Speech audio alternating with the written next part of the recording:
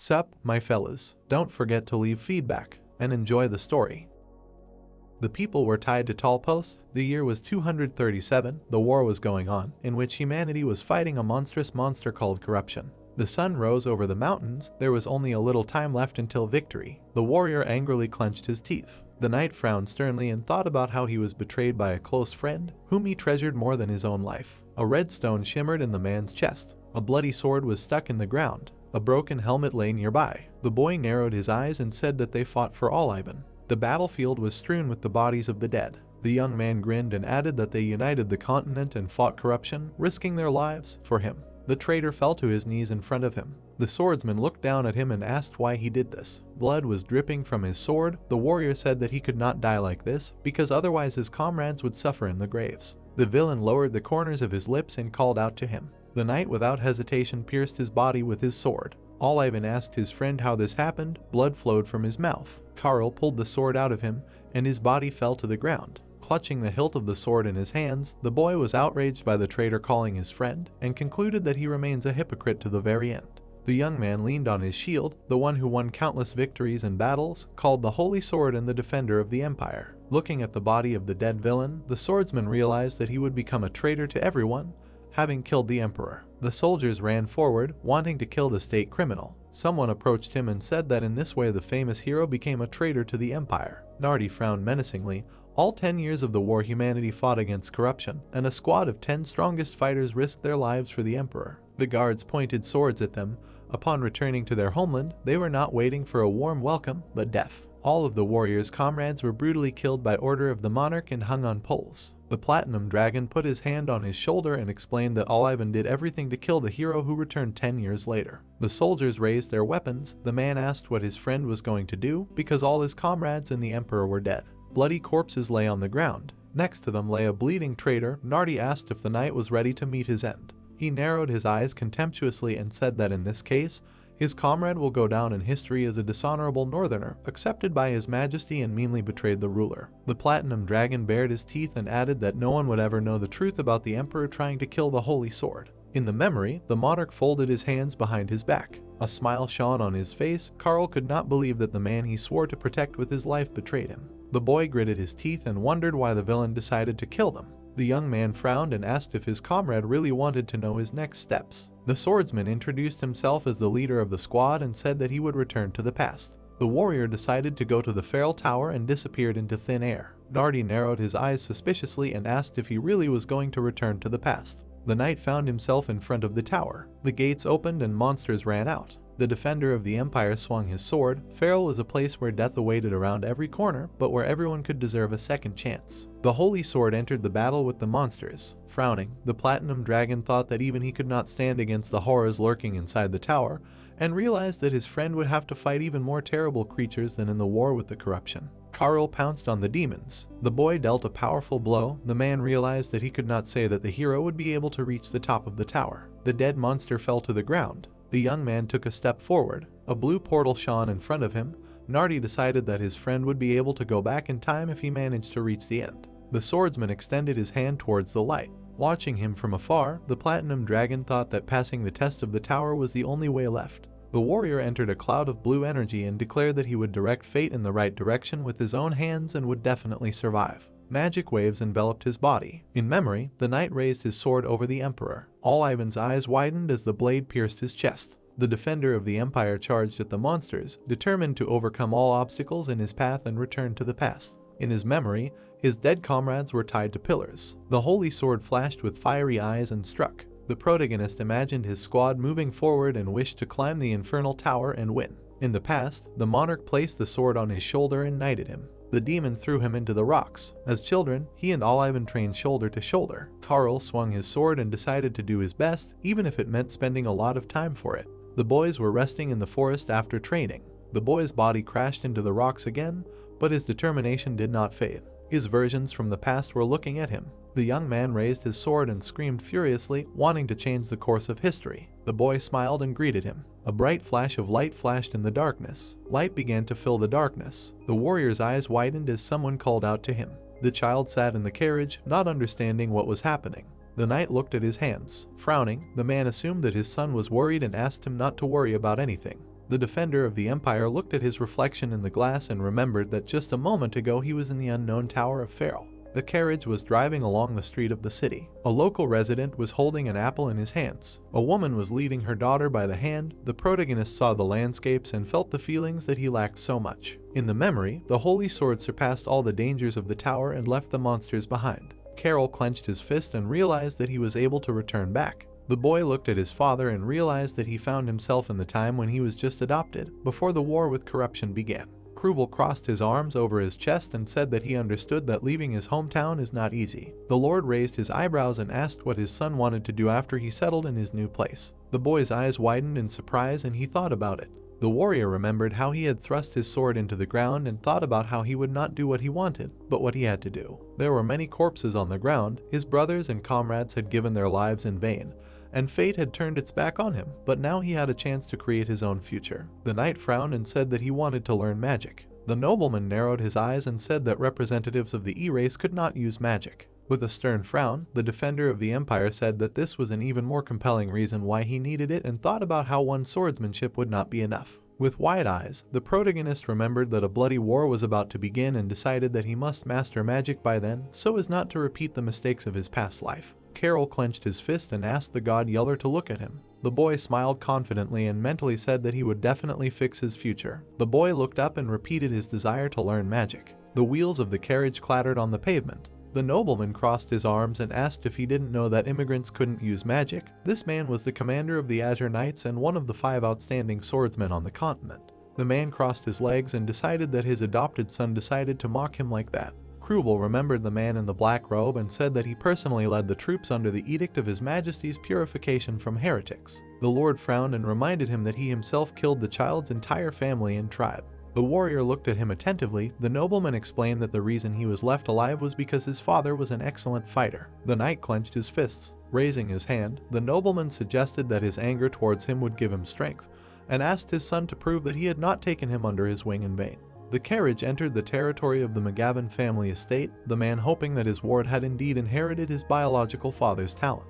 The heroes went outside, and the commander asked him to follow him. They approached a group of children. Kruvel declared that from now on his adopted son would live here. The children, whom the Lord called his new brothers, looked attentively at the new member of the family. Mart extended his hand and said that he was glad to meet him.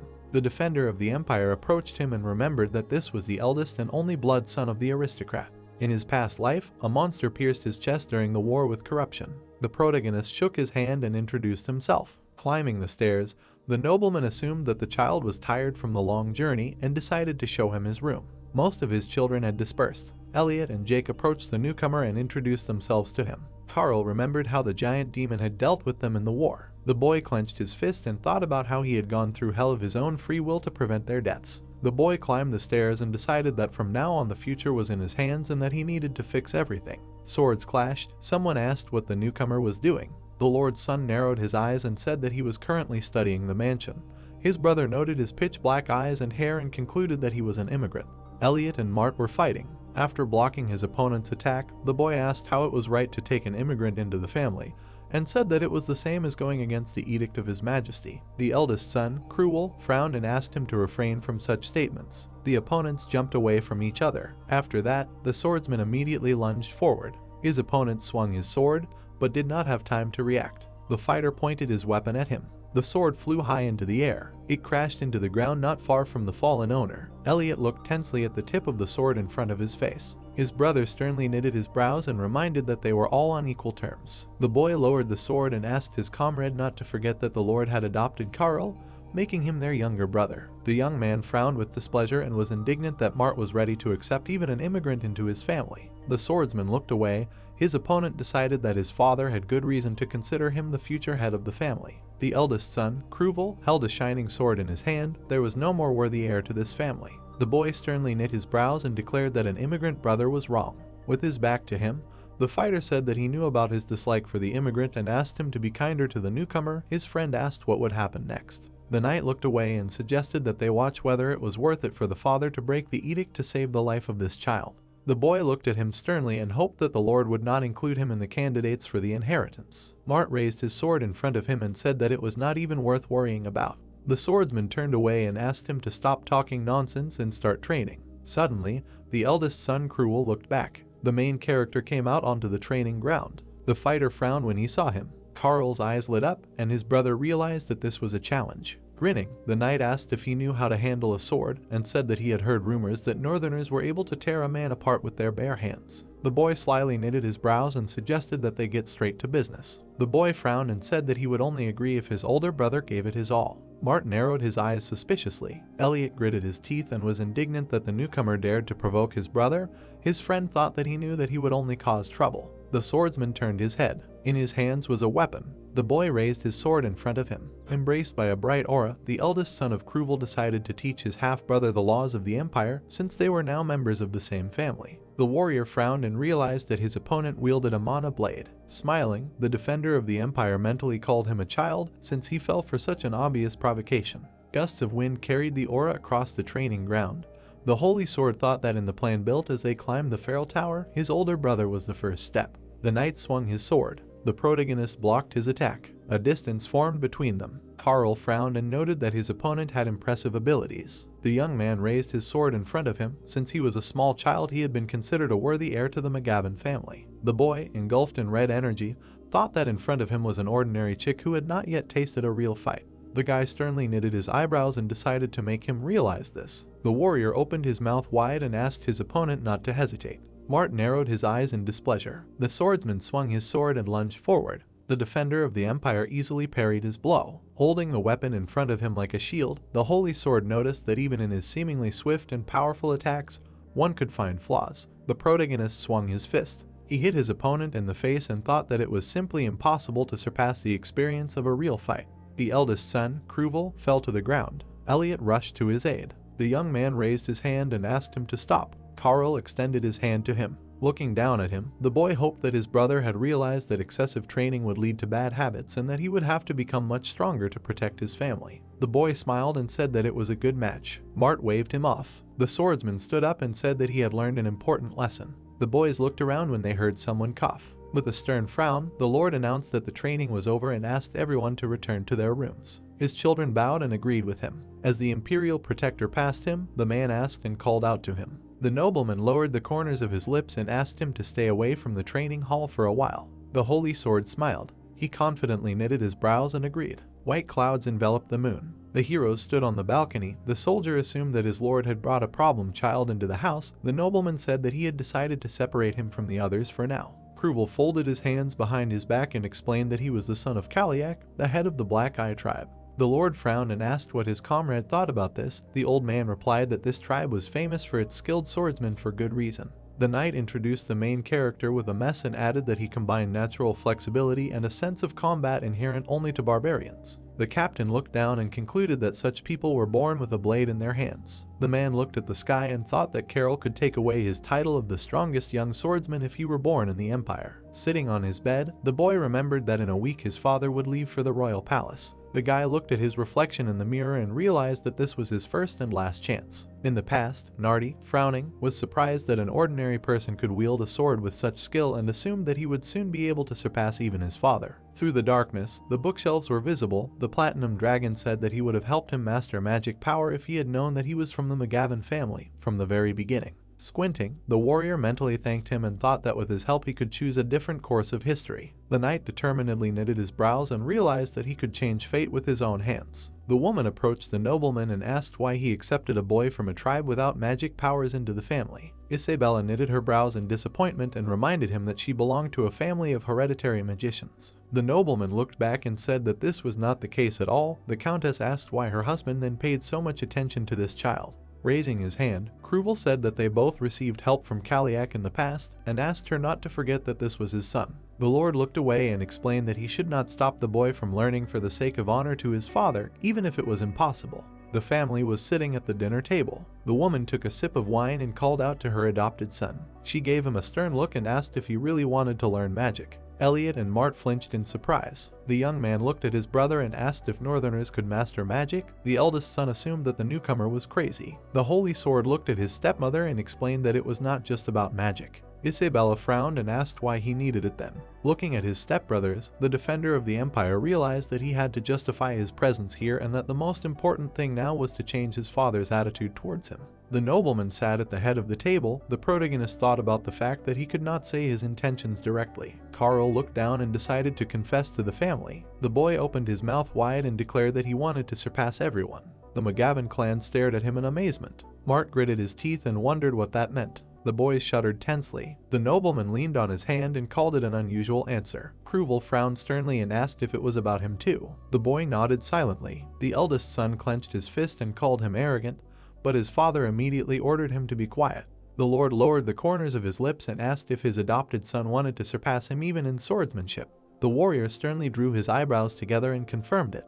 The man closed his eyes and thought about the child wanting to learn magic and surpass him in fencing. A barely noticeable smirk appeared on his face. The nobleman furrowed his brows and said that such courage was typical of the McGavin family. The nobleman extended his hand and allowed his son to visit Ainari's library at any time. His wife opened her mouth wide and objected. The knight nodded and thanked his father. The holy sword came to the library. His brothers were very doubtful that he would be able to find anything useful there and learn magic from books. Holding the book in his hands, the defender of the empire remembered that he treated Ainari exactly the same way in his past life. The protagonist looked to the side and thought that the data on the most important item for transmutation was stored here. Bright energy enveloped the dragon's heart. In the past, Nardi crossed his arms over his chest and asked if his comrade really wanted to know how to gain bone transformation. The platinum dragon frowned and said that for this he needed to eat the dragon's heart. Carl pointed at him and asked if he really needed his heart. The man waved his hand and looked indignant. He raised his index finger and explained that it was too late for him to be interested in such things, because the transformation had to be completed before the age of 15.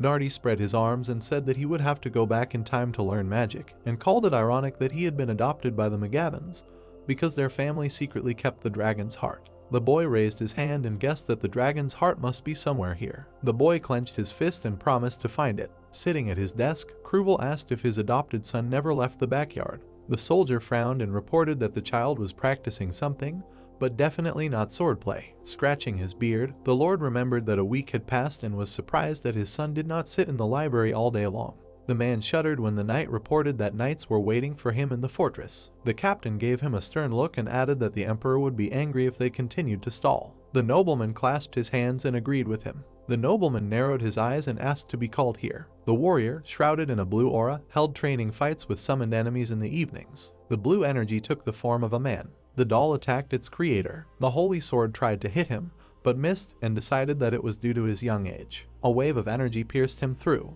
The protector of the empire looked at his hand and realized that he could not move the same way as in the tower. The protagonist looked away and assumed that the local environment also affected this. Carl imagined his version of himself from the past and decided to push himself to the limit again, restore his strength and return to his former power. Looking up, the boy thought that there was no need to rush, because the experience from the tower would not go anywhere, and realized that now it was much more important to regain his physical strength. The boy looked back when the butler knocked on the door and said that his father had called him to him. The warrior clenched his fist and was glad that it had finally happened. The knight came to his father's office, and Kruvel asked him to sit down. The lord frowned and said that he had heard rumors that the child was practicing in a strange way. The holy sword closed his eyes and explained that he was simply training his body. The protector of the empire rose to his feet when the man explained that he would need to leave for the royal palace and that he would be gone for a while. The nobleman handed his son the blade. The protagonist took it in his hands and his mouth opened in surprise. He pulled the dagger out of its sheath. The nobleman explained that his biological father had asked him to pass this weapon on to him. Kruvel clasped his hands and noted that his son did not visit the library very often. The lord looked at him and asked what about studying magic. Frowning, Carl said that now was not the best time for that and thought to himself that he should wait until his father left the estate. The boys gathered on the training grounds. Elliot asked if this brat thought he was something special. His brother, reading a book, asked him to watch his words since they were aristocrats. Raising his hand, the boy expressed indignation at the way his father treated the newcomer and told him that the boy locked himself in the library as soon as Kruvel left. Mart approached him and said that he shared his indignation, but they also needed to know when to stop. The boy slammed the book shut. The eldest son of the lord thought about how his brothers thought similarly since they studied martial arts together and wondered how the new boy thought. The swordsman raised his hand and asked what his friend thought of him. Tyron looked away and said that magic was the result of channeling internal and external energies, so one must be predisposed to it from birth. He imagined the human body and explained that some ethnic groups were physically incapable of it, no matter how many books they studied. The Holy Sword walked through the library. His brother decided that there was no point in reading about it for a person who could not sense the flow of magic. The protector of the empire frowned and remembered that they were not actually the ones who built the McGavin estate. The protagonist looked out the window and thought that this mansion and library were built by the Escher family. The old man held a staff in his hands. He was the greatest wizard who founded the empire 250 years ago. A dragon appeared in front of him. Kai became the first dragon hunter. The heart of the monster appeared in his hand, which was now hidden somewhere in the library. Carl opened the book and realized that no one had ever solved the mystery or discovered the identity of the founder of the empire. The boy smiled and thought that the mage had created an elaborate trap to protect it. The boy placed his hand on the books and decided that this place was admirable. The warrior pulled on one of the books. The bookcase slid open, revealing a secret passage. The knight stood in front of the door and realized that Kai had made it so that only a person without magical powers could find it, meaning that no citizen of the empire could open this vault. The swordsman pulled the handle and remembered that this wizard was even recognized by the dragons, because he had managed to open 9 of the 12 magical circuits and become an archmage. There was a box behind the door. The dragons were still formidable opponents, and the Holy Sword decided that no matter how great the man was, he was still far from them. In the memory, Nardi looked at his hand and said that a person who would absorb a dragon's heart before the age of 15 would gain the power of his relatives, since their strength is hidden in it. Without thinking, the defender of the empire swallowed the heart. Suddenly, the protagonist's eyes widened in horror. Carl opened his mouth wide. Because hellish pain pierced his body, the platinum dragon once said that a person who ate a heart would be able to gain incredible strength if he could survive the restructuring of the body, which in itself is a miracle. Blood gushed from the boy's mouth. His body seemed to fall into emptiness. The man said that this is the only way to surpass human abilities. The boy opened his eyes wide. There were snow-capped mountains ahead. The warrior flew in the air above the valley. Someone's voice reached him. The swordsman looked back. The wizard approached him and said that they finally met. In place of the knight at that moment there was a huge dragon. The monster opened its mouth. The Holy Sword realized that it was seeing her memories. Lyceria bared its teeth and asked why the mage hunted dragons if they were the same blood as him. Kai summoned magical energy and asked how that was possible. Hundreds of arrows appeared above his head. The old man asked if the monster felt its approaching end. The dragon frowned menacingly and ordered him to be quiet. A fireball burst out of its mouth. The man narrowed his eyes and thought that things were bad for him. A wave of fire fell on the ground. The monster continued to spew flames. Watching them from the air, the defender of the empire wondered how the wizard managed to win this battle. The mage raised his hand in front of him, and the arrows flew into the air. He released energy forward and spared his enemy death. Flames engulfed the arrows. The projectiles approached Lyceria, and she was surprised that the enemy used a first-level spell against her. The arrows pierced her body. Gritting his teeth, the protagonist felt her pain and wondered if this was what death felt like. Carl looked up and remembered that he had even survived the tower's trial. The boy clenched his fists and decided that he could overcome the attack that defeated the dragon and absorb its heart. The arrows slammed into the monster's body and exploded. It turned out that Kai had put 5 magic chains into the first-tier spell. The monster looked down and asked if her death would allow him to gain a new life. The old man lowered his staff and confirmed it.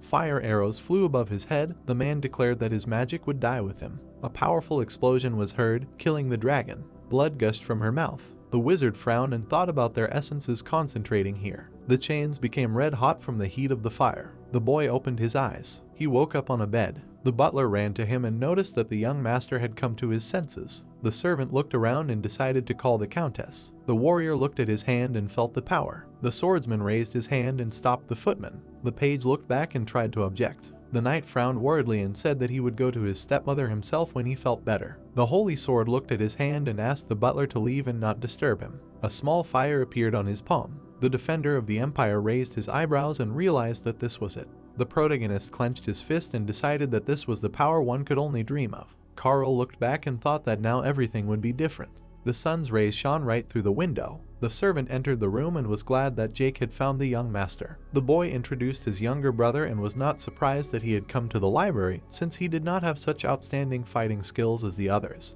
The boy adjusted his shirt and asked how much time had passed since he was found. The footman replied that it had been a week. The warrior opened his mouth in surprise, as he did not expect his recovery to take so long. The swordsman frowned and asked if anyone had visited the estate. The page asked how he knew and replied that people from the royal palace had come. The knight put his hand to his chin and realized that he had missed something very important while he was unconscious, as the royal family usually sent a representative only on special occasions. The butler walked out the door when the Holy Sword asked him to leave. The protector of the empire frowned and decided that he needed to keep his recovery a secret so as not to attract unnecessary attention from his brothers. The protagonist confidently knitted his eyebrows and wanted to test his new power and learn how to use it. A cloud of light energy appeared in front of him. The aura concentrated at his chest. Carl opened his mouth wide and mentally declared that he had gained magical power. The boy looked at his hand and thought that such a powerful force was not available to ordinary wizards. The boy looked up and realized that this was the true power of a dragon. Suddenly, the warrior clenched his teeth. The swordsman closed his eyes and felt a strong pain. He leaned his hand on the floor. The knight frowned and noticed that his mana streams were closed. The holy sword put his hand to his chest and felt that only 2 chains out of 12 remained. A smirk appeared on his face. The defender of the empire rose to his feet and decided that he had to open 10 more chains. The protagonist clenched his fists and thought that his adventure was beginning. Carl closed his eyes and sighed heavily. There was a blue aura in his hands. The magical power was breathtaking, but his body could not yet cope with it. The boy imagined his soul leaving his body and realized that if this continued for too long, then sooner or later his magic would tear his body apart. The boy looked away. A weapon appeared above his head. The warrior decided that he needed to choose something that could control magic. The swordsman looked at his father's blade and thought that holding such power on his own was not the easiest task for a person. The knight took the dagger called Angel. The holy sword looked at it carefully. He took the weapon out of its sheath. The next second, streams of mana appeared around its blade. The defender of the empire smiled. The protagonist swung the blade and decided that this would be enough for now. The sun's rays illuminated the crowns of the trees. Gusts of wind enveloped the training Carl. The boy cut the air with his sword and released a wave of energy forward. It crashed into a tree and knocked it down. Splinters fell to the ground. The boy looked at the stumps left after his attack. The warrior brought the sword to himself and realized that it did not look like the mana blades of the imperial soldiers. The swordsman frowned and remembered that the pure energy of dragons depends on its characteristics. A bright aura enveloped the blade of the sword. The knight lowered it and thought about how those who learned to put the 4th level of the mana blade into the sword and reached the limit of the swordsmanship skill were called swordmasters. In the reflection of the water was a version of himself from the past, then he was called the Holy Sword, even though he did not use the mana blade. Suddenly, the defender of the empire clutched his chest. The protagonist fell to the ground and realized that even a fleeting use of magic caused a burning pain. Carl looked at his hand and decided that 2 streams of mana were not enough and that they needed to be stabilized somehow. The boy rose to his feet. The boy frowned and thought about being in limbo until he could cope with his new power. The warrior imagined the library and remembered that he could not find anything worthwhile in the books. Kai's shadow appeared on the ground. It was obvious that the wizard had hidden the books he needed so that no one would find them. Sheathing his weapon, the swordsman realized that the fact that the dragon's heart was hidden there meant that there must be something else in Ainhuri, and decided that he had no choice but to continue his search. The knight looked around when the butler called out to him. The holy sword smirked and assumed that the incident would soon occur. The lord's children gathered in front of their mother. Elliot and Tyron cast a displeased look at the newcomer, mentally resenting his presence. The protector of the empire looked ahead and paid no attention to them. Isabella opened a scroll and said that she had gathered them here to deliver a message. The woman frowned sternly and told them that the harvest season would soon begin and that the royal family had entrusted them with the task of exterminating goblins. The protagonist frowned and decided that the royal family would help them. The countess handed the scroll to the servant and added that the royal family had allocated some of their troops to them as recognition of their family's service in the heretic extermination edict. Tyron looked at his brother and said that this was the first time they had decided to help them with military forces. Mart said that it would be very useful. Elliot raised his hand and reminded them that during the edict, the royal family had turned to mercenaries for help. The young man cast a disdainful glance at his half-brother and concluded that the goblins were stronger opponents in the palace's view than the northerners. The knight crossed his arms and asked if this was true. Carl smiled and thought that he should not have expected anything else from him. The woman narrowed her eyes and said that help would come from the Balsar family. Tyron frowned tensely. The boys silently looked at their mother. Gritting his teeth, the boy realized that these were not the best helpers and was glad that his stepmother had warned them about this in advance. Isabella raised her hand and asked the children not to think about it, because they did this every year. The boy clenched his fist and remembered that the Balsar family would carry out a dastardly attack on his family. The warrior looked at his brother. Randall looked ahead sternly. The swordsman imagined his bloody body and thought about how in 5 days he would be killed during a hunt. The holy sword remembered how they rode horses through a dense forest where they had no chance to retreat. The goblins jumped out from an ambush. They knew about the annual monster hunt and were able to plan this treacherous attack. The Lord's son fell dead. Frowning, the defender of the empire realized that he could repel this attack and decided to find out who exactly was behind it. The man knocked over a chess piece, something he had never managed to do in his past life. Walking down the hallway, the protagonist was determined to get to the bottom of the truth and punish the culprits. The boys were sitting in the living room. Tatter shared with everyone that he felt uneasy, even though the royal family would help them.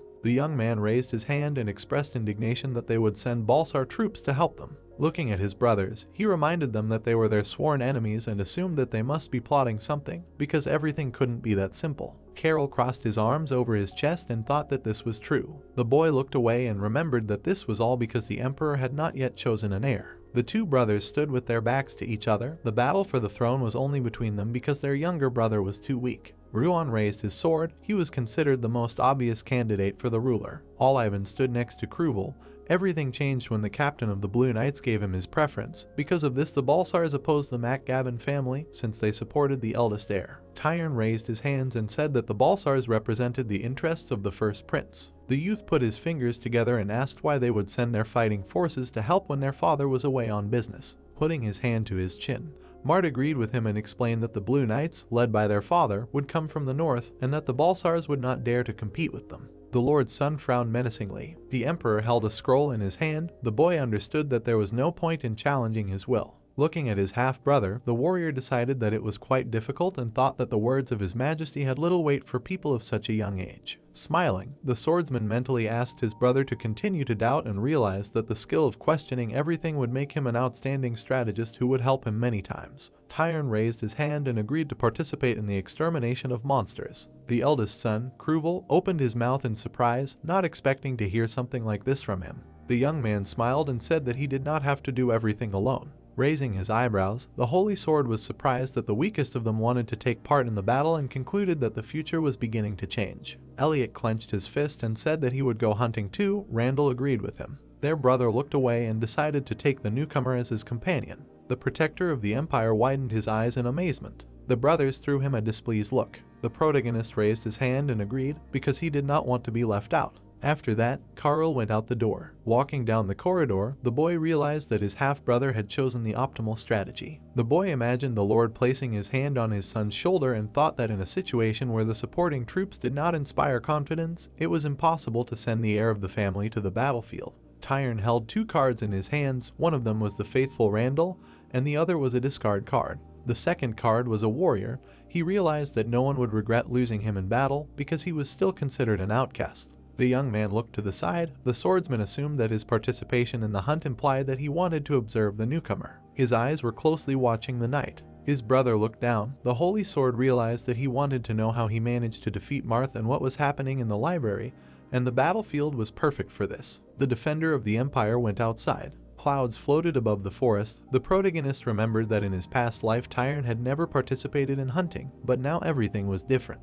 Holding the sword in his hands, Carl came to the conclusion that the catastrophe that led to the fall of the family, which began with the death of Randall, would not happen. The boy cut the air with the blade. A blue aura enveloped his body. The boy continued to strike again and again. His foot crashed into the ground. He managed to cut the tree into splinters. The warrior looked away and thought that he would not sit back and watch history repeat itself, and that the future would go as he needed. 5 days later, the sun was shining over the estate. The Balsar Knights arrived to the Macgavin family. The man standing in front of the army introduced himself. Arden confidently frowned and reported that, according to the order of His Majesty, 500 fighters arrived to help their family. Mart put his hand to his chest and greeted him. The young man smiled, happy that they had come to their aid despite the troubles holding the border, and thanked them on behalf of the head of their family. The guest closed his eyes and said that it was a great honor for him. The fighter opened one eye and concluded that the child was unlikely to pose much of a threat. All of the Lord's children were gathered in front of the mansion. The commander decided that Kruval had taken many of them into the family only to compensate for the weakness of his eldest son. The swordsman wore a mask. The captain wondered who he was and remembered that he had been told that there were only 4 adopted sons. The heir looked back when the man asked who the masked man was. Mart pointed at his brother and explained that he had only recently become part of their family. The young man smiled and asked the guest to be understanding about the mask, as there were reasons for it. Arden smiled widely and asked if this meant that there were now 6 heirs instead of 5. The fighter smirked and wondered if the Lord was so lacking in honor that he would accept such riffraff into his family. The commander turned away and said that they should prepare to leave. Holy Sword frowned and thought that this man was a vile spy from the Lurien Empire. A red aura enveloped the captain's body. Ruan stood in front of the Balsar family representative. Their people would never dare to openly oppose the McGavin family, considering that Kruval would be nearby, meaning that there was someone more influential behind them. The heir of the family looked at the newcomer tensely and asked what was wrong. The protector of the empire lowered the corners of his lips and replied that everything was fine. Frowning, Mart apologized for having to put on a mask and explained that they were not allowed to advertise his identity for now. Putting his hand on the mask, the protagonist replied that it did not bother him and thought that disguise only made things better. The man opened his mouth wide and announced that it was time to move. The young man behind him called out to his half-brother. He frowned sternly and asked him to keep an eye on Arden. Carl narrowed his eyes and realized that he had no intention of doing so. The squad rode through the forest on horseback. The boy turned his head. The boy looked at the bushes and noticed that the path was gradually beginning to narrow. The warrior remembered the piles of corpses and thought that this was the place where they were attacked. The swordsman turned his gaze to the commander. The captain looked back when someone noticed 100 goblins ahead. The spy drew his weapon and ordered everyone to prepare for battle. The holy sword gritted his teeth and realized that he could not relax for a single minute now, lest history repeat itself. The goblins jumped out of the bushes. They pounced on the soldiers, who immediately raised their shields. The knight jumped high into the air. The traitor swung his spear and called everyone to attack.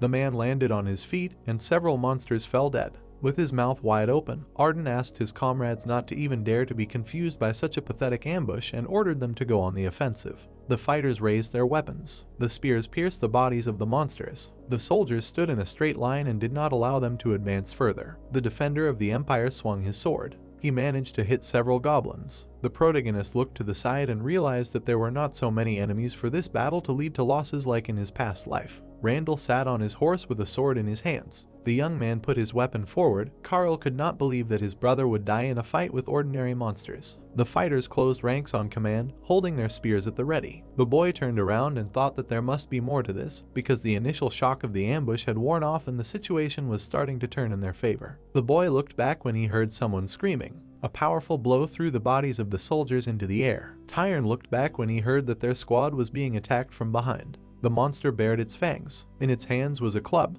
The huge goblin opened its mouth and let out a battle cry. Its shadow loomed over the fighters. The warrior's eyes widened in surprise and realized what was going on. The goblin leader's eyes lit up. He was a formidable opponent in his own right, and there were often armies of up to 3,000 minions around him. The monster raised his hand over his subordinates. The swordsman assumed that his brother had died because of him. The boy tugged at the reins and ordered the knights not to engage in combat under any circumstances. The man frowned menacingly and asked what he was doing. His horse ran forward. Arden ordered everyone to hold formation. The monsters fell to the ground around him. The holy sword wondered if the spy Lorene was not involved in what happened. The commander gritted his teeth. The defender of the empire decided that his presence could not be a coincidence. The protagonist frowned and wanted to watch how long this theatrics would last. The captain swung his spear and called for the enemies to leave. The traitor jumped off his horse and ordered the main troops to retreat. The soldiers opened their mouths in fear. The man asked them to go with him. A bright energy appeared around the spear. Arden raised it in front of him. The goblins bared their teeth and growled. The commander swung his spear. He threw it straight at the goblin leader. The monster parried his attack with his club. The captain jumped into the air. He managed to catch the weapon in mid-air. The spy turned and swung his spear to strike. Its shaft tilted slightly. Carl's mouth opened in surprise. The traitor had pierced the enemy's body with his spear. The boy gritted his teeth and realized that the villain had intentionally inflicted a non-lethal wound on his opponent. The spear had only pierced the monster's shoulder. The man jumped back as the goblin leader swung his club. Arden held his sword out in front of him to block his attack. The commander landed on his feet, and the fighters immediately surrounded him. Suddenly, the monsters began to retreat. The captain opened his mouth wide and ordered the soldiers to pursue them and spare no one. Watching him from the side, the boy realized that this was why no one had become suspicious. The warrior imagined the monsters attacking the squad and realized that under the auspices of the leader's pursuit, Balsar's men had left the battlefield and left behind only a small part of the goblin army, which would attack the unsuspecting Randall. The traitor mounted his horse and galloped forward. The swordsman admired his strategy. The holy sword grinned and thought that he had seen through him from the very beginning. As soon as he saw the strained game of benefactor, someone called out to him. Thurin rode up to him and asked his brother not to pursue the monster because they needed to protect the remaining fighters. The defender of the empire widened his eyes and said that he was not going to follow him. The young man asked what this meant. The protagonist clenched the reins in his hand and said that he would follow Arden. The squad moved deeper into the forest. The man pulled the reins and stopped the horse. The commander looked back and decided that this should be enough. The captain looked ahead and said he would go after the leader and ordered the men to split into 2 squads and clear out the remaining monsters. The knight frowned and asked if his leader was going to go there alone. Introducing the man with red eyes, the captain explained that if there was a leader in the area, there must be a shaman or something worse somewhere, and said they needed to get rid of them completely. The spy frowned sternly and asked if his comrades thought he couldn't handle this alone. The soldier looked down and apologized for his rudeness. The traitor turned away and said they were unlikely to be able to counter him with anything serious. Arden went forward and thought that it was too easy. The horse stopped. The man looked back and decided that they could handle this. The goblin leader put his hand to the wound. The commander jumped off his horse and said that he would send all the monsters to the next world. The shaman came out to greet him. The stranger put his fingers together and said that they were waiting for him. Pointing at him, the captain said that the children of the Manga family were good fighters and asked his accomplice to ask the brute to leave. The villain waved his hand and ordered the monster to hide. The traitor turned around when he heard someone's voice behind him and asked who it was. The protagonist with a mask on his face said that he fought so hard. Carl put his hand on his belt and asked him to share the details of the plan with them so that Root would be in the know. The boy smiled and said the name of the organization, Tree Cloud. The spy opened his mouth in surprise and asked how he knew that. Arden pointed his spear at him and asked if the child of the Manga family was also their accomplice. The boy was upset that they still had not met in person. Raising his hand, the warrior explained that he had come to make sure his accomplice was still with them, as they had not received any items from him in a while, and called him by his full name. The man frowned, and decided that the fact that he knew his full name meant that he was a member of the Cloud. Behind the scoundrel stood an army of goblins, and the swordsman assumed that the man who controlled them was also a member of the Root. Putting a finger to his lips, the knight apologized for appearing so suddenly, and hoped that his comrade understood that this was a special occasion. The commander nodded tensely. The holy sword smiled and explained that the branches were to carry out missions, and the stems were to report back to the Root. The captain looked at him sternly and decided that this was definitely one of them. Raising his spear, the traitor reported that a strike force of goblins had gathered in ambush behind the troops, and added that he would arrive at the scene and give the signal for them to strike Gavin from both sides. The shaman showed his pendant, which could help them with their mission. The totem's eyes lit up, and with its help, they could instantly transmit the order to the goblins to attack. The defender of the empire took out its sheath and was glad that the pendant would do all the work for them. The protagonist took out his blade and said that he would not have to run much. In one movement, Carl chopped off the stranger's hands and tore the pendant from his neck. The boy looked back and asked if the spy understood what was happening. Arden opened his mouth wide and asked what he was going to do. The boy looked up and said that now they had time. The warrior got into a fighting stance and decided to deal with each of them in turn. The man grabbed the spear and asked who his opponent really was. The swordsman summoned the Blade of Aura and realized that this was a great chance to test his new abilities and that he finally had the opportunity to try himself in a real fight. Frowning, the commander thought that he had never seen such a flow of mana and wondered what kind of skill it was. Streams of wind swirled around his opponent. The captain could not understand either his attribute or affiliation with the school. The knight rushed to attack. The traitor ducked in time and dodged the blow. The spy looked back and clenched his teeth in anger. The holy sword bounced off the tree trunk. The defender of the empire jumped forward. The scoundrel noted his incredible speed. The protagonist approached the goblin leader. The monster growled and raised his club in front of him. Carl cut him and the monster's body in half. Blood gushed from the wound. The dead monster fell to the ground. Arden frowned angrily and asked how he managed to kill the leader with one blow. The boy immediately dashed towards him. The man swung his spear and screamed. A wave of energy approached the boy. However, he easily dodged it. The commander's mouth opened in fear. A powerful explosion of energy was heard in the forest. The warrior jumped out of the cloud of dust. With one swing of his sword, the knight cut off the enemy's arm. The captain gritted his teeth and wondered how this was possible. The swordsman lowered his weapon. The traitor fell to his knees and screamed in pain. The holy sword looked at his blade and thought that his fencing skills allowed him to use this technique, but he still had room for improvement. The defender of the empire approached his opponent. The protagonist raised his eyebrows and asked the scoundrel to answer one question. Carl opened his mouth wide and asked what he knew about the Root. The spy gritted his teeth and said that he would not tell him anything. The boy ran his hand along the blade of the sword. He immediately struck again. The boy frowned and asked what he was told to do after this task. Arden gritted his teeth and asked if the enemy really thought he was a rat. The warrior looked down at him and said that he did not expect any other answer from him. The man's eyes widened in fear when the swordsman decided to make an example of him for others. After these words, the knight chopped off the enemy's head. The holy sword looked back and assumed that the shaman was already accustomed to pain. The stranger looked in horror at the severed head of his accomplice. The stranger pointed at the enemy and asked why the goblins were standing still and not attacking. The monsters screamed and started to run. The scoundrel looked back when the defender of the empire asked him to listen carefully. Holding the sword in his hands, the protagonist warned that he would not repeat himself twice. The sun's rays illuminated the gorge. Carl was riding a horse. Thurin looked back and saw him. The youth dismounted and asked what happened. The knight frowned furiously and asked where the goblin leader and Arden were. The boy picked up the bag and reported that the monsters attacked them and killed the commander. The lord's son looked at the bloody bag in fear and asked how this could have happened. The boy knocked the shaman to the ground and explained that they had been ambushed by an ambush intended for the McGavin family. The stranger raised his head.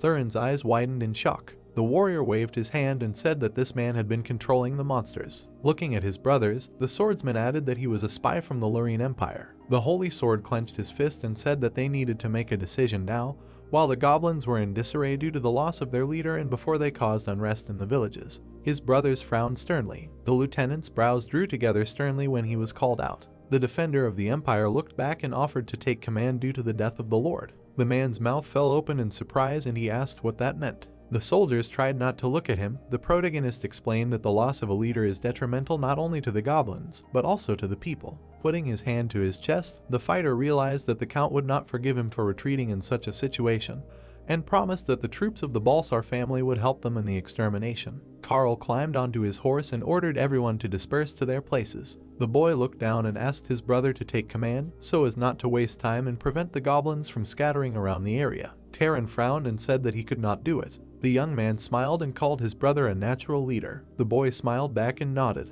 The warrior galloped forward and ordered the army to follow him. Looking ahead, the swordsman thought about the 3-year-long task ahead of him and that he needed to become even stronger. Ahead was the palace. The knight realized that he could not achieve anything without a position with an appropriate level of power, so he needed to break through to the capital as soon as possible. The holy sword pulled the reins and realized that the future had already begun to change. The goblins retreated in confusion. Their squad was left without a leader. Carl flew into the crowd, chopping every enemy he met. He knew that such a squad was nothing. He swung his sword and ordered everyone to attack. Tyron looked at his friend in shock. He did not know what to make of it. The hero swung his sword. Steam from hot blood stood everywhere. The young man fought so skillfully even without using magic. Randall frowned and said that the scouts were very wrong. The dark-haired man continued to chop everyone. They called him a monster. A drop of sweat ran down the master. His wandering mind began to wonder what would happen when the hero grows up. Bloody Angel rose up. The young man looked around everyone with a raised sword. He realized that he would have to look for a more terrible word. After a while, the subordinate approached the lord and reported that young Carl had completed the task. The swordsman nodded and said that he had already been informed that the boy had also captured a spy. The bearded man laughed and said that if it were not for the young master, not only his brothers but also the nearby territories would have been in danger. The blonde folded his hands together in displeasure. The man added that since his majesty knew about what had happened, he would order the spy to be sent to the capital. Kruval introduced the emperor. He was asked if he really thought that his majesty would invite the young master to the palace. The swordsman looked at the imaginary princes. He knew that the head of the empire was already old and he doubted that he would be interested in a 12-year-old child. Because all attention was now focused on the princes, a dual miniature appeared in his head. The lord understood that they would carefully evaluate the hero, whether the princes would want to lure him to their side, or, on the contrary, decide to get rid of him, and whether the emperor would want to invite a child, considering the risks. Carl sat under the huge hands of the head of state and understood that they would not let him go so easily. Meanwhile, the hero walked through the forest. Since he got to the top of the imperial class, everything is not so simple, because he is a stranger here, but it was possible to live with it. He approached 2 spearmen and they wished him health. At that moment the young man had an idea. The exhausted baker looked up at him. Carl stood impatiently by the cage and demanded that he wake up. He looked angrily at the prisoner and told him to listen carefully. Rube looked at him tensely. They demanded that he tell everything he knows. The hero raised his hand and said that only then he could perhaps make his life a little easier,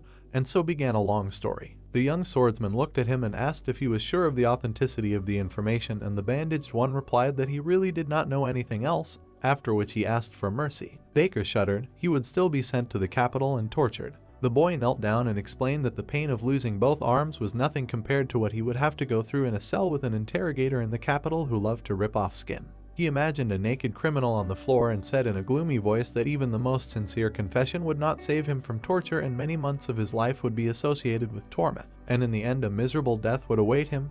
Did he want mercy? After these words, the boy held out a piece of paper. The shaman recognized it as dwarven ginseng. He looked fearfully at the poison in his small palm. The hero explained that it gave him the opportunity to end his life with his own hands and avoid the horrors of the future. After a while, the city dwellers joyfully greeted the detachment. The column slowly walked along the city street, letting the crowd enjoy it. Tatter looked at the hero and asked him not to be shy, because he was also a member of the family. The brothers looked at each other and noted that the hero, moreover, made a huge contribution to the victory, his place in the vanguard. Carl looked at his brother and said that recognition was not important to him, which made him a scoundrel in the eyes of others. The swordsman's adopted children looked at each other, and the future legend noted that they had become softer towards him since then. He wondered how saving Randall would affect the future. Tatter looked seriously at his brother and told him to keep in mind that after what happened, His Majesty could demand an audience with them. The guy made a confused face, but they asked him not to do that anymore. He threw a displeased look at Carl, realizing that this was mostly his merit. He remembered how he fought and decided that if he did not go, he would refuse, because in comparison with what he did, he was just standing nearby. The dark-haired man fought fiercely, and the young man still could not understand where his confidence came from to concentrate on the battlefield and give clear orders. How did it happen so easily for him? Randall frowned and decided that if he could do it too. He straightened up in the saddle and declared to himself that one day he would become like the hero. Carl knocked on the door of his father's office, who told him to come in. The young man bowed and said that he was just lucky. Kruvel looked at him seriously and replied that luck was also a skill, because he not only caught the spy, but also saved the lives of his brothers. Moreover, the hero looked at the Lord patiently. He said that rumors of his success had reached the royal court. A messenger would soon arrive with a request to appear before His Majesty. The man approached the window and, to his regret, said that the palace should not know about the hero's origin, so he was thinking of sending Tatter or Randall. The hero said that this suited him. The swordsman glanced at him and thanked him for his understanding. He said that the boy could ask him for whatever he wanted. The hero looked away and thought. The Lord's eyes flashed. The adopted son asked for permission to leave. The Lord looked at the boy angrily and asked if he really wanted to leave the estate. The boy looked back sternly and said that he did. The man came closer and began to ask if he didn't like it here or if something disappointed him, but the boy asked not to misunderstand him. He looked at his father enthusiastically and said that he wanted to see the world. He imagined a dragon and mentally added that in order to fully prepare for the trials of the future, he must gain freedom of action. The Lord frowned his yellow eyebrows. He took out a small token and told him to take it. He put it in the little hands and said that it was a symbol that he gave only to those who acted on his personal instructions. Carl silently looked at the small sign. With it he would be allowed anywhere in the Empire, but he could not divulge his identity. The father put his hand on his son's shoulder and apologized for not being able to reward him for his success on the mission, but that was more than enough. The master turned his head sharply. The subordinate ran into the office and said that a big problem had arisen. The bearded man threw both doors open. He raised his trembling hands and reported that the prisoner had committed suicide. Both listeners looked at each other intently. A corpse lay in the dungeon. Dwarven ginseng was found next to it. The man looked guiltily at the floor and said that he had searched the prisoner several times, after which he apologized. The Lord looked at him sternly. He understood that such a mistake was difficult to make and asked him not to blame himself too much. The dead man's face was frozen in suffering. The master said that the timing could not be worse because representatives of the imperial court would soon arrive. The bearded man raised his hand and said that the commander would be required to answer, but he replied that it was not so important. He looked at the dead man and said that he would only be reprimanded for his inappropriate treatment of prisoners. Kruvel looked around the dungeon seriously, thinking that someone was trying to hide the identities of those involved. He put his hands in his pockets. No doubt the eldest prince would take this opportunity to reproach them for their incompetence. Carol silently looked out the window, thinking that Prince Ruan would not let this go unpunished. His father was leading the escort in armor. A snake like the prince would take this opportunity to bite his father. The man looked forward seriously. His son thought that even if he was the 3 times best swordsman in the empire and a symbol of chivalry, the power-hungry prince would never miss an opportunity to humiliate his opponents. The hero walked around the room discontentedly. If his memory serves him right, his father's expedition would last about a year, during which time Ruan would not touch them. The corpse of a spy appeared in his head, and the young man thought that this was an excellent chance to identify other spies of the Lorien Empire and take countermeasures. Carol looked around and decided that it was time for him to leave the estate. He opened the library doors, thinking about Kai. Holding the sword, the young man walked along the bookshelves. He studied the library up and down in search of hidden relics, but he did not find anything worthwhile. Maybe the magician really left only the dragon's heart. He remembered that old man. He was extremely grateful to him because thanks to him, he found a chance for a better life. The guy tensed his fingers. He added that we are also talking about the power with which he will change the world. Angel began to emit streams of blue mana. To the surprise of the owner, they rushed to the ball of paper. The crumpled paper emitted light and lights. The swordsman picked up the object that responded to his magic. He remembered that this note was in the box where the dragon's heart was kept. It was written that if you fear death, leave the search. Could this really be a hint? Light lifted the sheet of paper into the air and began to slowly tear it into pieces. Several pieces of dust fell to the ground. Magic symbols appeared above the young man's head. He smiled and shouted that Kai had hidden something else after all. The symbols formed words of greeting. The hero looked at the sword in surprise. The message said that to the one who mastered the power of the heart and absorbed its magic, to the one who is curious enough to find the hidden. The guy exposed the blade of the sword. Only he knows this message. He seriously looked at the shine of the blade. He managed to solve all the riddles and find the second treasure. The message said that the magic of dragons is the purest. He imagined the sphere. It was a force that even Kai could not cope with, and only the hero knew how to harness its power and how to use its secrets. A smile appeared on Karl's face. He said that his sword helped with this. The guy looked away. The voice of the message warned that only in an unknown path would he find the truth. A ball of mana formed in his hand. It pulsated, swirling streams of mana in itself. It was about magic. In the middle of the bare walls there was a chest with treasures. The magician had another gift for the seeker. On gold coins lay a snake of the same material. The man hesitantly reached for it. The magician said that this was a small help for his diligence. The magical creature rushed at him. It wrapped itself around the boy's forearm and he cursed. A second later, the bracelet of greed tightened under the wrist. It sucked out magic, and for an ordinary person it would be harmful, but not for him. Karl turned around in bewilderment. The magician said that he was lucky. The image of the sorcerer appeared in his head. He explained that without this bracelet the hero's body would not be able to cope with the excess magic in the blood, and his body would certainly be torn to pieces in a month. From what he heard, the young man clenched his teeth and recoiled. Ghost Kai looked at him sternly and said that he was the only person who had reached the 8th grade. The huge old man pointed at the boy and said that with the dragon's heart he would be able to surpass even him. He ordered him to stop at nothing. The hero listened seriously to the words of the magicians. He ordered to become stronger than him.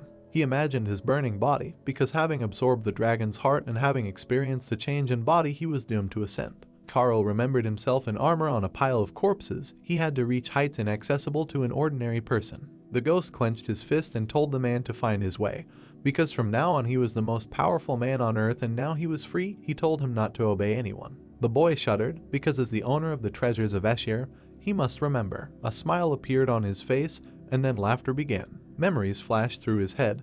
Did he really need to win again and become an ordinary knight of the Empire and watch his loved ones die in this senseless fight? He had the power of a dragon, so why should he try to defend the interests of the Empire? The hero clenched his fist, exuding mana. This was not his way, because with this power, the guy covered his face with his palm. He had decided everything and would do whatever he wanted so that everyone would recognize him. His hair began to lighten from the touch, and a blue eye appeared from under his palm. The transformed Karl looked forward and promised that the world divided into barbarians and imperialists would cease to exist. Oliver appeared in his head. The hero promised that he would not bow to him the next time they met. Karl introduced the traitor in front of him. Now he was going to meet him as an equal. The blonde opened the library doors and said that Kai was right and he would not obey anyone from now on and forever. It was a clear day above the capital of the Empire. An artificial pond flowed through the imperial garden. The long-haired prince tiredly propped up his face. Imperial Prime Minister Einik looked at him helpfully.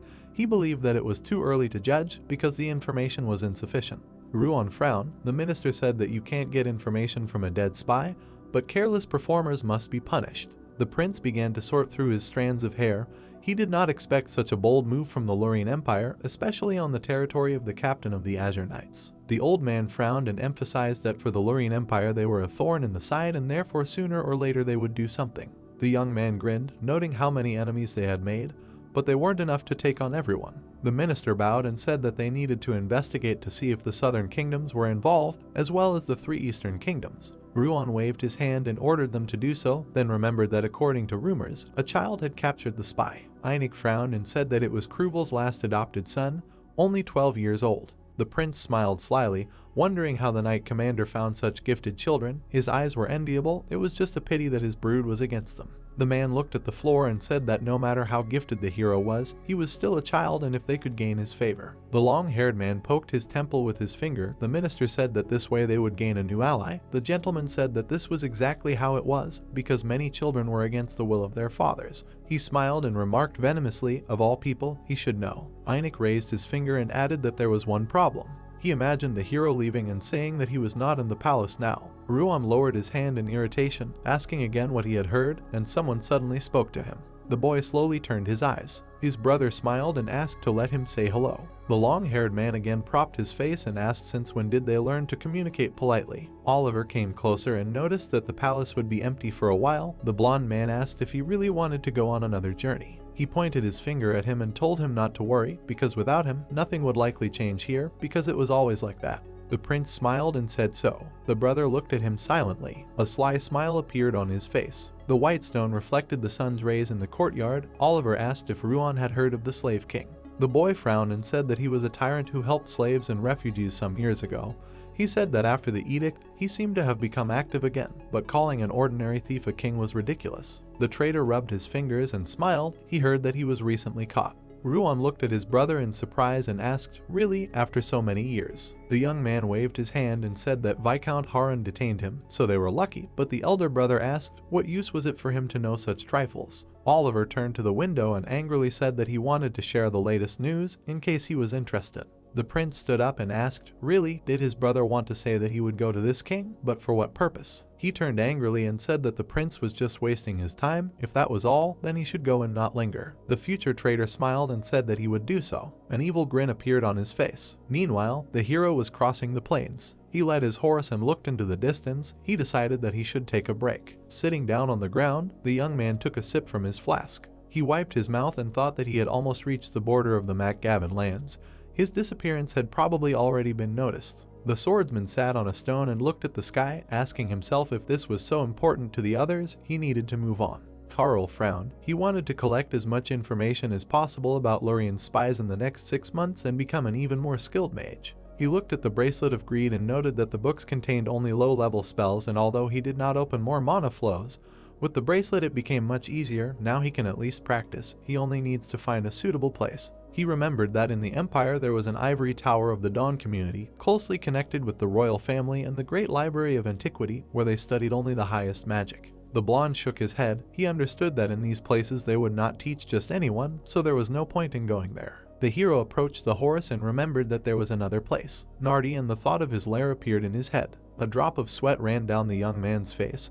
He understood that the dragon's lair was far away and he was still sleeping. Besides, he was not yet up to his guard. It turned out that his priority now would be. The guy jumped on the horse, understanding that it was best to improve his skills and build up strength now. The place where he was heading would be his starting point. Carl galloped forward. He galloped to the only place on the continent without a king. A harbor appeared ahead, and he himself galloped to Tatter, a free city. The swordsman arrived in the port city of Piesta. Many people scurried along the pier. Carl walked among them, merchants everywhere shouting their wares. A smile appeared on his face. This place was wonderful. It was good that they defeated the goblins. Otherwise, there were two people standing very close. They were laughing, and the fat man was saying that they had managed to sign a contract to supply equipment to the foreign knights, so there was no need to worry about money for the near future. The magician suddenly froze, hearing that they were talking about the Rye Knights. The hero imagined their squad in his head and noted that this was an order from the eastern border of the empire. They had just learned about the conspiracy of the Lurian Empire, and they were already here. Carl adjusted his cloak and looked away. He knew that the knights were in favor of neutrality, but secretly supported Oliver. He decided that it was worth investigating. After which the kid sighed, realizing that he was still powerless and there was no point in muddying the waters. The hero looked the other way, deciding that it would be better for him to stick to the plan for now. An association of merchants appeared in front of him. The guy slowly climbed the steps to get to Tatter. First he needed to cross the Ponine River, which divides the continent in two. He imagined a huge octopus destroying a ship. Besides him, what else does not live in those waters? Carl knew that only one captain can cope with all the litigations of this river. The employee was distracted from the letter and looked at the hero. The guy came up to her with a bag of money and said that he needed a high-class sailor who could get to the other side of the river to Tatter. Carl smiled, imagining Elliot looking at an empty safe and mentally asking for forgiveness for stealing his savings, because otherwise he could not carry out his plan. The girl guiltily pushed the offered bag away and asked to accept her apology. A drop of sweat ran down her face. She said that no one goes along this route. The hero looked at her in amazement and asked her to repeat what she said. He slammed his fist on the table and asked what about Khazar and the Rabart Guild, but the employee replied that she had never heard of such a thing. The young man turned around. A bunch of men did not miss the chance to laugh at him. The bearded man laughed and asked who in their right mind would sail through the Golden Lion Harbor where there were only bandits. Carl frowned. He did not understand what was happening. He turned around abruptly and asked angrily if it was true that the Rabart Guild did not exist, but what about their leader, Khazar? The employee raised her hands and assured that they had never heard of any Rabart. The swordsman with this went out into the street and thought that when he first met the captain, but he was already the head of the guild and it was at 15 in his past life. Now he was only 12, but how could a guild that was known even in the capital appear out of nowhere in just 3 years? The swordsman turned to the noise of the crowd. The townspeople huddled together and began to insult someone. Carl pushed his way through the crowd. The culprit of the spectacle was demanded to be punished in the most severe manner. The guard pinned the red-haired man and ordered him to walk faster. The young man's face twisted. In chains, Khazar walked in front of him. The man was sweating, his mouth twisted in pain and anger. The hero screamed, recognizing the prisoner as the captain of the ship. He looked at the cowering man, not understanding why he was here. Carl turned towards the loud shouts. Viscount Harun in armor shouted that this scum was a worthless criminal, so that no one should even dare to meet his gaze. The guy frowned, not understanding what the Viscount was doing here, because his lands were very far from here. The big guy approached the prisoner, although he was ordered to guard the borders with the Balsars and Macgavins, but what was he doing here? The mustachioed man looked at his prey and ordered her to get up. The convoy led Khazar through the gloating crowd. The hero watched it with excitement, because he came to this city in search of this man, and he found him in chains on the square. What should happen in the next 3 years? He remembered how the man looked in his past life and decided that he needed to collect his thoughts, because if his memory serves him. When the next edict was issued, Oliver gathered a raid to seize power and introduced him to Khazar, who was carrying troops with him to Tatter by sea. He compared the appearance of the sailor then and now. His descending smile from his face and stately pose were forever etched in his memory. How could a criminal persecuted by the people become the guild master of the city? The swordsman scratched his temple. No matter how much he thought about it, the picture did not come together. He looked at the departing convoy. The most important thing was that no one except Khazar could deliver him to Tatter. He decided that the sailor was not destined to die today. A slight grin appeared on his face. At night he came to the residence, intending to save the sailor. Guards patrolled the residence of Baron Lag. The hero was hiding among the foliage. He studied the area with his gaze. Probably all evening Khazar entertained Harun, while his soldiers did not take their eyes off him. The young man smiled, realizing that extra caution would not hurt. He made his way deeper into the garden and thought about Lag Myrtle, who was one of the few who managed to escape from rags to riches. Literally, he was an outstanding person. One of the 5 richest aristocrats of the empire, although his thoughts about supporting the eldest prince eventually played a cruel joke on Lag. Carl parted the foliage to look ahead. Like any person who reached power, Lag was paranoid, and therefore must have a secret escape route in case of a riot. A door was found in the middle of the stones. The hero remembered this passage. Now he will be able to enter the estate. The swordsman pulled the iron ring on the door. The guy went down into the passages, flooded with warm light. In the past he looked for smugglers here, but it turned out that Lag stole money from the treasury using this passage on Oliver's orders. The torch tried to absorb the fire. Carl walked slowly through the darkness and said, "Who would have thought that the escape route would play into his hands?" The magician came out into a large tunnel of the city sewer. He had a feeling that he was not under the house of an official, but in the tunnels of the royal palace. A few minutes later, he noticed the ventilation system above him, which should lead to the prison. The blonde jumped up. If he were an adult now, he would never have fit. The hero with a satisfied grin began to crawl along the hatch, noting that sometimes it was good to be small. 2 guards were making rounds of the dungeons. In one of them lay the beaten Khazar. He grinned and said that he was completely out of his mind, since he pretended to be a saint, after which he called himself a fool. The guard tapped the spear shaft on the bars and ordered him to be quiet. The redhead closely followed where he went. He frowned and was glad that he had not received serious injuries. His fingers were holding a master key, with which he was trying to get into the crack of the keyhole. The man shuddered. He rose and noticed that he heard the steps of 3 people. One was a guard, the second a knight. The aliens approached the cage. There was a child in front. The sailor was trying to figure out who it was. The soldier let the guests in and ordered the prisoner to stand up. The prince looked at him gloomily. Carl stopped at a small crack in the cell and was surprised that someone wanted to see Khazar besides him.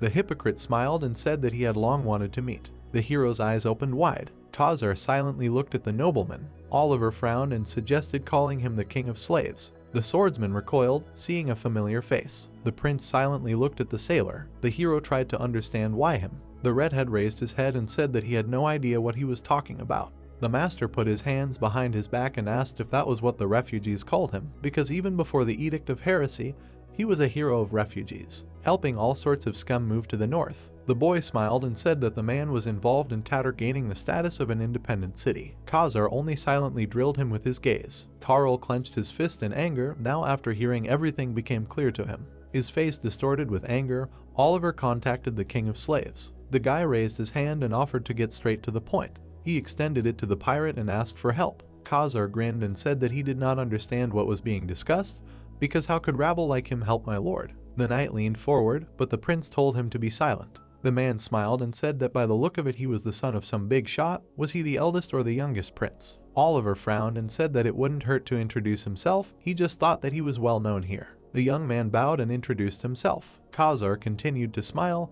The gentleman said that he came with a personal request. The gentleman knelt down and said that he wanted to save the refugees. He looked at the red-haired man and said that as far as he knew, many of them were dying in the north. The pirate looked away. In the boy's opinion, they should be treated the same as citizens of the empire because they are all equal. The young man clenched his strong fist, which is why he wanted to extend a helping hand to them. He smiled slyly and extended his hand, declaring that without him nothing would work. Karl gritted his teeth in anger. He peered through the crack and noted that the villain was beautiful in words, as always. The hypocrite looked innocently at the prisoner, pretending to be a pure and holy prince. The hero himself had fallen for these sweet words in his past life. Khazar looked at him dumbfounded. An evil grin appeared on his face, after which he asked not to pull the wool over his eyes. He arched his back and screamed that it was impossible even for a prince. The veins on the old man's face bulged. He cursed. He started to take out his sword, but the boy told him to stop in a cold tone. The blonde froze, waiting for him to continue. Count Ledak looked away and took hold of his scabbard. He was the prince's fencing teacher and the leader of the Scarlet Knights, one of the emperor's bodyguards, an outstanding swordsman who was not inferior even to the younger generation of knights, despite his age. The swordsman frowned and remembered that the count was one of the 5 people who remained on the battlefield after the oracle. It would be extremely inopportune to contact him.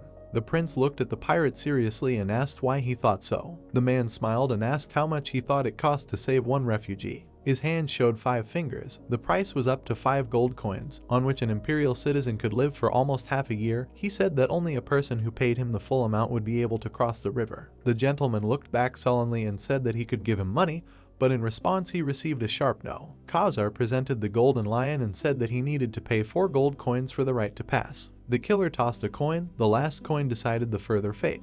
People looked at this toss with fear. If it came up heads, they would live. The coin was allowed to fall to the ground. If it came up tails, patterns glittered against the background of corpses.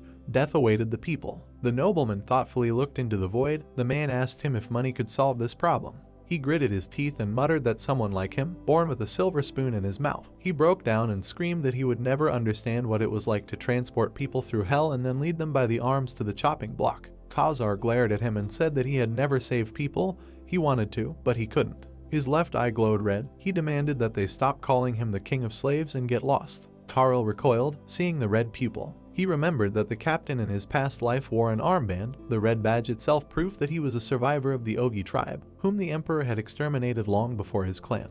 The swordsman frowned. Now it became clear to him why the man felt this way about the empire. The sailor leaned forward and shouted that he didn't care whether he was executed or pardoned, but if the boy thought himself a saint and wanted to save the refugees, he angrily shouted that at least he should be given Tatter, a land where the dispossessed could live in peace. The hero glared at him when they met. His friend was not that angry. He always thought that Khazar was just a successful merchant and guild owner. Oliver smiled venomously and suggested that the man needed more time. He stepped back and said that he was not going to give up because losing him was too foolish. He waved goodbye and said see you soon. The bars slammed shut. Karl frowned, realizing what had happened. The count was escorting the prince through the corridors, and the reason Khazar hated the empire but followed Oliver was because he hoped to use it to save people from the edicts, only he knew very well how it would end. He crouched over the crack, deciding that this time it would not happen. The prisoner continued to fiddle with the shackles. From outside the cage he heard a noise. The door swung open. A fair-haired boy stood in the doorway and asked how long he would be digging. He smiled and told him to get up because he wanted to hire him. A minute later, the man was already rubbing his hands after the locks and asking who the hero was. Karl smiled back and said that he was the employer. He held out 5 coins and said that it was the fare. The blonde smiled and said that after what he had heard, the golden lions would not receive a penny. The sailor sighed in irritation and grabbed his head and asked if this was a prison or an inn. The young man smiled confidently and promised to give him Tatter. The captain looked at the stranger in amazement. He said that first they needed to escape from here. The couple moved through the stone corridors. Khazar looked closely at the savior and did not understand how he could give him a city that had not succumbed to any king. He closed one eye and suggested that his hearing might be deceiving him after all the beatings from the guards. Carl clenched his fist and promised the man would not regret anything. He turned and said that the refugees needed a city where they could be taken in and given a place to live. He would make Tatter such a place. He asked if this was what the sailor wanted. Khazar looked at him. He had no idea what the hero was going to do, but he would not shake hands with the imperial scum under any circumstances. The young man stopped and looked at his partner warily. He understood the reasons for his hatred. He remembered the events of the last edict, during which thousands of innocent immigrants were killed. Oliver would not repeal the edict until 2 years after he gained power, by which time there would be very few immigrants left alive. And all this time he remained a favorite of the people. They called him the Radiant King. But did he repeal the edict for the lives of the immigrants? Carl looked at his bracelet and asked himself, why did so many people die in the process? Khazar looked at the swordsman who asked him for help, but he said that the prince's offer was bordering on delirium, and his was even worse. Where did such confidence come from? The blonde turned to him, disappointed by his lack of faith. At this time, the guards went down to the basement. Everyone shouted about the fugitives. The guy calmly stepped forward and said that it would be a piece of cake. Angel exposed his blade, and the hero mentally said that since Oliver missed his chance, he would use it so that Khazar would become his. The swordsman swung, releasing a wave of mana. The soldiers found themselves in smoke, not understanding what had happened. Meanwhile, the hero led the prisoner into the foliage from the window. The couple jumped out into the street and ran away. They stopped in the middle of the forest so that the sailor could catch his breath. Carl began to change appearance, while the man asked if he could imagine what they would do to him for destroying the estate. The dark-haired guy looked at him carefully. The captain recoiled, recognizing the tribe in front of him. The young man approached him and declared that he was a surviving immigrant like him, but where did he get his magic from? Carl looked closely at his partner, who said that they were not given the ability to use it from birth, which is why they were considered heretics in the Empire. The hero clenched his fist and asked if the sailor did not want to change the world. The man looked at him in surprise. The young man said that this is exactly what he needed his power for. These words of the boy made the sea wolf's heart tremble. The boy again asked him to follow him. It was a starry night. Waves swirled among the sharp rocks. The ship sailed past a whirlpool. On its bow stood a blond man in a red cloak. He looked around and smiled. The furious current of the Ponian River delighted him. Khazar held the wheel. He understood that not everyone has the courage to face the bad weather. He looked at the boy's back. He was dressed like a scion of nobility, but he was an immigrant and could use magic. It was obvious to him that this child was unusual, but who was he? The captain approached the passenger with a hook on his shoulder and warned that this was a restless area, so he needed to hold on tight, because if he fell overboard, he would not be able to help. Carl folded his hands together and asked him not to worry about trifles and not to be distracted from the ship. The red-haired man took a coil of rope, confusedly agreeing.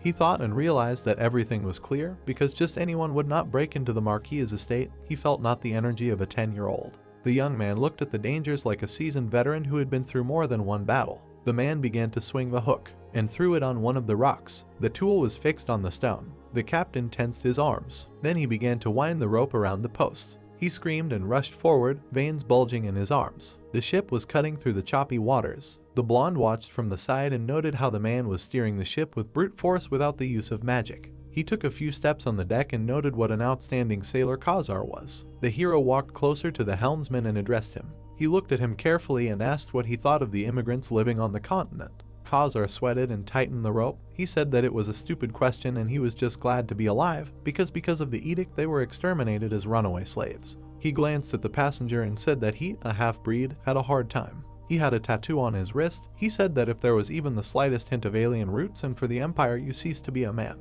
Carl looked at him in surprise and asked what kind of tattoo was that. The man wiped his sweat and replied that it was his birthmark of the Ogi tribe. He said that they lived in the northern swamps, that his mother was from there. The heretic and the citizen of the Empire fell in love with each other, just like in some fairy tale. The swordsman frowned and noted that the sailor's anger hid endless bitterness. The captain approached the wheel and ordered him not to click his beak and to hold on tight. He turned the wheel and shouted that there would soon be a sharp maneuver. The ship was approaching several whirlpools. After a while, Khazar cut off the extra rope and said that they had succeeded. He looked at his dagger and said that from here to Tatter it would be calm. The hero called him an excellent sailor. A shadow appeared under the water near the ship. The man looked at the water in fear and screamed. The water snake rose to the surface. It jumped high above the water. Khazar sweated and said that it was the king of the river. Carol calmly took up his sword and ordered them to stop panicking, because the real king of the river was much larger. He looked at the monster and said that it was an ordinary river snake, some distant descendant of the king, nothing else. The snake clung to the side, splinters flew in all directions. The boy flashed his sword and joyfully reported that the enemy had opened up. He jumped into the open mouth. He circled its head and took aim. The blonde screamed, releasing streams of mana, and plunged the sword into its head. Both hands grabbed the hilt. After the blow, the top of the creature's head flew off its body. The sailor screamed in horror because he thought it was incredible, because even a knight would not be able to do this. The boy landed on the deck. The severed head and body flew in different directions. The young man happily put the sword back in its sheath. Khazar looked at him in shock, but the boy calmly suggested sailing on. The team arrived at the artificial island of Tatter. The hero carefully studied its surroundings. The ship stood at the pier. Tatter was a city without a king, the last refuge, a place where immigrants fled from the horrors of the royal edict. Khazar looked forward seriously, realizing that he was the link between them. He was the only one who could swim across this river. The man looked at his fellow traveler and said that they could only drop anchor in the bay. He, as a merchant, would not be touched, but a stranger like him. Carl exhaled and said that what he told the prince was a lie. The man looked at him in confusion and asked him to explain. The hero looked at the city and said that a refugee would never collect 5 gold coins, but their number in the city was steadily growing, which meant. The magician looked at the captain and assumed that he was paying a bribe to the Golden Lion so that they would not touch the passengers. At this time, the bandits were already approaching the ship. It was not for nothing that he decided to make Khazar the head of the refugee society. Carl began to descend from the platform and said that from now on there was no need to fill the pockets of the lions, because they would carry people here without unnecessary obstacles. 3 thugs were already approaching the rich young man and asking, "Who is he?" The captain looked at the boy in surprise. He began to call upon magic and reminded him that he was going to give him Tatter. Khazar shuddered. At this time, the hero had already jumped into the attack. The bandits screamed in fear. The youth flew between them with his sword outstretched. 2 fell onto the boards. The leader of the gang fell to the ground and began to scream in fear, asking, "Who is this child?" He trembled. The blade froze in front of his face. Carl looked at him menacingly and asked, "Where is the Golden Lion?" Meanwhile, screams were heard in the rich room. A huge hand held the refugee by the throat. He begged for mercy, but the big man broke the neck of his prey. He threw the corpse aside, asking again in surprise. There were several more bodies on the floor. The man said that he gave them a chance. O flipped a coin and said that they could choose life for a coin toss. The subordinates watched tensely and understood that today there would be a long cleanup. Kieran smiled evilly and said that he gives a chance to everyone who is already beyond salvation. Where else can you find such mercy? Suddenly he turned around. Then he turned to his subordinates and asked what kind of noise was happening outside. The thug frowned, sensing magic. The bandits ran away, and the rest began to clean up. At this time, the boy held a sword to the criminal's face. He said that the Golden Lion was in the largest building in the slums. He demanded not to kill him and then he would show him this place. Carrie looked at him menacingly and said that he no longer needed him. The man threw up his hands and began to beg for mercy. The sailor jumped up to the hero and asked not to kill him because he was one of the refugees. The blonde frowned at him and asked, "So what?" The redhead shuddered. The killer looked at the blade in fear. The hero asked how many people's lives he had ruined, how many he had killed and maimed. The young man looked at him angrily and demanded that he answer whether he should kill this carrion or not. Blue eyes flashed after a few seconds of silence. That's what he thought.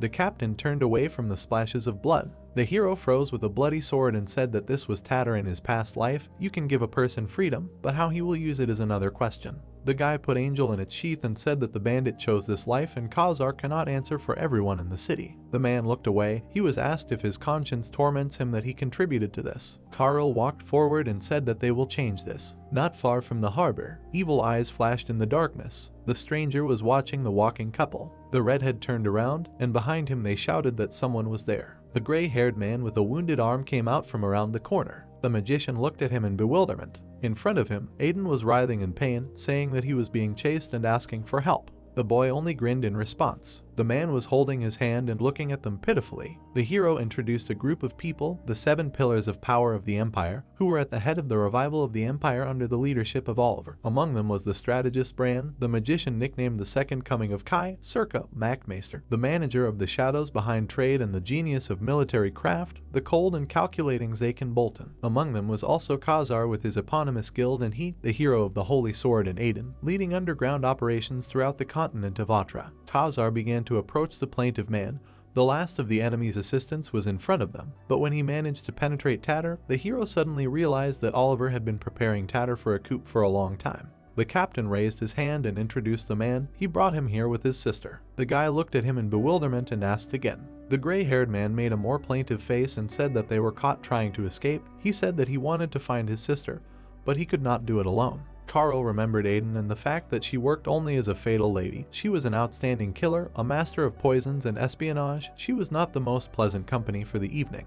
A drop of sweat ran down his face. If this was really her, then Kieran did not have long to live. The guy thoughtfully scratched his chin, and the deceiver looked at him irritably. Suddenly, all 3 turned around at the scream. A group of thugs followed the gray-haired man, trying to figure out who was next to him, but without thinking twice they decided to use up all 3. Carl got into a fighting stance and ordered everyone to step back. He bent his leg, preparing to dash. Then he jumped high. The boy flashed between the thugs. His boot stopped abruptly. The blonde froze in a fighting stance, while corpses fell to the ground behind him. Aiden screamed, asking how it was possible that a boy with an ordinary sword was doing such a thing.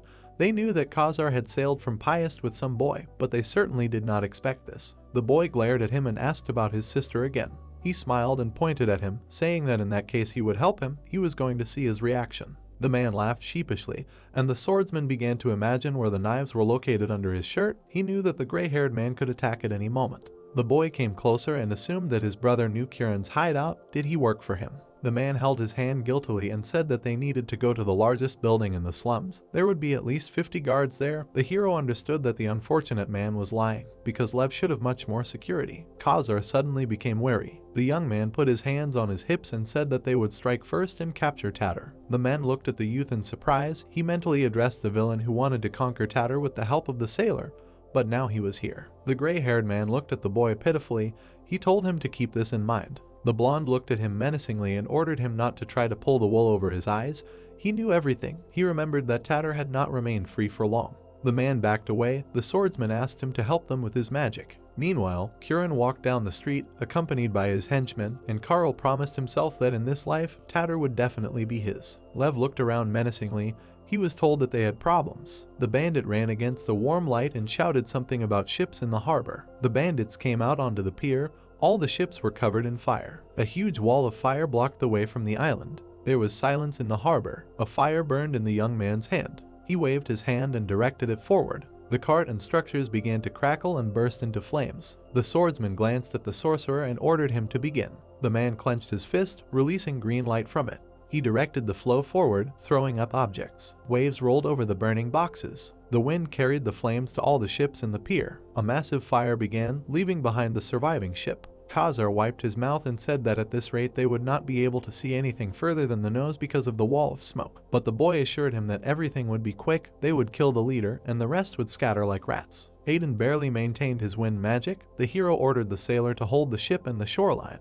The boy jumped into the fire with a sword in his hands and said that the rest followed him. The couple looked after the confident boy in shock. Khazar followed his passenger with his gaze for a while. At this time, a gang of lions was already watching the fire. People were coughing and saying that they needed to put out the fire. One of them began to give the order to collect water and called all the water mages. Suddenly, his throat was cut. Kieran turned and shouted that there was someone in the smoke. At this time, the young man stabbed 2 more of his men. The lion took out his sword and began to ask who the killer was. A sudden blow cut through his body to the collarbone. Kieran froze, holding the sword in his hands. The cutthroat grabbed the wound and cursed. The magician smiled and noticed that the man had recently become interested in murder. He frowned and replied that he himself was something of a pro in this matter. Kieran smiled and asked if he was really that upstart about whom there were so many rumors. His wound immediately healed. The guy looked at him carefully and noted that the blade's strike was superficial due to his short arms. He would like to use the aura blade, but someone might be watching from the side, so he would have to save his trump card for a better time.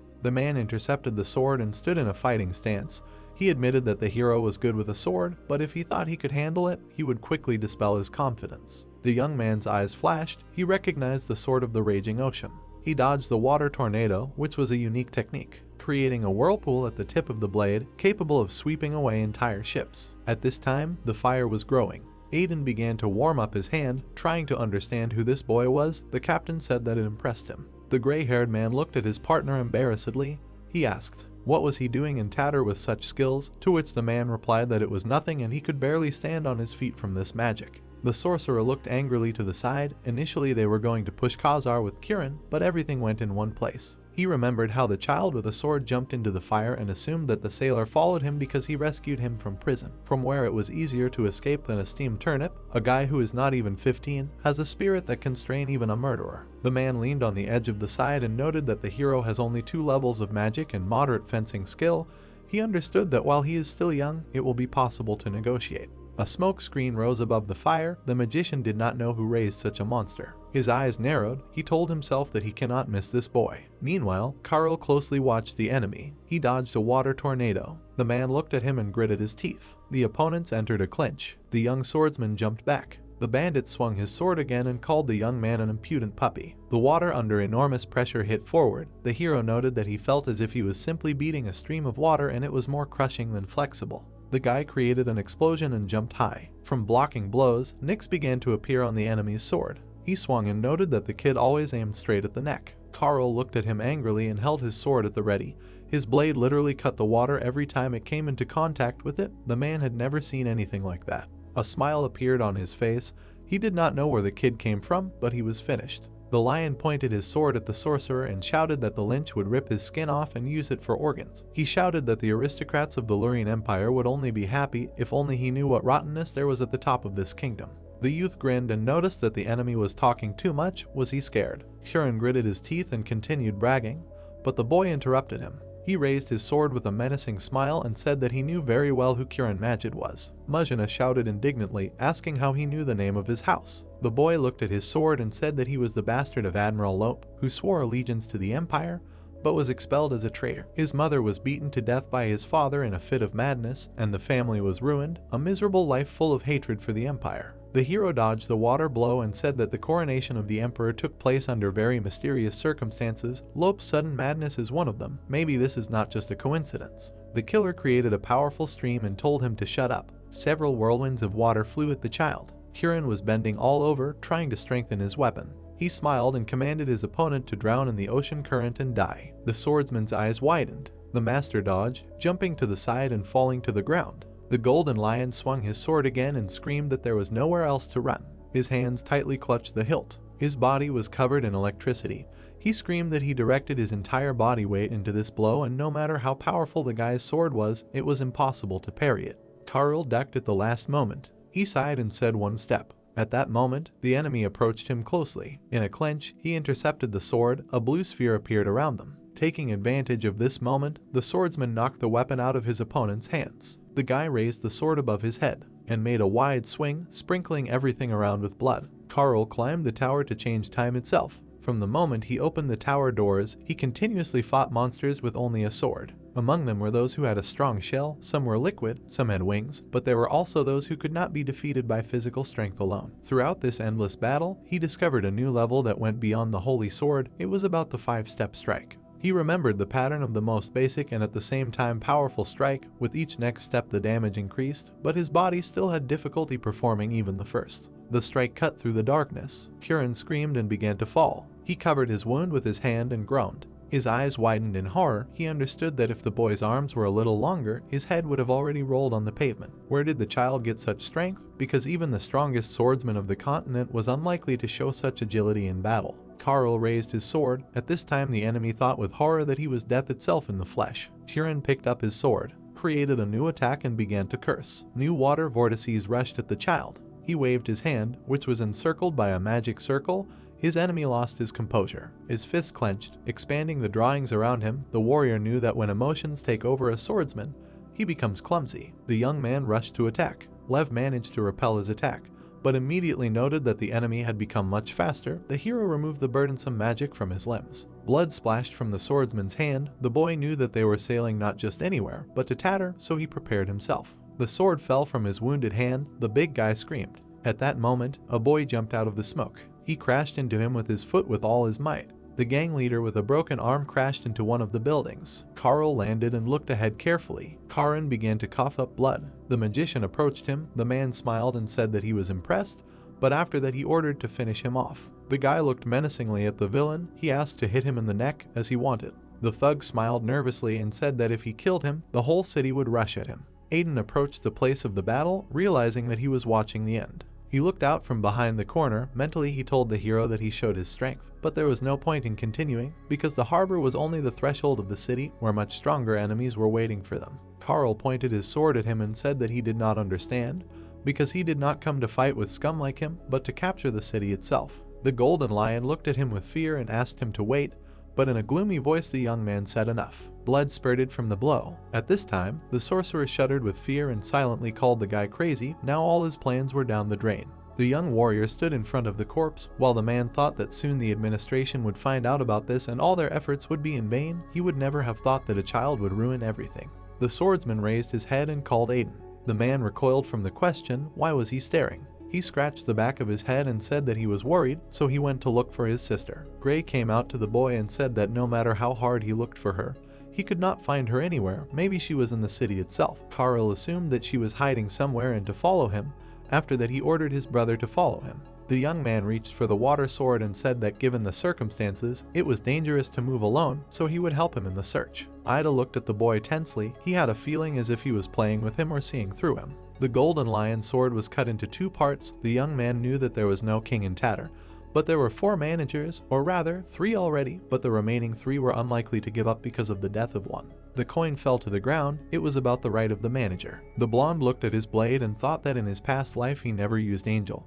But how strong it was, what kind of steel was this? He noted that the Kirin sword was made of a special alloy called chial, the iron of the roaring ocean, but even it did not leave a scratch on Angel. He realized that this was not a simple northern blade. Such quality was unheard of even in the Empire. Khazar approached his fellow traveler and asked if he was really thinking about becoming a guide, but he answered no way, because in such a position you lose more than you gain. He decided that he would just deal with the rest as quickly as possible.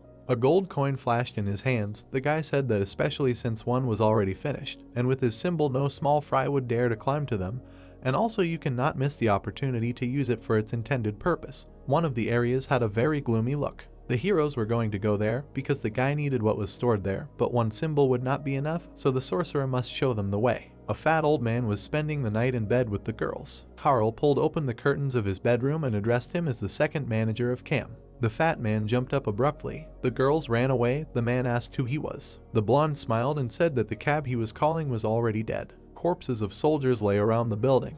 The young man asked if the fat man spent too much on maintaining such security. The hero smiled and called the old man Cam from the slums. The mustachioed man made a dissatisfied face. The kid showed a coin and said that from that day on he was the manager of the harbor. Cam shuddered and asked where he got the symbol of Kirin. Did this boy really kill the golden lion? Khazar looked at his master sullenly.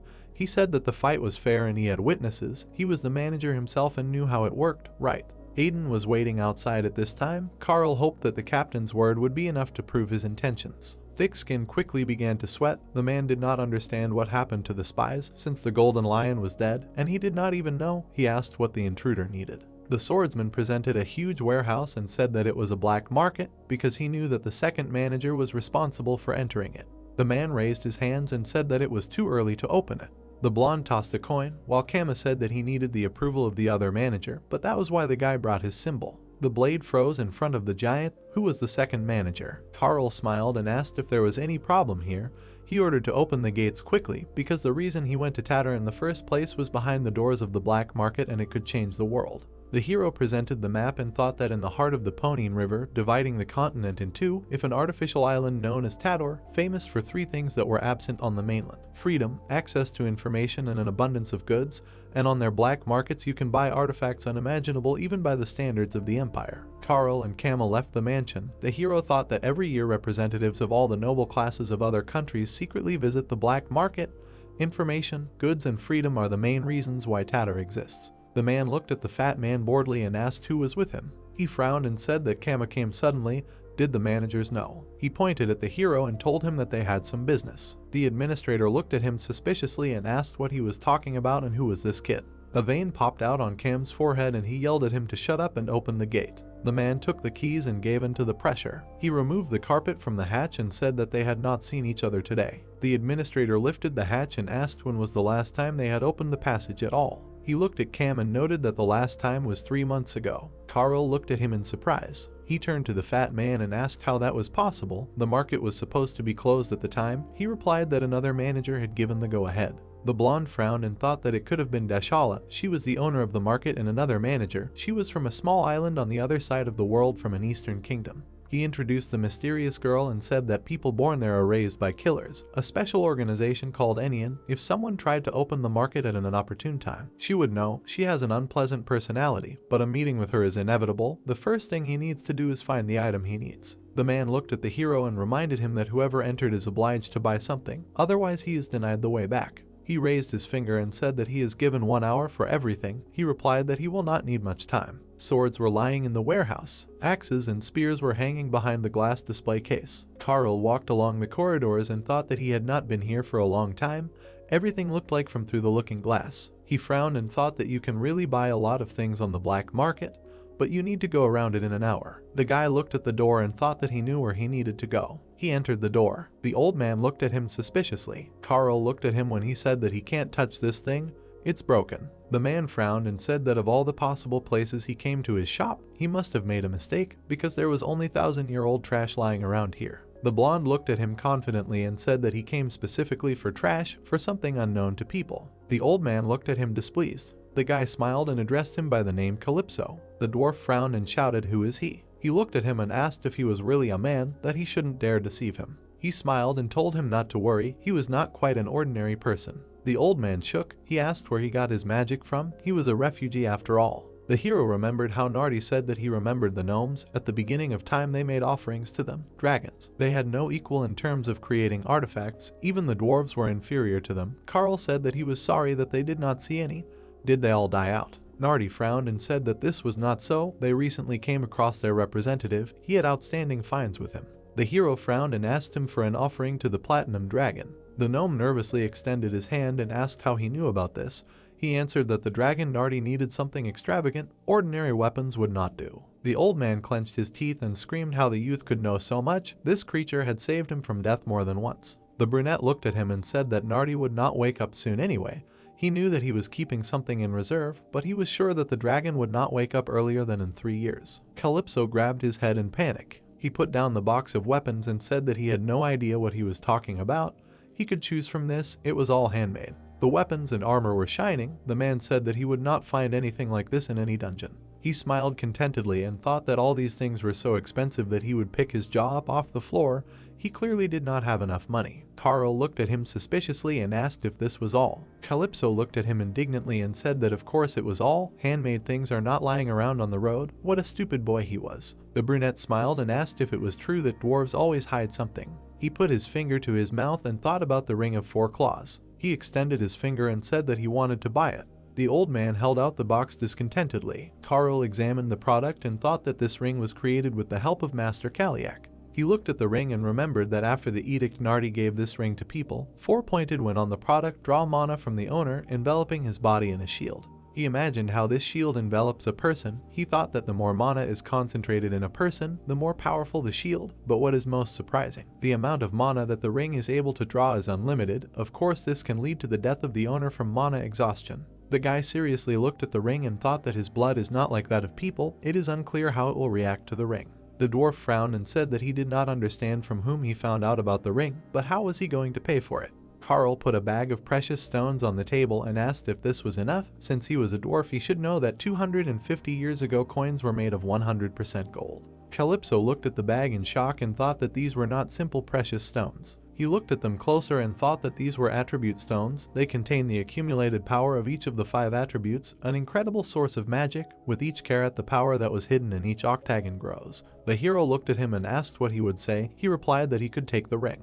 Carl put it on his finger. Suddenly the product began to exude a gloomy atmosphere. When everything worked out, the guy wiped his sweat and Calypso asked him a question. He pointed at him and said that he was constantly saying, "A dwarf, does he really know any more of them?" The old man looked at him expectantly. The hero looked away and said that they had crossed paths a long time ago.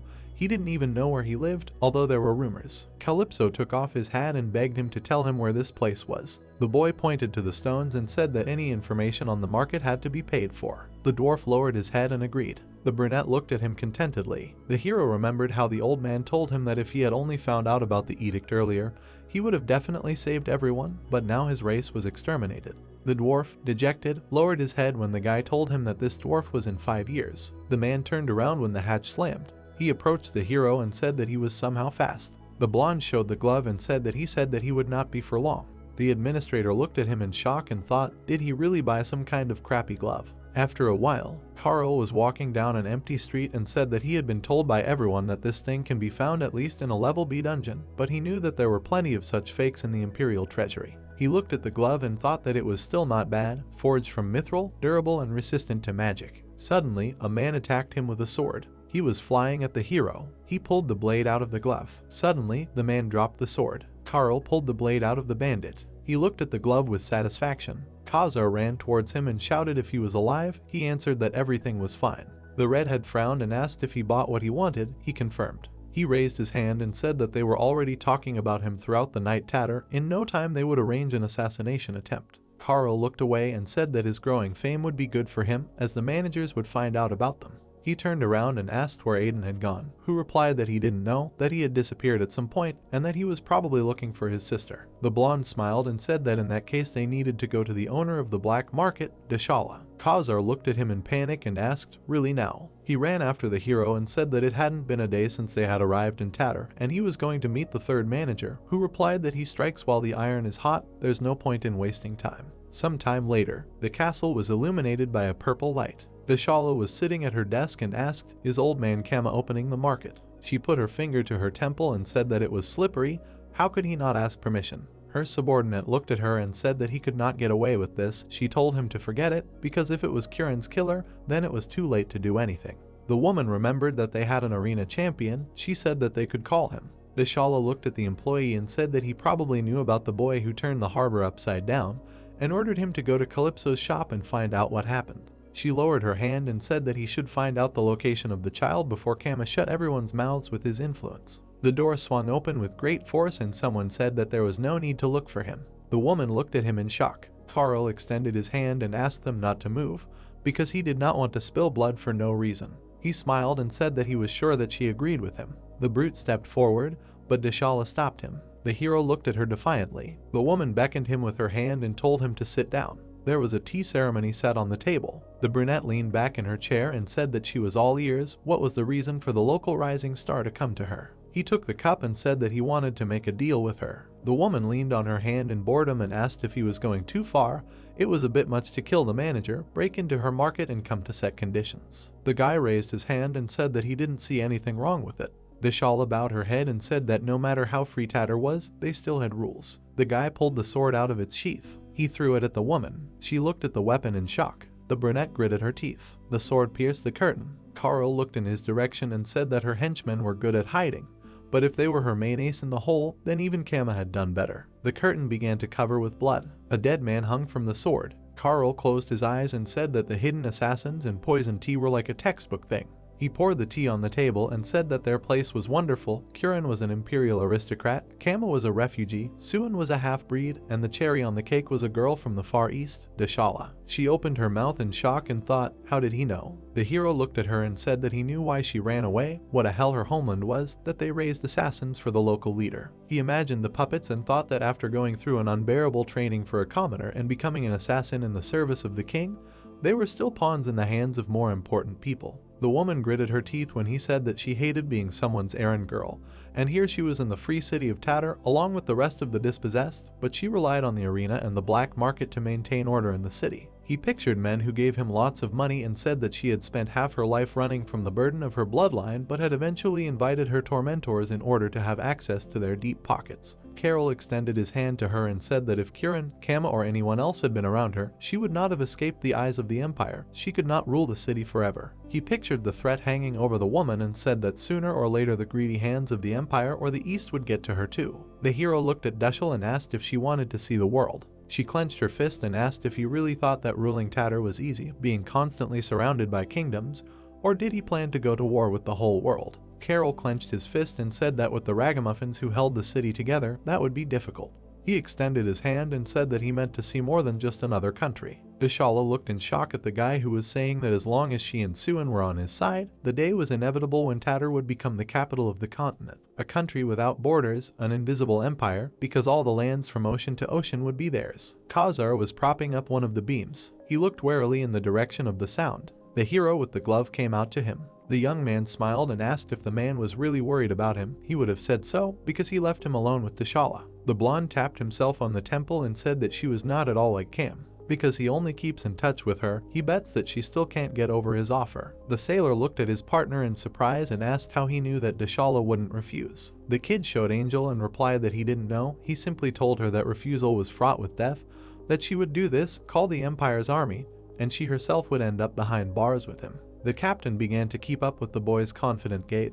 He said that they had a lot of work to do, because with every minute of the edict more and more refugees were dying. They couldn't allow this to continue. He agreed that it was absolutely impossible to bring everyone here and his ship would only hold a dozen people. Khazar looked at the warrior in amazement. He told him to make the others get here on their own, because only he could do it. The boy grabbed his hand and reminded him that he had promised him Tatter, and in return he was asking for only this. The child pointed to the family mark and asked, would he be able to rule the city if he killed the remaining managers? The guy's look changed. He said that the man had lied to him because the Odi tribe didn't wear such tattoos.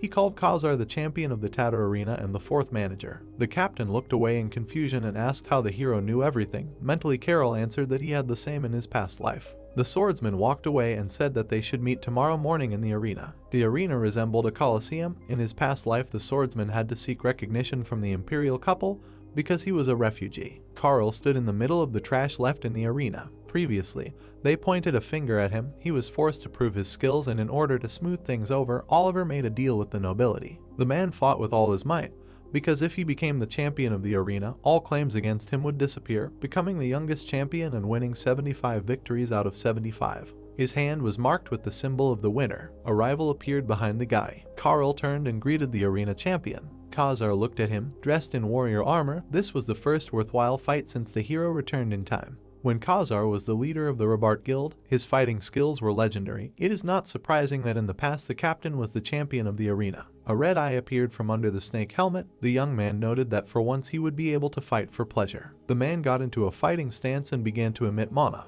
Carl smiled and asked if this was one of Belmont's 8 stances. He thought to himself that the king of fist fights Belmont devoted his life to honing his close combat skills, and the swan song of his teachings were Belmont's 8 stances. The hero remembered this fighter and admired him. Young Khazar saw how the master destroyed trees with blows. Then he became a champion, having mastered only 2 stances, watching him. If he met Belmont again and learned the remaining 6 stances, he would become the new king or the new god of fist fighting. The sailor ran to the attack. The swordsman immediately took a defensive stance and noted that if he were Belmont, he would regret 100 times not taking someone like the captain as an apprentice, so he was obliged to correct the injustice and find him for his own good. The boy made a dash and collided with the enemy's glove. He managed to dodge the first blow. The opponent also managed to block the first blow with his sword. The young man grinned and asked if these were really unusual gloves from the Mer family. Khazar again took a fighting stance. He knew that his passenger would recognize them because they were given for winning the arena. The man punched the air and shouted that the dwarven gloves may be beautiful, but dwarven steel is stronger. The kid dodged the blow again and added that it was heavier. He made a blow that did not reach the target, after which he noted that after seeing how he fought, the sailor learned to parry most of his attacks. The man looked at him from behind the block and noted that they looked at him like a non-entity. He slowly lowered his hands, not understanding how it was possible to fight so nimbly. Was there really a nugget in front of him? Even the force of the blow was not even close to the abilities of an ordinary person. Carl closed his eyes and began to saturate the sword with mana. The redhead shuddered, realizing that he was seeing a blade of mana or something very similar. The child stood in a fighting stance. He made the first blow. This technique was unknown to the opponent. It was a blow based on the blind force of the attacker without unnecessary pathos techniques and grace. Khazar put up a block and screamed. The blow destroyed his gloves and threw him back. The mask flew off the sailor's head. Unable to stay on his feet, he fell. The man slowly sat down on the sand, trying to understand what it was. He looked in surprise at the hand extended to him. The blonde smiled at him and asked if this was an acceptable result. Khazar accepted and closed his eyes, realizing that all his strength had gone into blocking his attack and that the gloves were now finished. The partners shook hands. It was a defeat for the sailor. The hero turned away and walked away guiltily.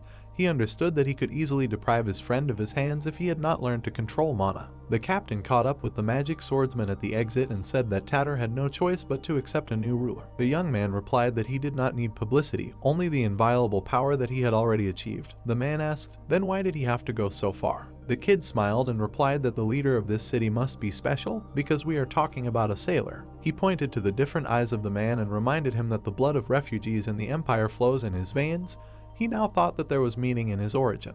Does he really believe in the creation of a state that rises above the origin of people? Carl raised his finger and said that the time had come. Does he want to know the main secret of Tatter? The protagonist extended his hand to Dushel. He proposed to her. Only thanks to her skills Tatter has functioned to this day. Looking at his interlocutor, the young man said that nothing lasts forever. Remembering the figures of people important to his plan, Carl explained that by controlling the harbor, the woman regulated the flow of refugees into the city. The people of the slums of Kama protected her lair from the eyes of the continent. And what is no less important, she created the king of slaves, who became a beacon of hope for all those who suffer. But no matter how long the rope twists, the end is inevitable, so the young man gave the manager a solution. Suspiciously glancing at the guy, Khazar asked what solution they were talking about. The hero raised his finger and replied that this was information. The Ponine River divides the continent in two, and in its center was Tatter, the fastest way to travel along the river, but this is impossible due to the intervention of the Empire, but the king of slaves did not fit into this framework. Rumors from all over the world flowed into Tatter, the Empire, the three kingdoms and the Principality, as did the people themselves. Not only former citizens of the Empire met here, but also from other countries. Thanks to these factors, Tatter became a center for information exchange and home to hundreds of refugees, but excessive haste would attract the attention of the Empire and the Principality. The man raised his hand and finished for his interlocutor that a company of mercenaries was needed, and only in this way would it be possible to move freely across the continent.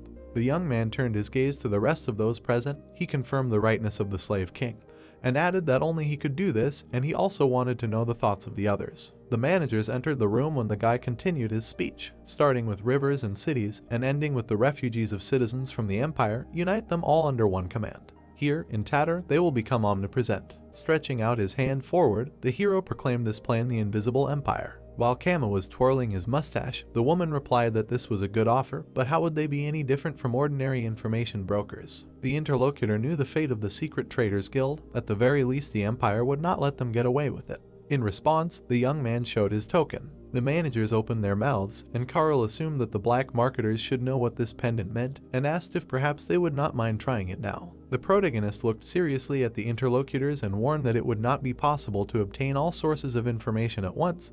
But the capital of the Empire was not built in a day. Remembering the day when he received the pendant from his father, the guy thought about its usefulness in an unusual way. The managers' faces tensed.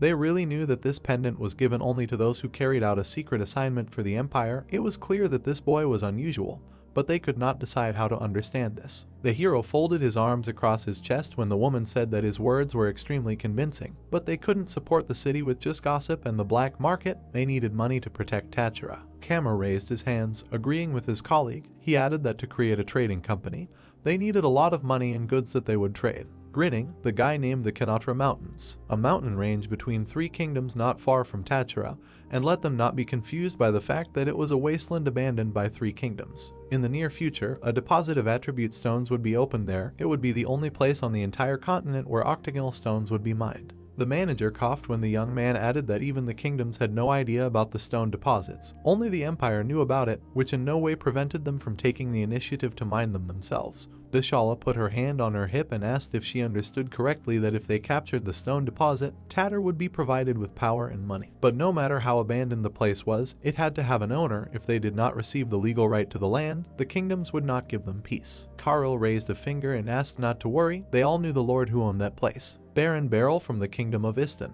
an archmage and some kind of genius who was too greedy for women. The manager rubbed her chin when the young man asked if those present knew what motivated people who did not live by their conscience. Reaching out his hand forward, he himself answered that it was money. Besides, the Baron was a magician. Tell him the attribute stones and it was in the bag. A confident smile appeared on the boy's face when he assured the partners that his connection with the Empire had nothing to do with it. It was all his own will. The woman pressed her palm to her chest and agreed, and given his skills, it was stupid to demand any proof. Frowning, Kama hoped that they had been summoned at the crack of dawn to discuss such a trifle and asked the boy to get down to business. Khazar's face darkened, and he demanded that he watch his words, for the young man before him was now the owner of Tatter, their master. The protagonist raised his hand, releasing the blade from his glove, and said that he was going to reveal to them a secret about Tatter, which even the rulers did not know, that in fact the city was founded more than 1,000 years ago in the Age of Magic. He approached one of the walls and explained that this place was originally a dwarven fortress, and to this day, secret functions were hidden within it.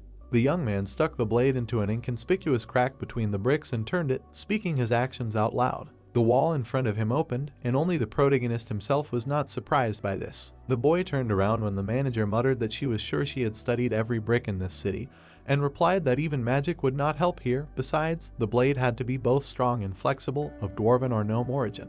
The face of Nardi, who had taught the hero this, flashed before his inner eye, and decided to thank him when he woke up. The managers and Khazar opened their mouths in surprise. They found themselves in a room in the middle of which stood a ship, which the protagonist called the Legacy of the Age of Magic. The locals opened their mouths when they recognized the vessel of the Legacy. Stepping forward, the young man replied that they were right, it was not created by human hands. Looking at the Legacy, the boy said that it was the fastest ship of all time. It could not fly, but for ponying there was no better vessel. Its creator was the dwarf Pervelmer, the greatest blacksmith of the Age of Magic. It was probably the last product that survived to the present day. There was even a family crest of the Mer family on the ship. Ishala glanced sideways at the boy. Mentally she was amazed that Tatter was a fortress. If they start being in the very center of the continent, they will instantly become a threat to all the kingdoms. How come they did not notice this at all? Khazar leaned forward and asked if the ship was afloat, and the hero nodded. Pulling his sword from its sheath, the boy stepped forward, calling for attention. The chain holding the ship was cut, despite attempts to stop Karl. The target slid upward. Sparks flew from the rails. The ship rolled noisily into the water. Everyone present was shocked. The woman turned sharply to the boy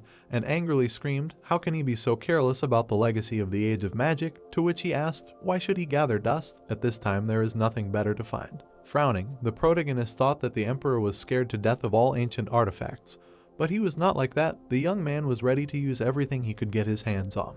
The boy smiled mockingly at the woman and noted that for the one who twisted all the nobility of the empire, it was strange to be afraid of some trifle.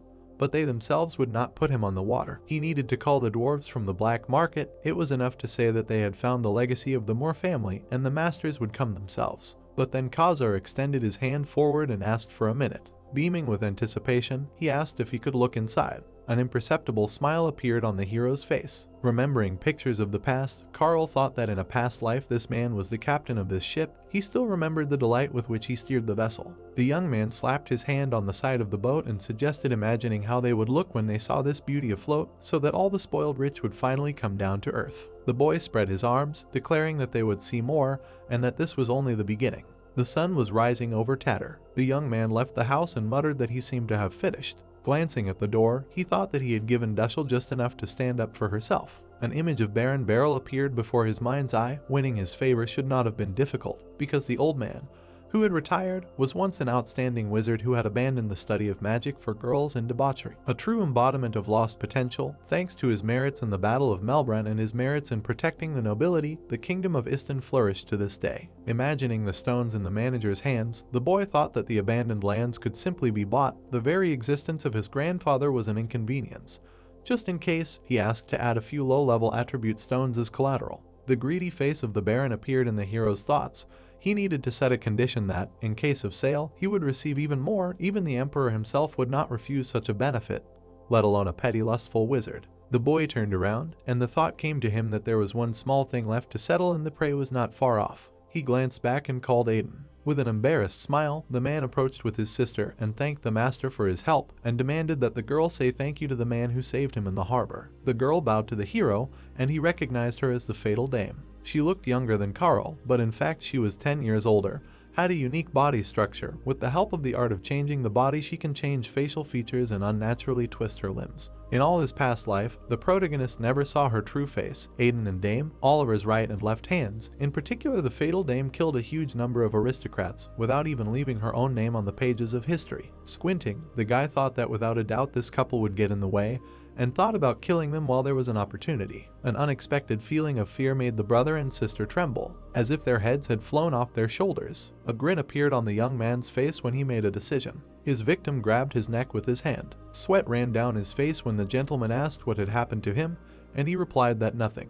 Gritting his teeth, Aiden thought that he felt an indescribable thirst for murder, as if his head had flown off his shoulders. The hero smiled contentedly and thought that it would be stupid to just deal with them, and decided to follow them a little longer until their future was determined. The boy's face showed surprise when the gentleman said that the events in the harbor were not important. He thought that an outstanding person was standing in front of him, and he did not understand what was being discussed. With an open look, Carl asked if the scar he noticed when they met was not his doing. Talented people can be seen from afar.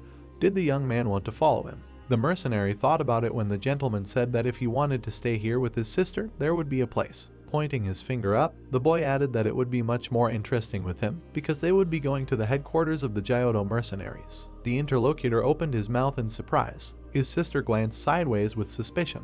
The boy waved his hands when the gentleman noted that he clearly knew what he was talking about, and began to deny it.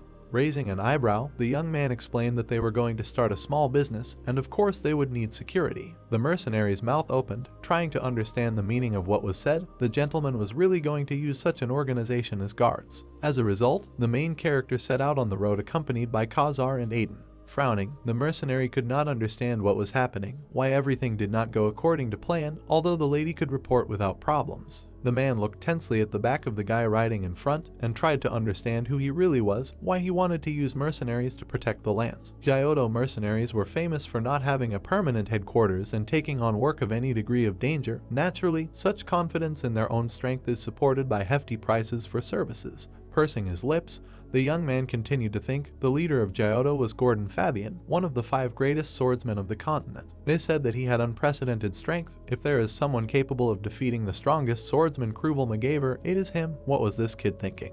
The spy looked at the boy in surprise, who began to tell that the Gyotto mercenaries had played a vital role in the history of the Continental War. But no one knew the location of their base. It was all rumors. Looking up at the sky, Carl added that they would now find out why. The travelers dismounted at the edge of a huge cliff. Putting his hands on his hips, the hero noted that it was not surprising that no one had found the organization.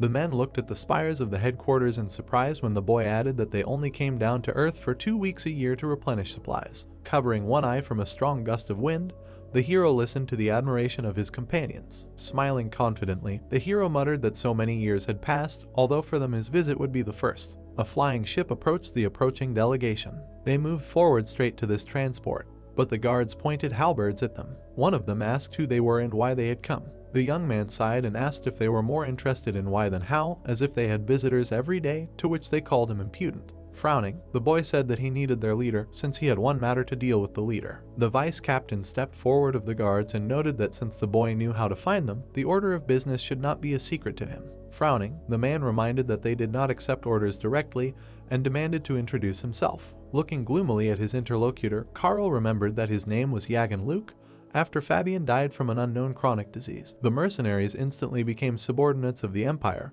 which meant that the vice captain had been in touch with the Imperials even during the captain's life. Looking at the traitor's face, the hero thought that in this life, nothing would work for the Empire's benefit. Frowning, the young man firmly said that he needed to talk to the captain. The man did not like that the boy continued to stand his ground. Looking closely at his interlocutor, the vice captain mentally concluded that if he wanted to meet the chief in person, then he was ready to risk his life, and found the young man interesting. But the protagonist's companions were tense. They were not sure that this man could be trusted. The vice captain snapped his fingers and called the situation interesting. A hatch opened at the bottom of the flying ship. The man invited the delegation to board. Turning around, he added that he would let them see the captain, but he could not guarantee that they would survive. But these words frightened only Aiden. The doors to the office opened. The captain clenched his teeth and growled that the Gyotto mercenaries had existed for over 30 years, but these daredevils were the first to dare cross the threshold of his office. The swordsman sprawled in his chair and asked who this puppy was. Fabian looked at the visitors, frowning. The protagonist looked at him tensely, realizing that the longer he looked into those eyes, the more terrifying the captain seemed to him. The man looked down on the boy, and the boy saw him for the first time since he died of an illness in his past life, and he did not even know if his father could defeat such a monster in a fair fight. Carl tensed up. He was scared. Even if he had been a sword saint 100 times in past lives, now he was a 12-year-old child. The king of slaves clenched his teeth, anxiously thinking that the sight of this swordsman alone made his hair stand on end, because the interlocutor did not even hide his desire to kill those who came. The boy raised his palm and said that he wanted to hire an organization. Resting his chin on his fist, the captain asked if the asker understood how much their services cost. Radiating confidence, the hero promised that in return he would give them so much money that they could buy everyone twice. Fabian stared at the confident boy, and with a grin he asked his guys if they had heard everything. Mercenaries are considered cheap. The man behind the boy's back squeezed angrily looked at the swordsman. The boy raised his finger up with a familiar gesture and said that there are 365 days in a year. The leader's eyebrows met on the bridge of his nose. The boy's finger pointed to the ceiling. Continuing to radiate confidence, the young man promised that thanks to him, the Jayadu mercenaries' headquarters would stay in the sky for exactly that long. The captain grinned and assumed that the person asking had connections with dwarves or gnomes. Returning the grin to the interlocutor, the protagonist answered that this was not so, and then he was asked how he was going to do this if not a single engineer had coped with this problem. The young man thought that in his past life he had known an oracle of engineering magic. Throwing up his hands, the boy explained that the problem was in the attribute stones that supported the ship in flight. Now they used 5 stones to maintain balance. The idea was not bad, but they had to keep one stone at the base when it would have been much more effective to combine the stones together. The captain slammed his fist and shouted for the little guy to stop talking nonsense. It was impossible to combine the stones without a huge explosion. Calmly looking at the gloomy Fabian, the hero replied that this was true for defective stones, but not for perfect ones. Raising his finger again, the young man explained that they were talking about octagonal stones. The risk of failure when combining them is minimal, and the effect is outstanding. The swordsman's face did not change. He noted that even in the Imperial Palace such stones can be counted on the fingers, where some kid would find perfect stones. But he was told that if there were not, he would not have come, and the man asked if this puppy had the right to behave like that. Smiling, the guy hinted that he was no longer an employer, but a partner. The captain burst out laughing and called the youth impudent. He glanced at his interlocutor through his fingers and noted that the layout was interesting, but there was one gap. The swordsman's eyes reflected bloodlust when he asked what if someone took this source of perfect stones by force. The boy barely managed to grab the hilt of the blade, but the swordsman practically disappeared. The men behind him seemed to be blown by a gust of wind. Squinting, Carl covered his face with a glove. The captain stood with his fist forward and said that the boy probably knew that if you want to sign a contract with the captain, you first need to take one of his blows. Frowning, the man added that now he sees that the kid is good at more than just talking. Looking at the frightened hero, Fabian was surprised that he was still standing on his feet and offered to stand under his command. A shadow flashed across the vice captain's face when the swordsman offered to make the kid the first deputy. Despite the tension, the boy smiled cheekily and said that he would agree to think about it if he was offered the captain's place, to which he laughed again. Looking at his glove, the boy thought that Captain Jayadu was monstrously strong, and if not for the artifact, he would have lost his hand. Frowning, the protagonist thought that there were many strong people in the world, and although he did not know many of them in his past life, since most people died in his youth, but in this life he would defeat them not with strength, but with intelligence. Showing the blood-covered sword, the young man noted that it would not have come to this if the captain had immediately taken the guest seriously. Was there really so much arrogance only because of age? Only now did Fabian discover a cut on his hand. In surprise, he jerked his hand, and blood flowed down his shoulder. Clutching the sword in his hands, the hero thought that having withstood one blow, he received the right to a contract. Carl's gaze slid tensely over the hilt of the weapon. The blow delivered secured him an alliance with Jayadu, something that even Oliver had failed to do. Looking at the bleeding wound, the swordsman calmed down a little. He grinned contentedly, noting that it was interesting. The swordsman tensed his muscles, and the bleeding stopped. The hero's tense companions mentally wondered if he was a man in front of them.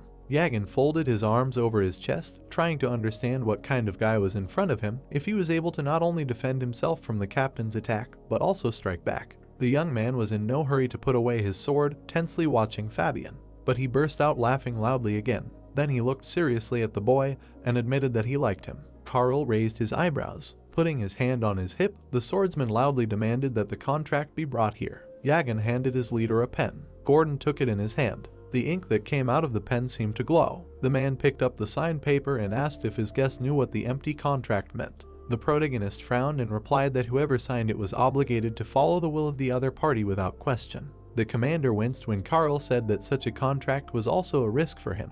Grinning, the head of Jayadu was surprised that he had the courage not only to parry his blow, but also to strike back, and declared that this was already enough to entrust him with such a contract. The soldier turned to his comrade and asked what their leader was up to. The captain opened his mouth wide and laughed. His partner wondered who this child was who could persuade him to make such a deal. The vice captain looked away and decided that something was definitely wrong with this empty magical contract. The mercenary handed the guest a pen and asked his name. The boy smiled and told him his name. The heroes walked down the corridor. Yagan explained that there were 10 gold pieces per person, that mercenaries ranged from B class to S class, and that the ranks in their organization were different from other groups. There were closed white doors ahead. The room was filled with fighters that the boy was going to hire, training.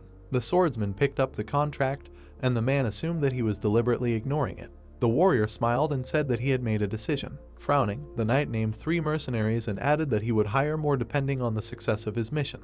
The vice captain's brows furrowed when he heard the name of one of his subordinates. He looked at the guest suspiciously and remembered that he was only a B-rank newbie. Yagan smirked and mentally called him a fool. The man opened his mouth wide and shouted out the names of the fighters. Tyrell and Morris immediately rose to their feet. Mikhail jumped up from his seat when the vice captain called out to him. The knight smiled and thought about how they met again. The young man saluted his leader. The deputy, with his hands behind his back, congratulated him on his hire and said that his superior would bring him up to speed. The newcomer frowned as the holy sword approached him. The empire's protector extended his hand and said that he was glad to meet him. The mercenary raised his hand and wondered what was wrong with his good old friend. The 2 heroes shook hands, and the protagonist noticed the calluses on his comrade's hand and asked how long he had been practicing with the sword. The fighter narrowed his eyes and said that he had been training for about 5 years, and wondered why his first mission was to deal with some arrogant rich man. Carl smiled and expressed surprise that he had managed to get into Jayadu after only 5 years of swordsmanship, and Mikhail explained that he had simply managed to attract the captain's attention.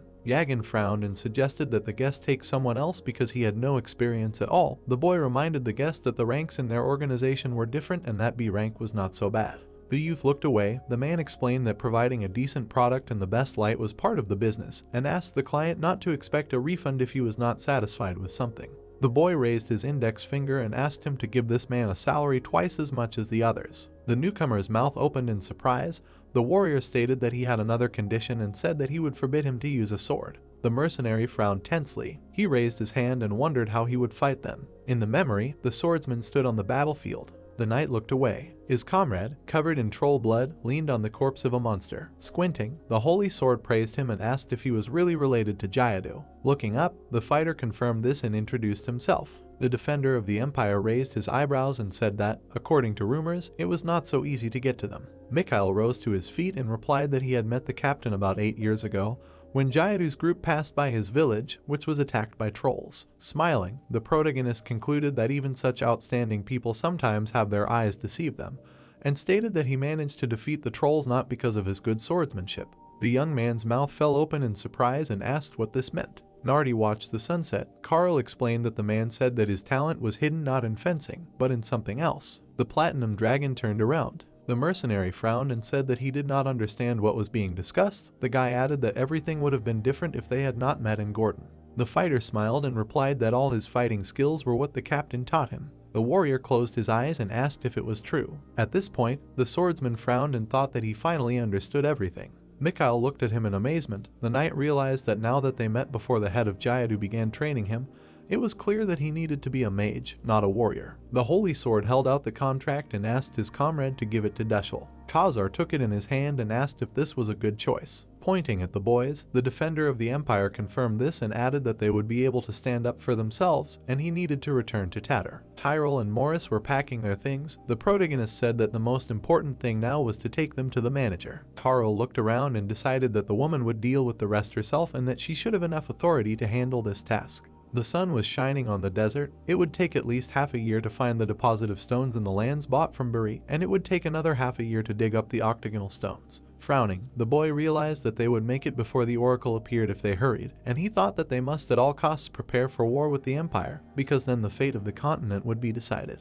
Smiling, the boy told his comrade that it was time for them to go too, and remembered that he had come to Jeddo not only to hire guards for the mines, but also to take Mikhail with him. The young man frowned and asked where they were going. The warrior raised his eyebrows and answered that they were going to Khazar, the city of magic. Clouds were circling above the fortress. The newcomer's mouth opened in surprise when he saw the city. People were walking along busy streets, over which tall towers rose. The swordsman smiled and noticed that his comrade was very inspired. The mercenary replied that he had never been to such a large city. The knight raised his eyebrows and explained that two of the strongest magical communities were based here, the Ivory Tower and the Great Library Community, which were once one. In front of the towers stood the wizards, the Council of Seven Elders, which had existed since time immemorial, taught magic to the peoples of the continent and founded a city with 7 towers, and among them is the highest and most majestic, the Tower of the ancient Alan Zavius. The Holy Sword added that it was built long before the era of the Archmage Kai. Mikhail closed his eyes and said that it was impossible for someone to have lived so long ago.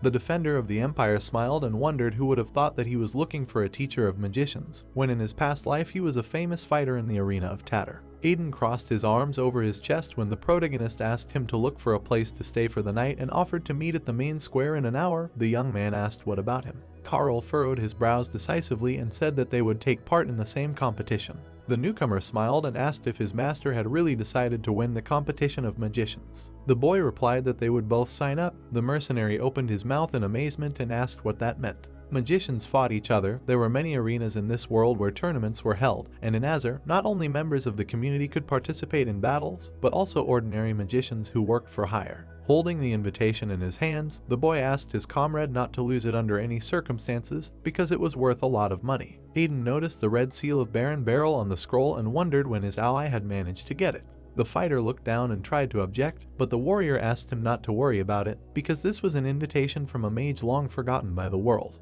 Raising his index finger, the swordsman added that upon presentation of this paper, he would be given discounts in local stores and asked him to register them for the tournament and buy everything on the list. Mikhail squeezed the invitation in his hands and agreed. After that, the knight disappeared into the crowd. Sitting in a chair, Deshala asked if the community of the Great Library did not include the strongest mages, and remembered that they had a great repository of manuscripts at hand. The Holy Sword frowned and said that he needed to get one book from the repository by any means. The girl jokingly asked if he was trying to take over the magical community. The defender of the empire grinned and said that he had already thought about it, but the time had not come yet. The woman smiled and said that she did not understand whether this was ironic or not. The black market manager raised her finger and said that the book could be obtained by winning the Khazar tournament.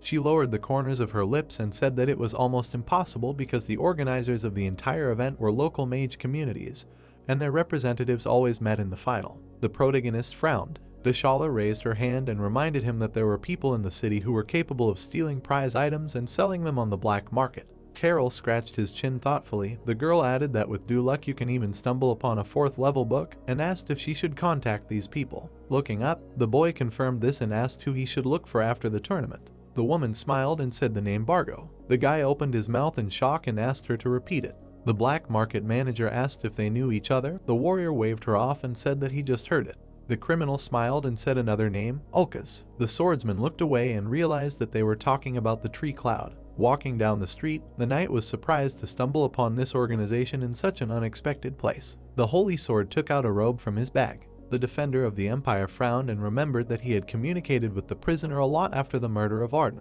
In the past, Baker, sitting behind bars, named 3 names that were his only contacts in the cloud. The protagonist put on the robe and decided that the fact that Bargo was in the Ulkas guild could not be a simple coincidence, and that the shaman was also part of the guild before he became a spy. Carl looked up and realized that 2 members of the guild, one of whom was its master, were already part of the tree cloud. The boy folded his arms into his sleeves and suggested that Ulkas could be a refuge for these traitors. The guy adjusted his hood and thought that he would only know for sure when he found them. The warrior approached the wooden house and remembered that in Khazar, magical lighting was turned on as soon as it began to get dark to create the feeling of a city that never sleeps. The swordsman approached the drunks and decided that the light did not save the city from its dark side, and these were real slums in the middle of a colorful city. The knight frowned and asked the strangers to move. The locals were sitting right next to the door he needed to get into. Suddenly, people came out from around the corner. The thugs surrounded the stranger. The Holy Sword sternly knitted his brows and said that if they needed alms, they should go to the square. The criminal showed him a knife hidden under his vest. Smiling, the defender of the empire said that he was not afraid at all and added that he did not want to waste his time on them.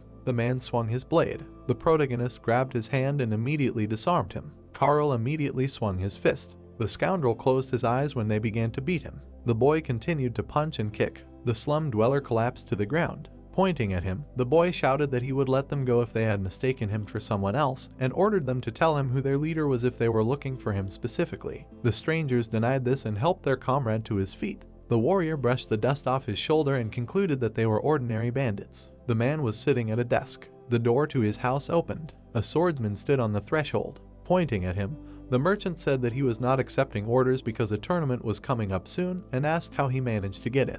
Grinning, the knight replied that he had simply shown the bouncer his place, and realized that these were not ordinary beggars. The criminal's eyes widened when the holy sword announced that it came from Dushel of Tatter. Holding a letter in his hands, the defender of the empire added that he would like to buy the manuscript. A stack of books fell on the table. The protagonist took one of them.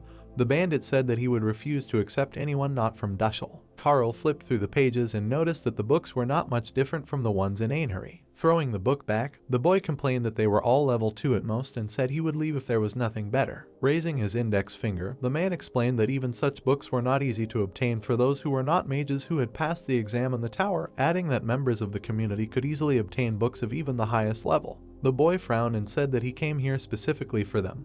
Because Deshala had promised him manuscripts of level 4 and higher, the merchant asked if it would not be easier for him to join the guild to resolve this issue. The warrior took out a letter shrouded in aura and called him not such a good businessman since he was offering a client to join the guild. The swordsman stuck the letter into the table and hoped that now he would not have any questions. The criminal looked at the envelope in fear. The knight frowned sternly and said that it was a recommendation from Beryl and asked the scoundrel to pass it on to Bargo. The holy sword smirked and asked how a store employee could talk to an important customer like that. The bandit bowed and apologized. He tried to get the letter from the desk but failed. The man looked up and asked the visitor to do it for him.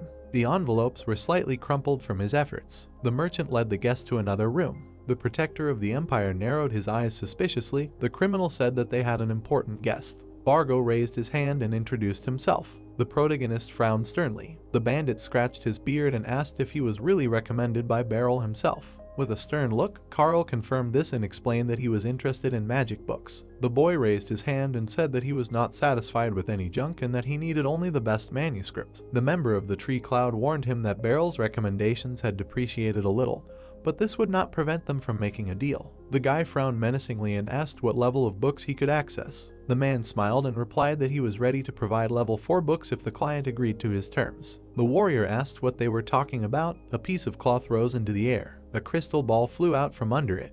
The stand landed on the table with it. The criminal decided to test the buyer's abilities with the help of this magic meter. The swordsman smiled with interest. The knight concluded that Azur was not standing still, since even an ordinary shop had such a tool. Bargo closed his eyes and said that they also had their own guild. He put his hand on the ball and explained that some mages give out their recommendations to everyone and that they never work with resellers of goods. A green aura appeared around the ball.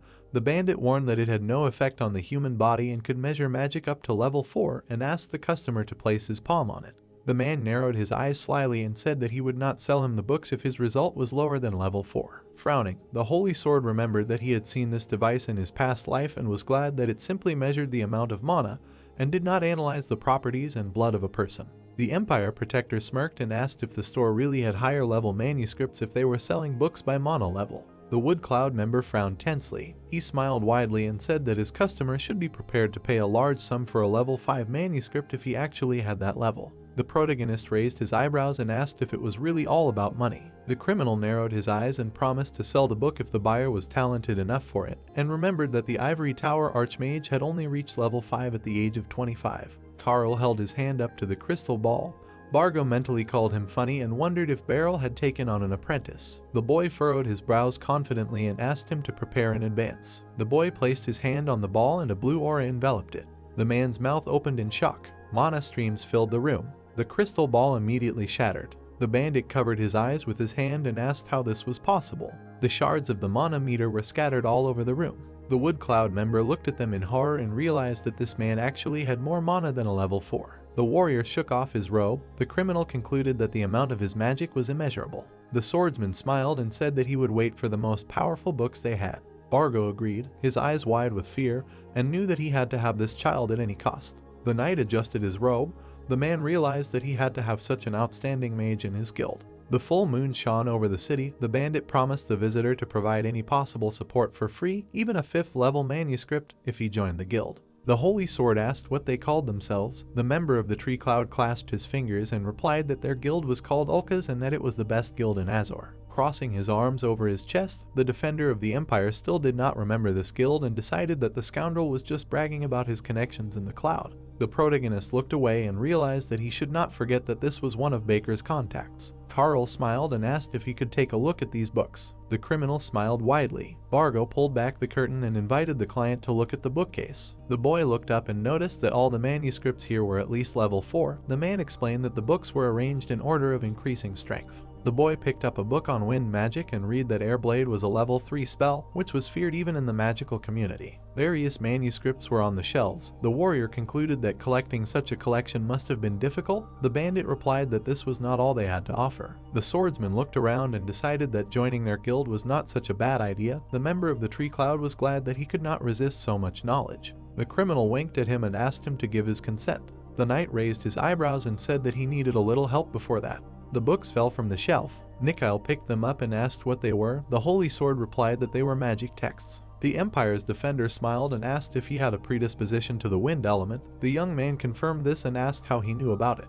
The protagonist turned away and asked when the competition would begin. The newcomer replied that the tournament would be held in a week in the halls of the Eternal Society. Sitting down in a chair, Carl explained that they would be sent to the bracket with the newcomers, so the 3rd level of spells should be enough for now, and asked his comrade to learn it all in a week. The mercenary opened his mouth wide and shouted that it was impossible. Holding a stack of books in his hands, the fighter asked his master to measure his desires with his capabilities and said that many people spend entire months on basic spells. Aiden pointed at himself in surprise when the boy asked him to help their comrade with this. The boy pictured the aura-shrouded assassin and remembered that he should already be at the 3rd tier of magic, although he had never been able to rise above it in his entire life. Smiling widely, the warrior asked his comrade to help him with the basics and asked how many mana flows the mercenary had already opened. Looking up, Mikhail replied that he had 3 magic circuits and explained that he did not have enough mana to use even the 2nd tier. Sitting in front of his allies, the swordsman stated that 3 flows would be enough to use 2nd tier spells, but that was not the case at all. Raising his index finger, the knight said that it was possible to master higher order spells even if one reached the limit of mana flows, and asked his comrade to confirm this. Scratching the back of his head, Aiden replied that in theory it was possible and wondered why the young master was asking him about this. The Holy Sword raised his hand and remembered that his friend was from the east, where they practiced spell modification. The man did not understand how he knew all this. He put his hand in front of him and confirmed it. The protector of the empire smiled and asked him to teach it to a newbie. In the hands of the assassin was a green aura. Magic modification is a technique that instantly enhances the skills and magical abilities of the user, but it was very difficult to master in just a week. Eden frowned and realized that it would be difficult if they were talking about the same method.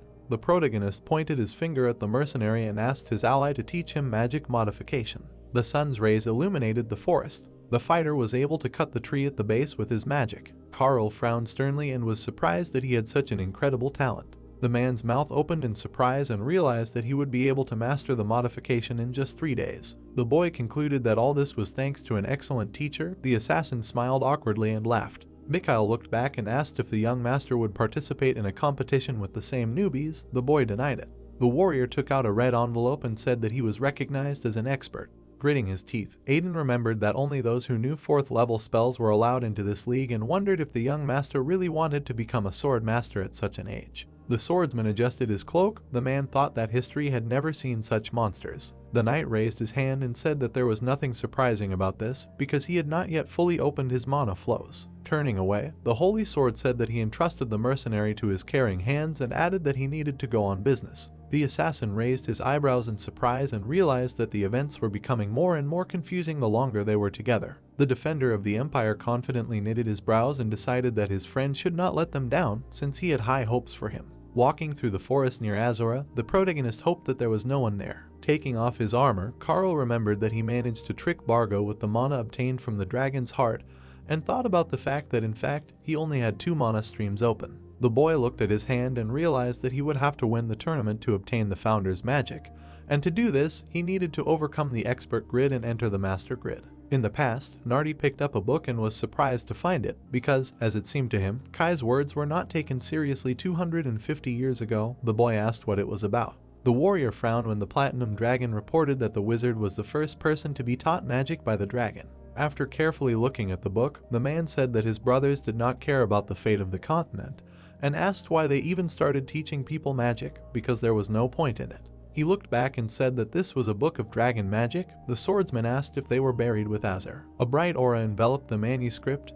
Nardi confirmed it and added that he had also forgotten many of the spells that were stored here. The knight asked if the Council of Seven Elders also learned from his brothers. The holy sword raised his eyebrows in surprise when he heard that this was not the case. The book flew into the air. The platinum dragon explained that the council members themselves could be dragons. The defender of the empire summoned a flame and thought about the fire arrow being a basic first-level spell. The protagonist remembered how Kai swung his staff to use the same spell and decided that the difference here was not only in levels. Carl summoned a fireball and realized that the division into classes was meaningless if you can create a basic spell with a huge supply of mana. Suddenly, the boy closed his eyes when he felt severe pain. The guy grabbed his chest. The red stone on his bracelet began to glow. The warrior gritted his teeth, trying to resist the pain. The stone went out. The swordsman realized that the bracelet was activated when he cast a spell above the permissible limit. Looking at it, the knight realized that the spell itself was also dissipating and decided not to focus on one element. Flame appeared in one of his hands, and ice appeared in the other. The holy sword connected them together to see what would happen. The energy turned into smoke. The defender of the empire realized that the fire, being in a critical state, stabilized with ice. The protagonist grinned and remembered that there was no mage on the continent capable of such a combination. Carl confidently frowned and assumed that if it were not for the dragon's heart, an explosion would have occurred. The book was enveloped in a blue aura. If the founder's magic really surpassed dragons, then they gave people a tool that they simply could not handle. The boy clenched his fist and decided to harness it all. The dragon Lassyria appeared behind him. A rainbow shimmered in the sky above the forest. The wizards were standing in a clearing. One of them said that lightning had struck here last night, but there were no traces of it. The wizard guessed that it was at least a level 4 person. His comrade opened his mouth wide and said that he was unlikely to be even a level 2. The man looked around and suggested that they calm down, because right now they had more important things to do. In front of them were giant funnels, which they could not explain. The sun was shining over the city. The locals were discussing the forest fire that had occurred last night. Taking a sip from his mug, the guy realized that he had to be extremely careful, and was glad that the wizards of the magical community were getting under each other's feet. The warrior imagined the monsters attacking the man and thought about how in this world everything inexplicable is attributed to natural phenomena, even when war is on their doorstep. Bargo approached him and asked how he was doing. The criminal took out a badge and asked his colleague to wear it before the tournament. The swordsman frowned and mentally called him a snob. The knight smiled and asked what his bet was. The man asked in surprise what he was talking about. Squeezing his eyes shut, the holy sword said that he could report his level to the community and the competition would be cancelled, and asked how much was bet in his name. Smiling widely, the bandit laughed and said that he bet 100 gold on the first match, which was considered a large amount for a beginner. The Empire Protector crossed his arms and said that it was somehow small. The Wood Cloud member opened his mouth wide and asked what that meant. The protagonist repeated his words and offered him to bet 500 gold coins. Bargo gritted his teeth and asked if he really thought he could maintain his lead just by having a large amount of mana. Looking away, the criminal remembered that the list of participants of the 4th level included famous mages with whom they knew personally, and decided that 100 gold would be quite enough to show his good intentions. Holding the mug in his hands, Carl was upset that his accomplice was missing out on such an opportunity. The man narrowed his eyes in displeasure. The bandit smiled broadly and said that only a person with incredible self-confidence could be charged exclusively with victory. Crossing his arms over his chest, the boy thought about how he was not going to stay here any longer than necessary because he already had a lot to do, and decided that this was just one of the obstacles on the way. Imagining how he had to fight the mages, the boy remembered that between the issuance of the edict and Ivan's ascension to the throne, there was a small civil war to unite the continent, and that this fight was very dangerous. The warrior frowned, realizing that he had survived that time, and decided that he could easily deal with the 4th level mages, even though his body was not yet fully strengthened. The heroes looked around when loud sounds were heard. They left the tavern. A giant crystal ball with an image of a battle appeared above the fountain. The swordsman pointed at it and offered his colleague to bet money on the blonde guy. The bandit asked who they were talking about. An image of Mikhail appeared on the ball. The knight smiled broadly and said that it was time for him to go to the stadium. Bargo frowned and wondered how he knew who he should bet on. Clouds floated above the arena. There was a tournament table on the wall. The holy sword decided that his friend was in no danger. The participants of the tournament passed by him. One of them was indignant that every year there were more and more newcomers. His comrade said that they would not have come here if they thought for themselves. The defender of the empire frowned and thought that wizards always remain arrogant egoists. When the competition began, the main character entered the arena. In front of him stood the magician. Carl gave him a stern look and decided that the local stadium was no better than the one in Tatter. The stands were people from the upper class. The boy thought that in fact they were no better than homeless vagrants. The slum dwellers raised their fists, expecting a spectacle at the expense of others' suffering. The girl covered her mouth with her hand and asked her neighbor if he knew who would reach the final. The boy twirled his staff in his hand. The opponents stood opposite each other. The warrior decided to destroy the expectations of the spectators. When the start of the duel was announced, the wizard immediately summoned fire and wondered if some newcomer dared to compete with him in strength. The swordsman narrowed his eyes and was surprised that his opponent disregarded him so much that he even openly cast a spell. The knight rushed forward. A moment later, he approached the enemy. The holy sword hit him with the staff. The magician fell to the ground and grabbed his knee. A fire appeared on the tip of the Empire's defender's finger. The man opened his mouth in fear and asked what was happening. The protagonist extinguished his finger on his forehead. Carl removed his hand and stated that in a real fight, the enemy would never stand still while he cast a spell. The boy turned away and put on his hood. The wizard accused him of breaking the laws of a magical duel because they were supposed to fight only with spells. The boy sternly knitted his brows and thought about how the real battle of magicians takes place in the mines. The warrior imagined a girl with a spear in her hands and remembered that these were her words. Sitting on a stone, Sarika called the idea that magicians should sit in the rear stupid and old-fashioned.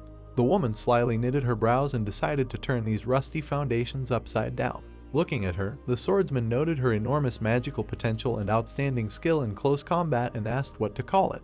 The spear pierced the monster's skin. The girl, shrouded in a blue aura, called it greatness. Looking at his broken staff, the knight remembered that he couldn't follow this path in his past life and decided to follow it now. Bargo, waving his hand, shouted to Carl that it was incredible. The man, holding his chin, said that it was not time to rejoice yet, and it was time to head to the guild because he needed to introduce the protagonist to its members and congratulate him on his victory. The protagonist, looking at his interlocutor, thought that he hoped to meet Mikhail after the match, and since Aiden was with him, everything would be fine. Moving his legs, the guy muttered that he would scout out the Ulka's guild for now. The mages suddenly turned their heads. The sorcerer watched the young man intently. The member of the tree cloud, opening his mouth wide, loudly asked what they were doing, and didn't he tell them that it was time to stop sitting their asses in the guild all day long? The old man added that they should go and get orders, to which the men frowned angrily. The guild member held a bottle in his hand, and Bargo shouted that instead of lounging around here, they should get to work. The holy sword bit his lips, thinking that because Bargo was not a mage, no one took him into account, and the fact that a guild was opened by a man who built a business on selling magic books made many people happy. The defender of the empire turned his gaze to the side, hearing that such a fuss was made over one unfortunate victory. The man, with his mouth wide open, said that the protagonist should take better care of himself, because the old man would suck all the strength out of him and then throw him in the trash when the time came, to which he was told to shut up.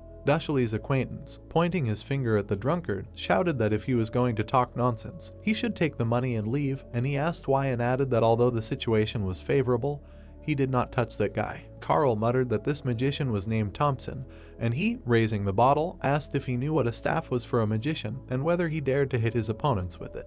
The protagonist noticed bruises on the man's arms. The magician, lowering his eyebrows, said that he still had a long way to go to become a real magician and would never become one if he continued to do such things. The young man, looking at Thompson's back, wondered if he had the right to say such things and whether his whole life was a staff, and also said that he was probably talking about himself and that he could not even move normally, which is why he was swaying from side to side. Bargo, spreading his palms, exclaimed that he should not take that old man's words to heart, to which the holy sword asked who it was and received the answer that he was an average 5th class mage, and the highest ranking mage in their guild. Thompson was seen bringing the bottle to his mouth, and the member of Woodcloud said that he paid a lot to hire him and put him in the position of deputy guildmaster, but he unexpectedly became addicted to alcohol, and now he is always in this state. The old man, scratching his beard, asked why it was better not to talk about them, since they still had a lot to do, from the interest to the contract. The protector of the empire, waving his hand, replied that they would talk about it later, which caused the man to loudly ask him to wait for him.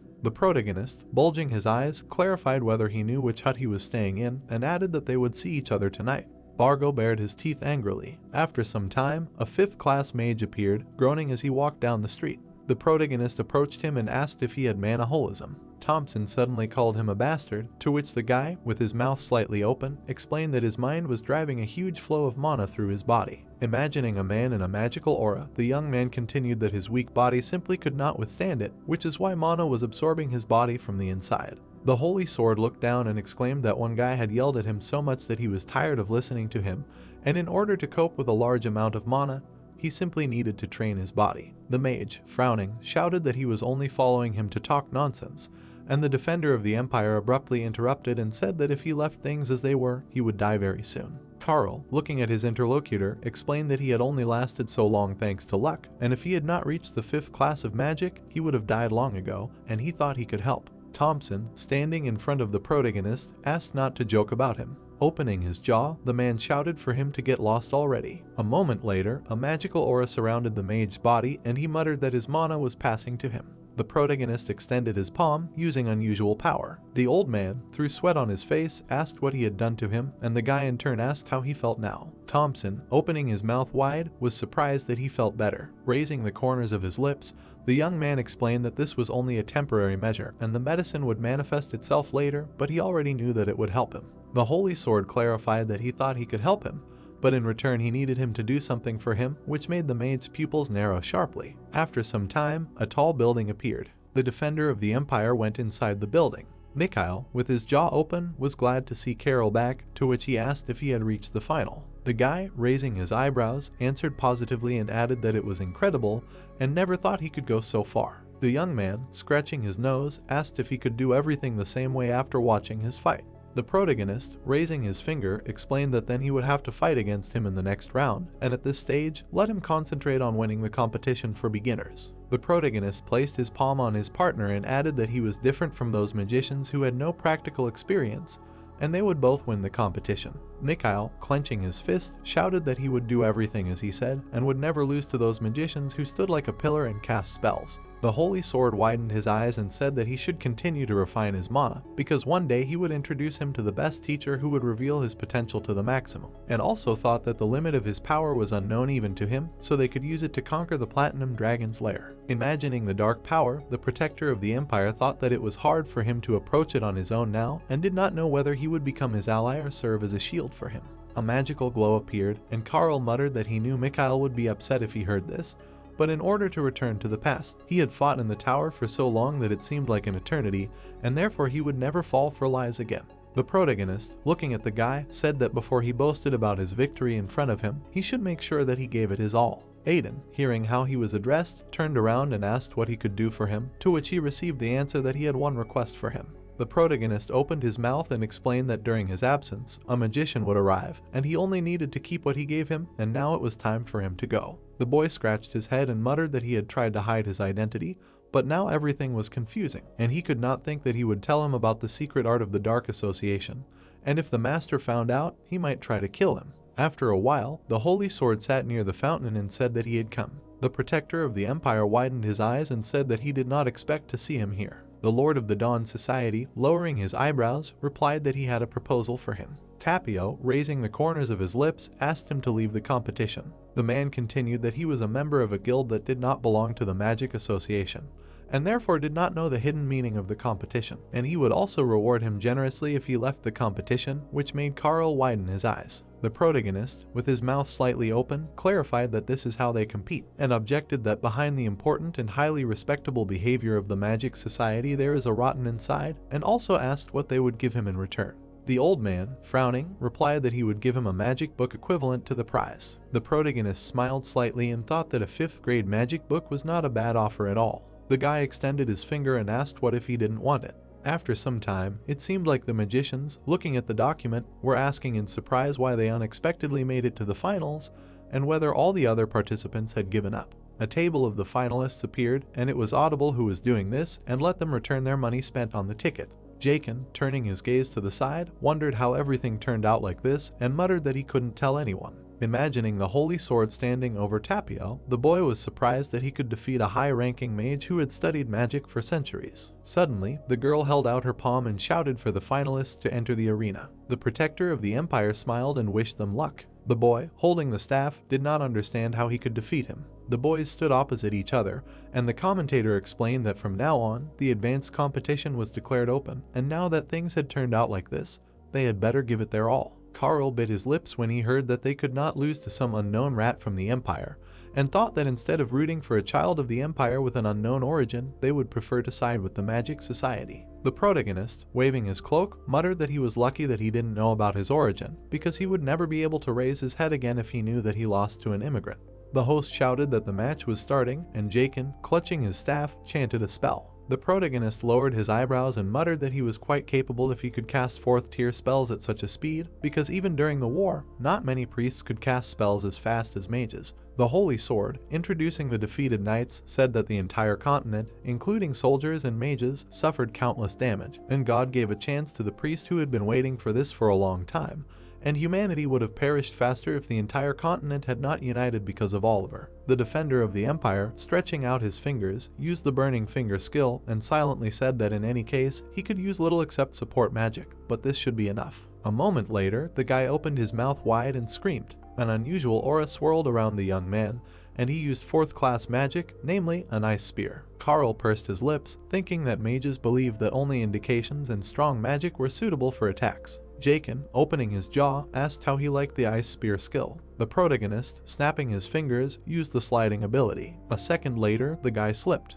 The young man quickly fell to the ground, and a question was heard that this was not 1st class magic. The Sunset community member, baring his teeth, did not understand why he was using low-class magic, which was usually used to carry luggage, and whether he was mocking him. The protagonist, lowering his staff, explained that this spell was very often used during the Priest War. A small particle of flame appeared, and the Holy Sword added that he used it as a conductor to add the burning finger magic to the sliding magic, forming an oil puddle. Jakin turned away from the fire flying at him. The guy started calling for help, and the defender of the Empire, with his mouth slightly open, told him not to panic, and added that although the end result looked like this, it was only 1st class magic, and he would be able to stop his spells with 2nd class magic, namely a magic shield. Carl stood next to the powerful flames and said that if he was a 4th class mage, he would be able to cast a 2nd class shield without casting spells, and it also seemed to him that he was at that level. The protagonist, squeezing his fingers, used the magic shield. A moment later, an unusual aura appeared near the guy. The fire suddenly disappeared, which surprised the young man greatly. The men, with their eyes bulging, did not understand how he thought of covering the fire with a magic shield and extinguishing it by reducing the size of the shield, because even the teachers of the Magic Society did not mention such a method. Jakin bared his teeth in displeasure. The protagonist's pupils widened, hearing that he did not accept this, because it could not be called a battle of mages. The guy, opening his mouth wide, shouted that he could not accept such a blasphemy against the holy honor of mages. The Holy Sword, drawing his weapon, exclaimed that considering how he was yelling at him in such a situation, he had more honor than those who tried to get rid of him behind the scenes. Suddenly, a wave of the sword appeared above the young man. The defender of the Empire, crouching down to his opponent, said that he never said that he was a mage. Sweat was pouring down Jakin's face, and Carl asked what was more important, his life or his honor, and said that it did not matter what class of magic he used, because it could equally take his life, and the war would not wait for him. The protagonist, turning his back, added that if he died, everything would be over, and the commentator announced that the winner was Carl from the Lucas Guild. In the afternoon, a tall structure appeared. Bargo, stretching out his palms, shouted that their guild Lucas is truly lucky, and since all the magicians refused to compete, they were probably scared of his skills. The man, holding a pen in his hand, exclaimed that such a chance cannot be missed, and offered to sign a contract to join their guild.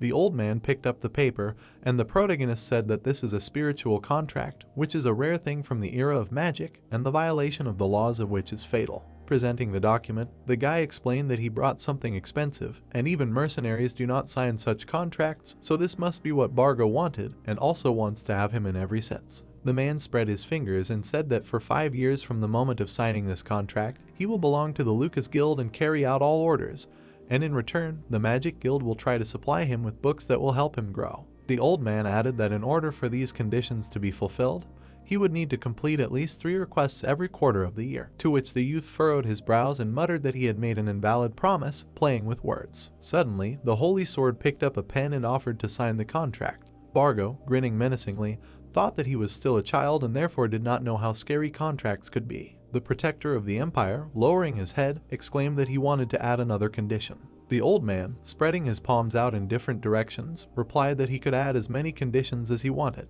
Carl, opening his mouth slightly, explained that he would fulfill all the conditions as long as the Lucas Guild existed, and added that he wanted to add this condition. The member of the Wood Cloud, closing his eyes, laughed loudly and replied that this condition would not interfere in any way, so let him add it. Bargo, smiling, muttered that now he would make him work until his pulse dropped. The protagonist slyly raised the corners of his lips and wondered if this condition meant anything special. A magical aura surrounded the document, and the protagonist thought that he and his guild would disappear after taking what he needed anyway. The boy lowered his eyebrows and said to himself that this time he would cut off all his roots in the tree cloud. A mage with black eyes appeared, and the boy explained that after Oliver united the continent and the Lurian Empire fell, the secret organization of the Tree Cloud Empire continued to exist, and the murder of Quell's son was only a small matter, and they ruled the continent from the shadows in a terrible way, namely in the form of a cult. The Holy Sword, introducing the stranger with the staff, continued that after rewarding the Oracle, they encouraged people to summon monsters that destroyed the last bits of deity left and caused numerous unrest.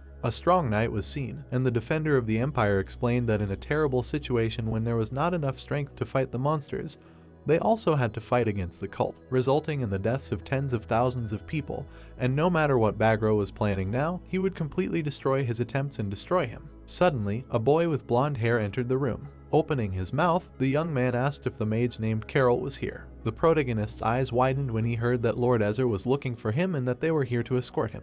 The protagonist turned his head and agreed to go, thinking that he had finally taken the first step. The castle was visible in the daytime, and it was heard that he must be Carol, the winner of the professional competition. The Lord, holding his hands behind his back, exclaimed that he was glad to see him, to which the boy replied that it was an honor for him, and thought that he had not known before, because in his past life he did not have mana, but now he felt it well. Biting his lips, Ezra muttered that the amount of mana hidden within him was so great that it gave him goosebumps, and Tapio from the Sunset Organization was nothing compared to him. And even though he was just an old man living out his days, he had not forgotten how he had teamed up with a cult and contributed to the horrible murder of a bunch of innocent people. The man, lowering his eyebrows, said that he had heard the story and asked if he wanted to participate in the master competition and received a positive answer. The young man, widening his eyes, thought that he was speaking confidently, but at the same time he knew that this was an imaginary competition in which there were no participants, and he must have gone crazy. The Lord extended his palm and said that he understood how much he wanted to get the Primeval Magic book, namely the prize for the first. But the competition is not an event in which he can do everything himself,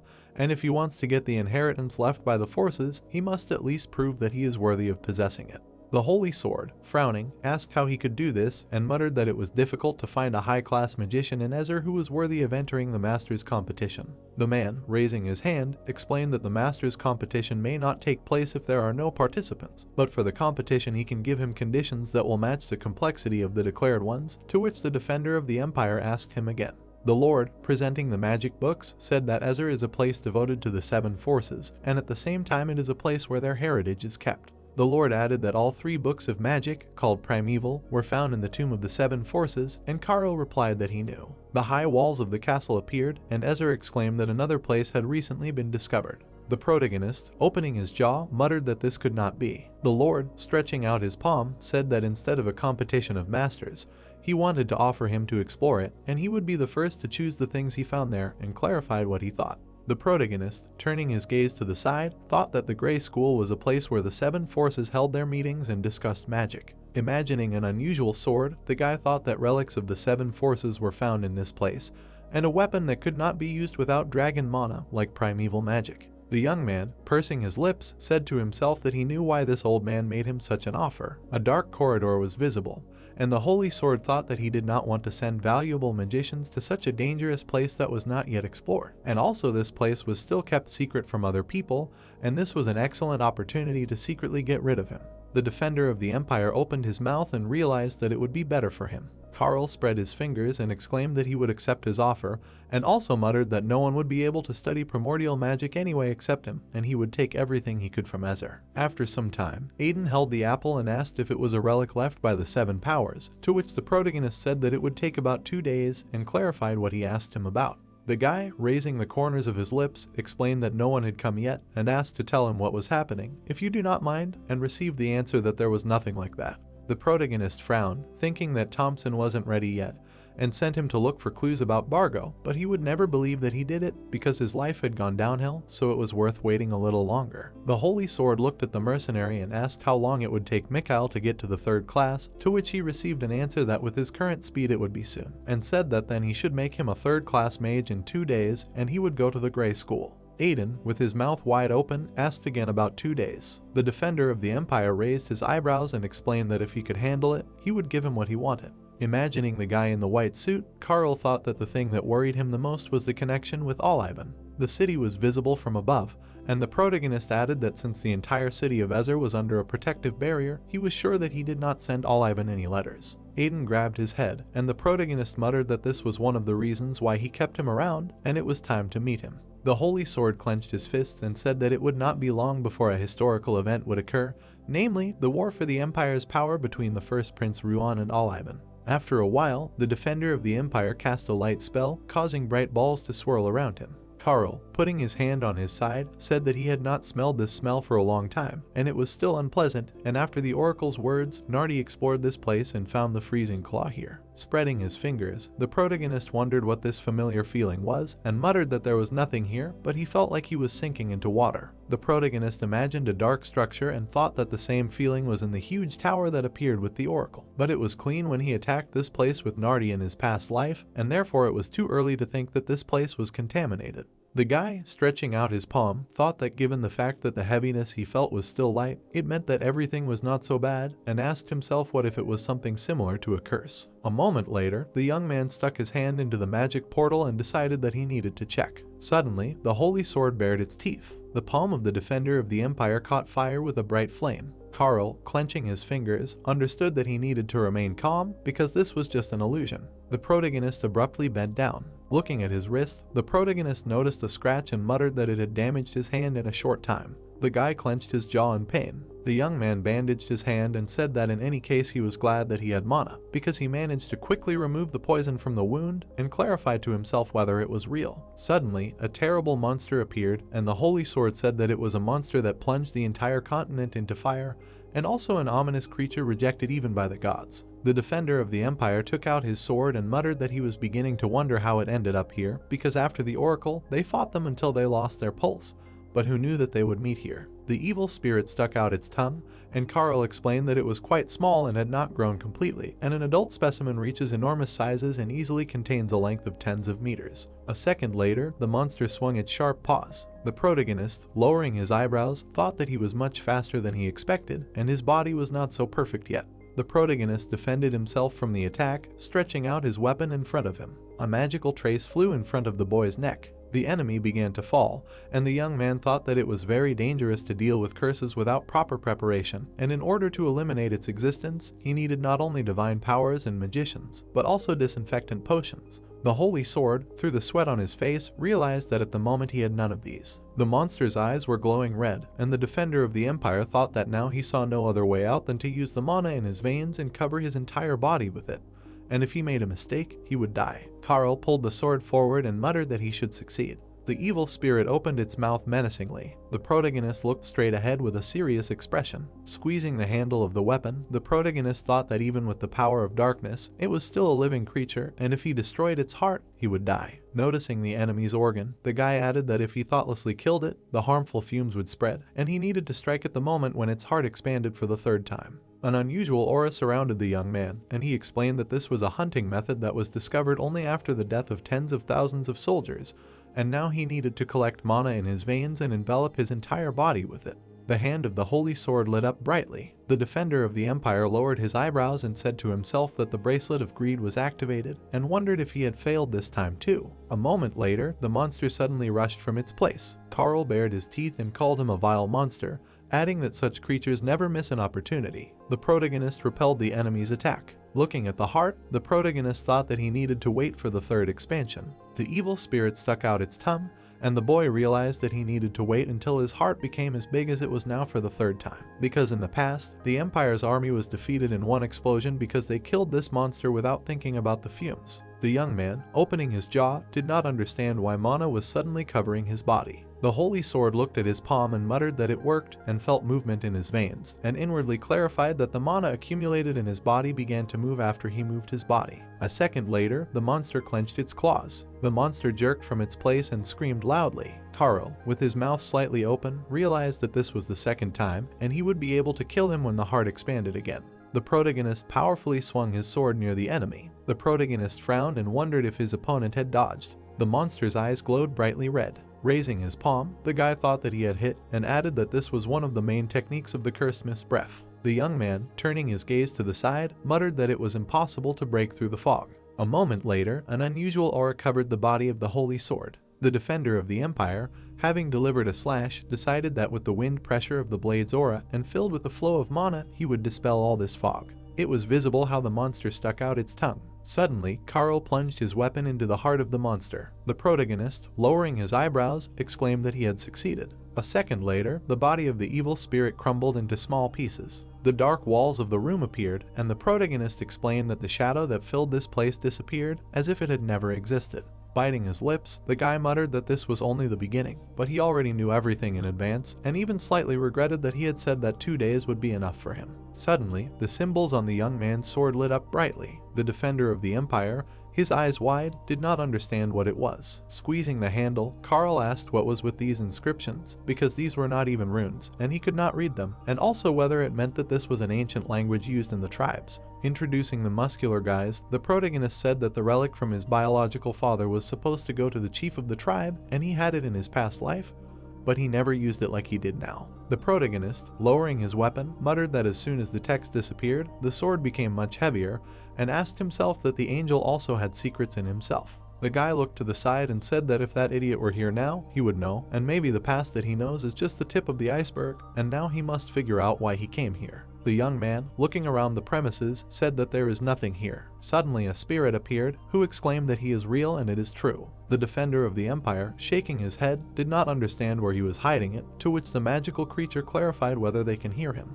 Carl turned around sharply and said that this pisses him off, because first the curse, and now the spirit, and as expected from the Grey School, they really have a lot of tricks in stock. Introducing the mages, the protagonist thought that it was no wonder that the spirits of the dead roamed here, and this was the last place where the 7 elders gathered. The protagonist clenched his fist and asked who he was from those 7 elders, or died an unfortunate death because of them, and if he was thinking about the place, then he should forget about it, because they were already dead. The unusual creature replied that she had never seen anyone like him in her entire life, to which the guy widened his eyes and said that to be more precise, he would not have lived to see the present day. The magical spirit asked who he was, and the young man, putting his hand on his side, explained that it was because he had gone through a lot that was hard to explain, and now let him ask. The holy sword, smiling slightly, asked where the freezing claw was, because he was told that it was found here. The man lowered his eyebrows in bewilderment. The old man asked how he knew about the icy claw, and whether the dragon knew about the Grey School, which made the defender of the empire cover his ears. Carl, holding out his finger, said that it seemed he had his own score to settle with the platinum dragon, and that he should not worry, because the current him knew nothing about the Grey School, and now he was sleeping in his peace, so most likely he would learn about this place only in a few years. The spirit, frowning menacingly, asked what he was talking about, to which he received the answer that it did not matter anyway, and the main character clarified whether he really thought that the dragon would not find this place, and added that the Azure magicians had found it.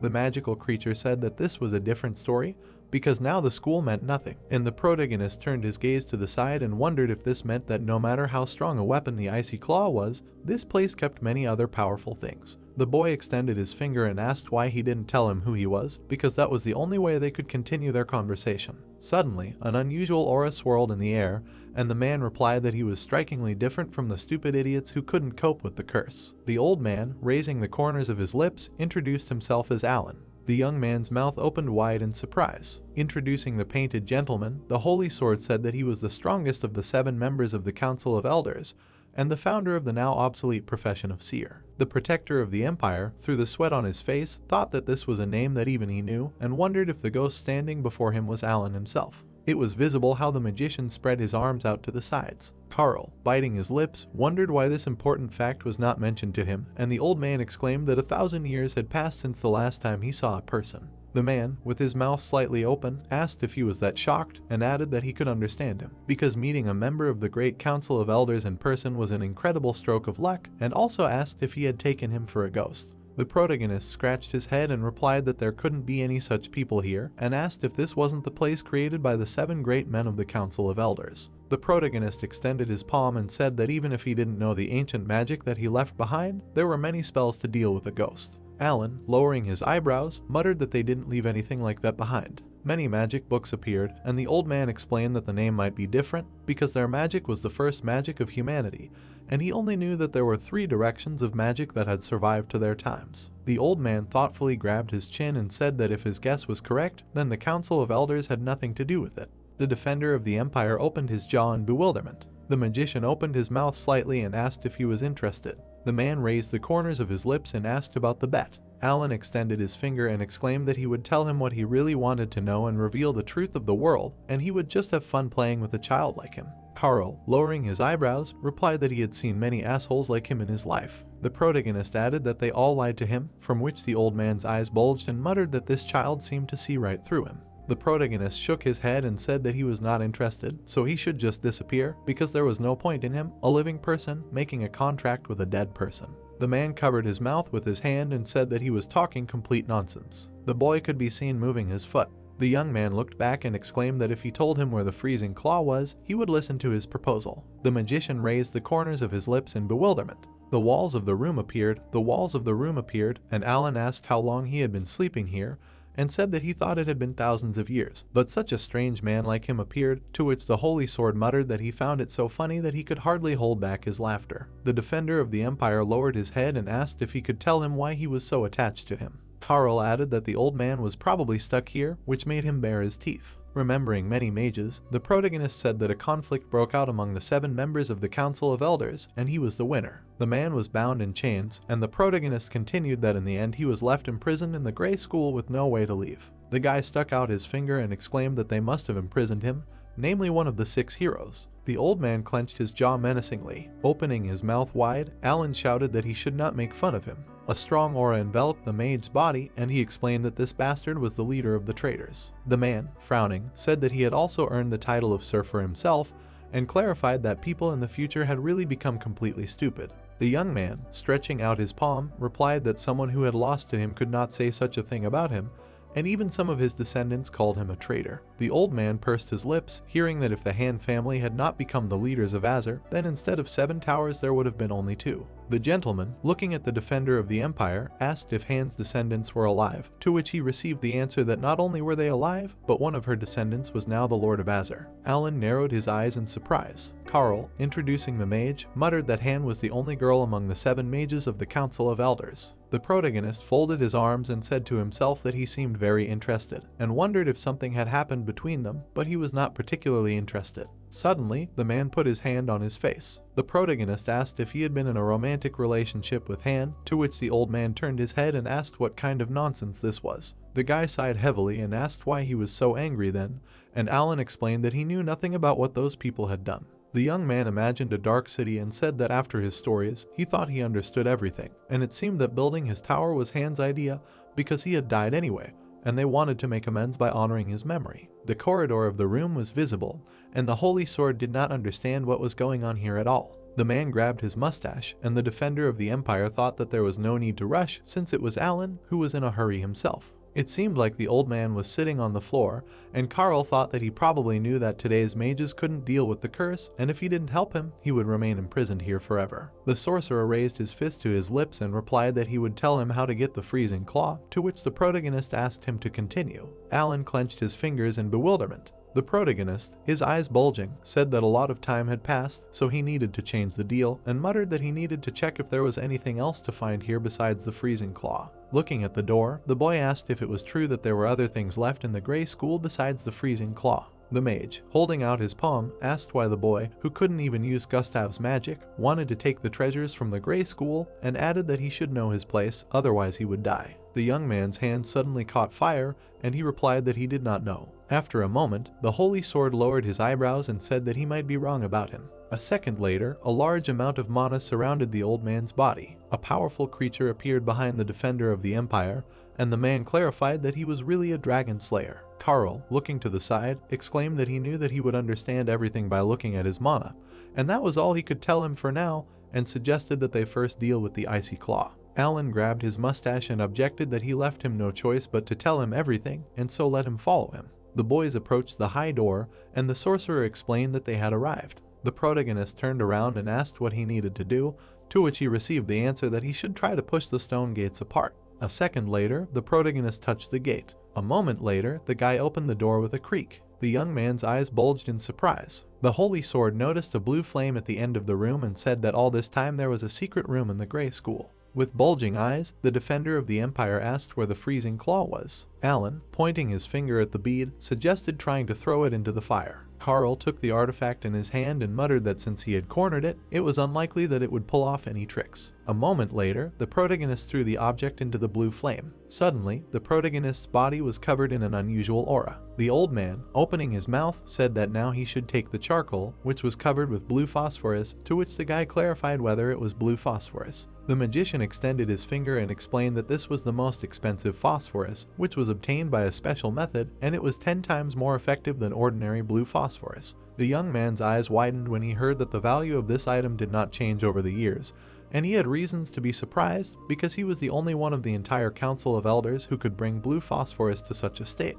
The holy sword raised the corners of his lips and muttered that even a small crystal of pure blue phosphorus was almost impossible to get in their time, and Oliver also really wanted to own it, because this artifact gave incredible power in the fight against the Oracle's monsters. The defender of the empire, looking at the broken ball, thought that the bead he had just thrown away was the size of a fist, and it was 10 times more effective than ordinary blue phosphorus. Carl squeezed his fingers and realized that this could become a thing that would radically change the course of events. The protagonist extended his hand and asked where he got them, to which he received a counter question whether he wanted to say that he was a thief. The protagonist raised his eyebrows and suggested that he rephrase the question, wanting to know how he got the blue phosphorus. Alan frowned and asked what he meant by got it and whether he thought that the object was stored in the ground, adding that it was not a magical ore. The boy's pupils dilated and he wondered if blue phosphorus was a magical ore. The spirit extended a finger and explained that this artifact in its solid form was mostly created in the rivers of Providence, and it was he who created these rivers. The man grabbed his mustache and added that even if the rivers had already dried up, he could restore them to their previous state. The young man turned his gaze to the side and muttered that this meant that he could not get the minerals because Alan was dead. The blue flame burned brightly, and the old man suggested putting charcoal in the hole under the stone slab. A moment later, the holy sword threw the object into the hole. A second later, there was a powerful surge of energy. Suddenly, a magic sword appeared. The defender of the empire, holding out his hand, exclaimed that he now understood how to get it.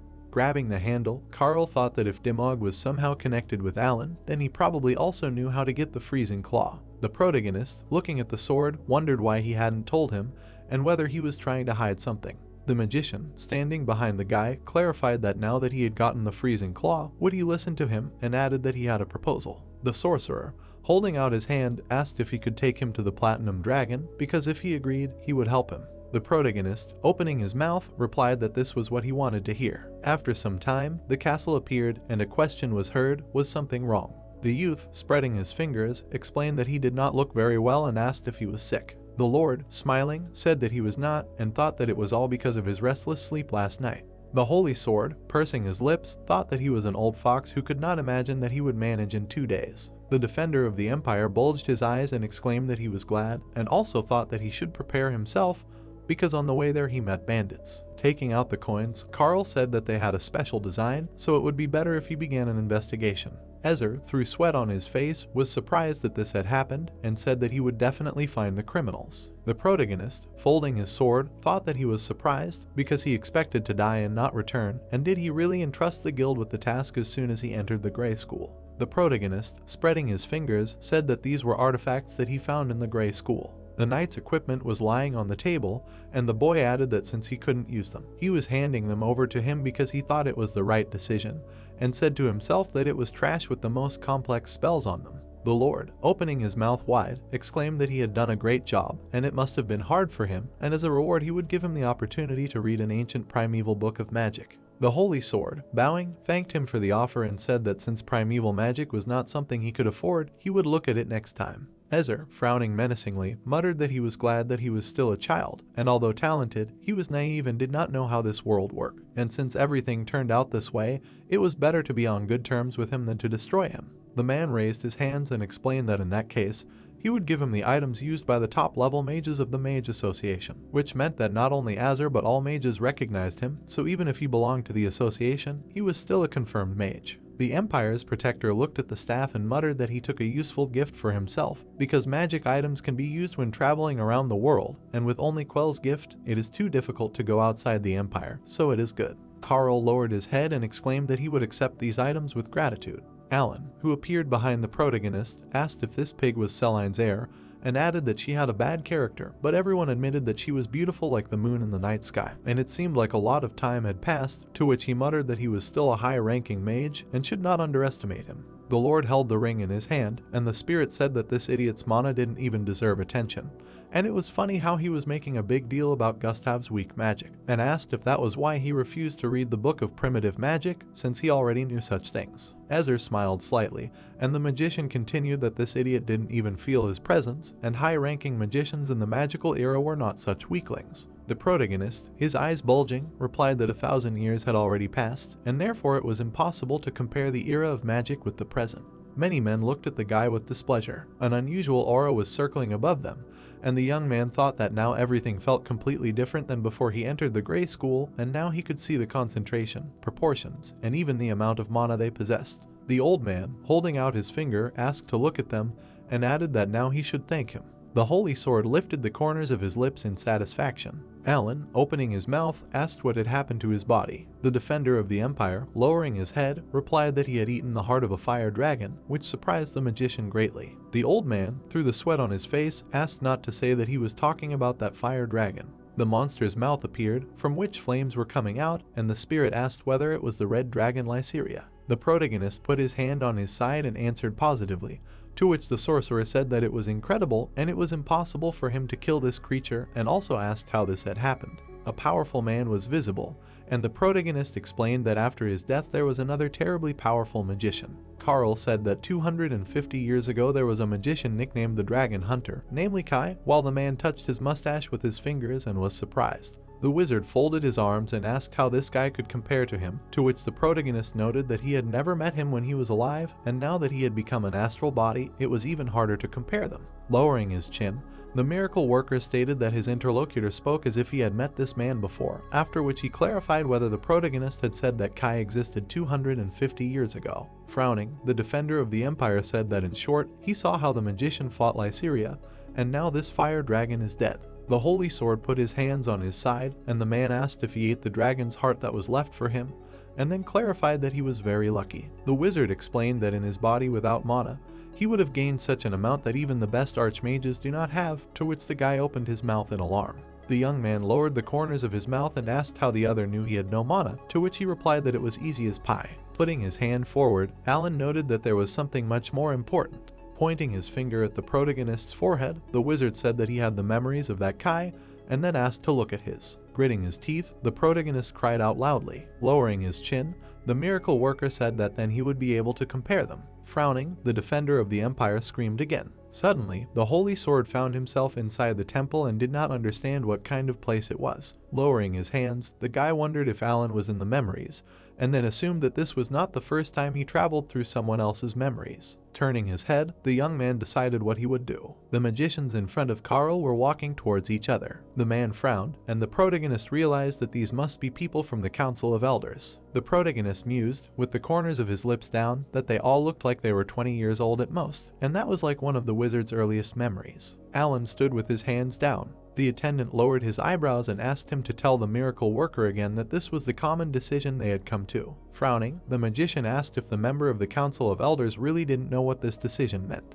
Lowering his magic staff, the man said that he just needed to watch over the River of Vision because they would never be able to handle it. So they had no choice but to ask a man who had studied the undisclosed magic of the secret arts, in which he had succeeded very well. Putting his palm to his forehead, Alan asked if they were asking him for help after everything that had happened, and then noted that spending hours on books had completely lost their minds. The boy said Gustav's name, to which the man, clenching his fist, exclaimed that it was true that humans had learned magic from dragons, but they still could not trust them with the Grey School. Spreading his fingers, the mage said that it was an important place for them too, and then said that they had taken it by force, so they must return it. Opening his mouth wide, the member of the Council of Elders shouted that the wizard was wrong, and they served the formulas, while the dragons could do nothing. Throwing his hand out to the side, Gustav shouted that they were not aiming at the school, but at what was stored inside. Karl, his mouth wide open, became interested in the man's words. The protagonist, with the corners of his lips down, wondered what this meant, that there was something inside besides the freezing claw, and that it was something that even the dragons wanted. Extending his magic staff forward, the man said that he would repeat his words, and then said that they had already decided everything. The wizard opened his mouth in fear, dodging the attacks. Frowning angrily, Gustav said that if Alan objected, they would have to use force to get consent. Narrowing his eyes, the wizard assumed that the other person did not know the meaning of the word consent. Loudly shouting the name of the member of the Council of Elders, the wizard launched a magical attack. Opening his mouth wide, Gustav ordered everyone to dodge. Bright energy beams rushed forward. Opening his mouth, the miracle worker asked them to try to dodge it. Suddenly, an ally of the Council of Elders was hit by Alan's attack, and everyone began to shout his name. The man collapsed on the floor, and no one understood whether it was the second class of magic arrows. Covering his face with his hand, Karl thought about how it was like a flash of lightning, and even if this magic did not need to be conjured, the speed of his arrows was incredible, and electric magic is used less often due to the fact that its ability to kill is lower than other types. Gustav moved towards the magician, and the protagonist thought about the fact that all his opponents were archmages of the Council of Elders. The wizard rubbed his shoulder with his palm, and the protagonist thought about how these people were defending themselves from his attacks, not even having time to react, and then decided that they were somewhat similar to Kai, but this was different.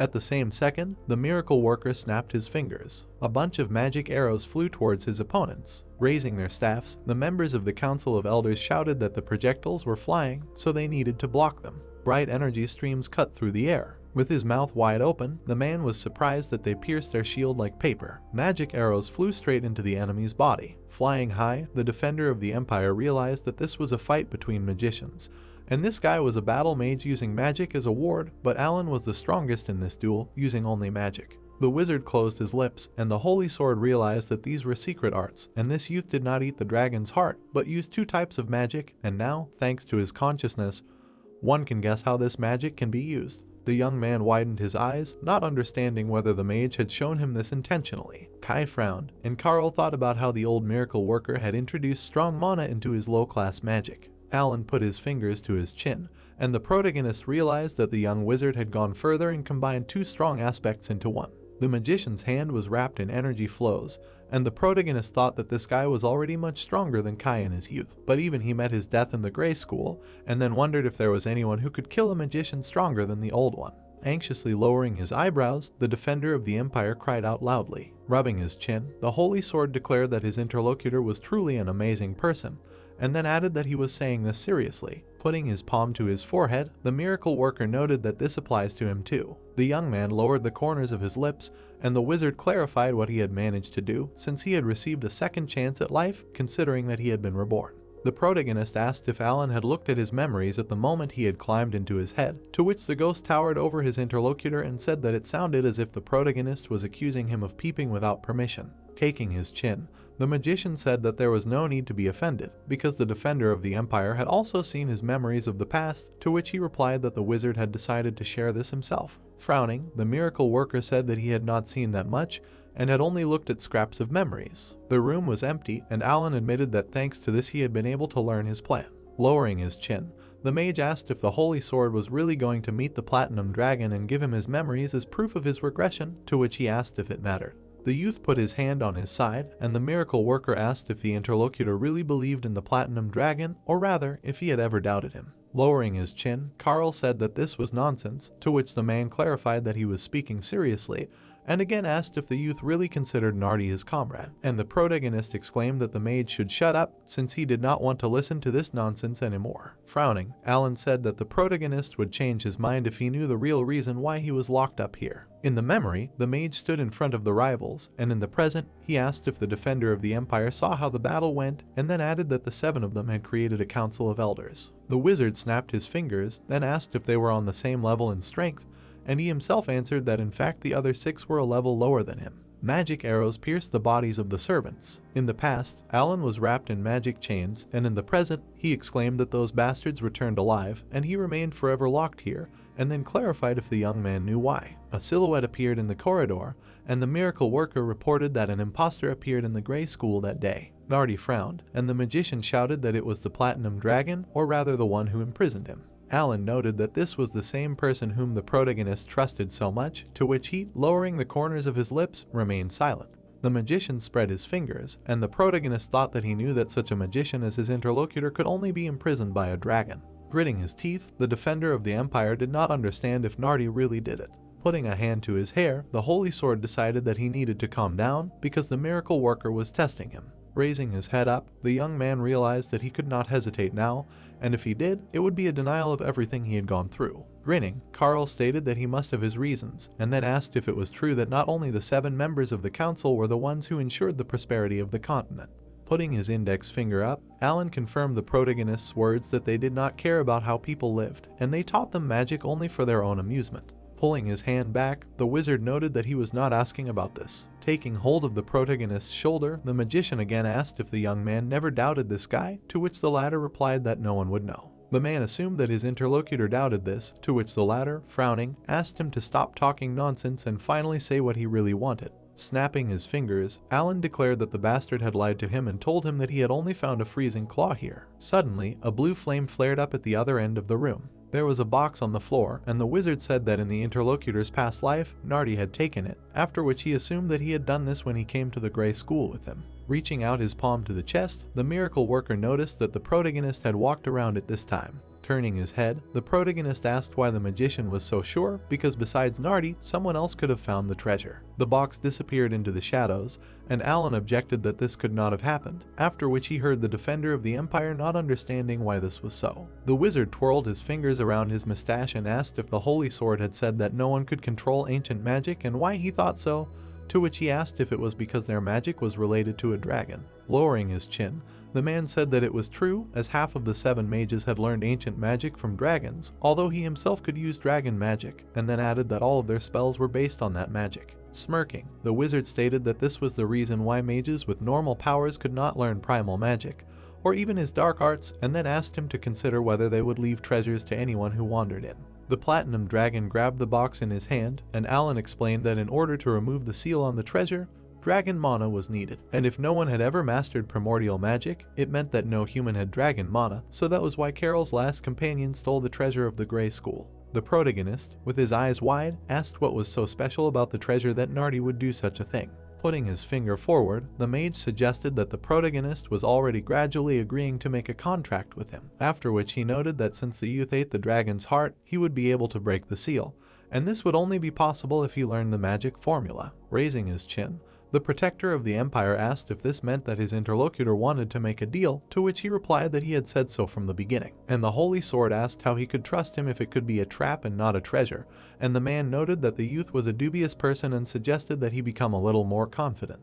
Alan asked if the protagonist wanted to change the future, which was not so easy to achieve, and then said that he could move him towards his goal and increase the chances of success, while the protagonist frowned, and the magician noted that they both wanted to meet Nardi. Stretching his palm forward, the miracle worker said that he needed to get out of here, so there was no point in lying, after which he asked to give his hand to enter into his head the information about the formula for destroying the seal, because if you touch it with insufficiently open mana veins, you can turn into ash. Spreading his fingers, the defender of the empire admitted that he would never have thought of concluding a contract with a magician who lived thousands of years ago, to which he said that it would be a good deal. A magical seal appeared in front of Alan's face, and the man said that no archmage has the knowledge of magic that he has been collecting for thousands of years, and if Carl wants it, he will get it all. The wizard exclaimed that this was knowledge that could even kill a dragon, to which the protagonist, lowering the corners of his lips, thought that he needed to be more careful. It seemed like the magician was controlling the protagonist's body, and he thought about the fact that if he let his guard down, the man would be able to take over his body. The young man frowned and thought about the fact that after eating the dragon's heart, his body was no longer an ordinary human one, and if the magician tried to absorb his mana,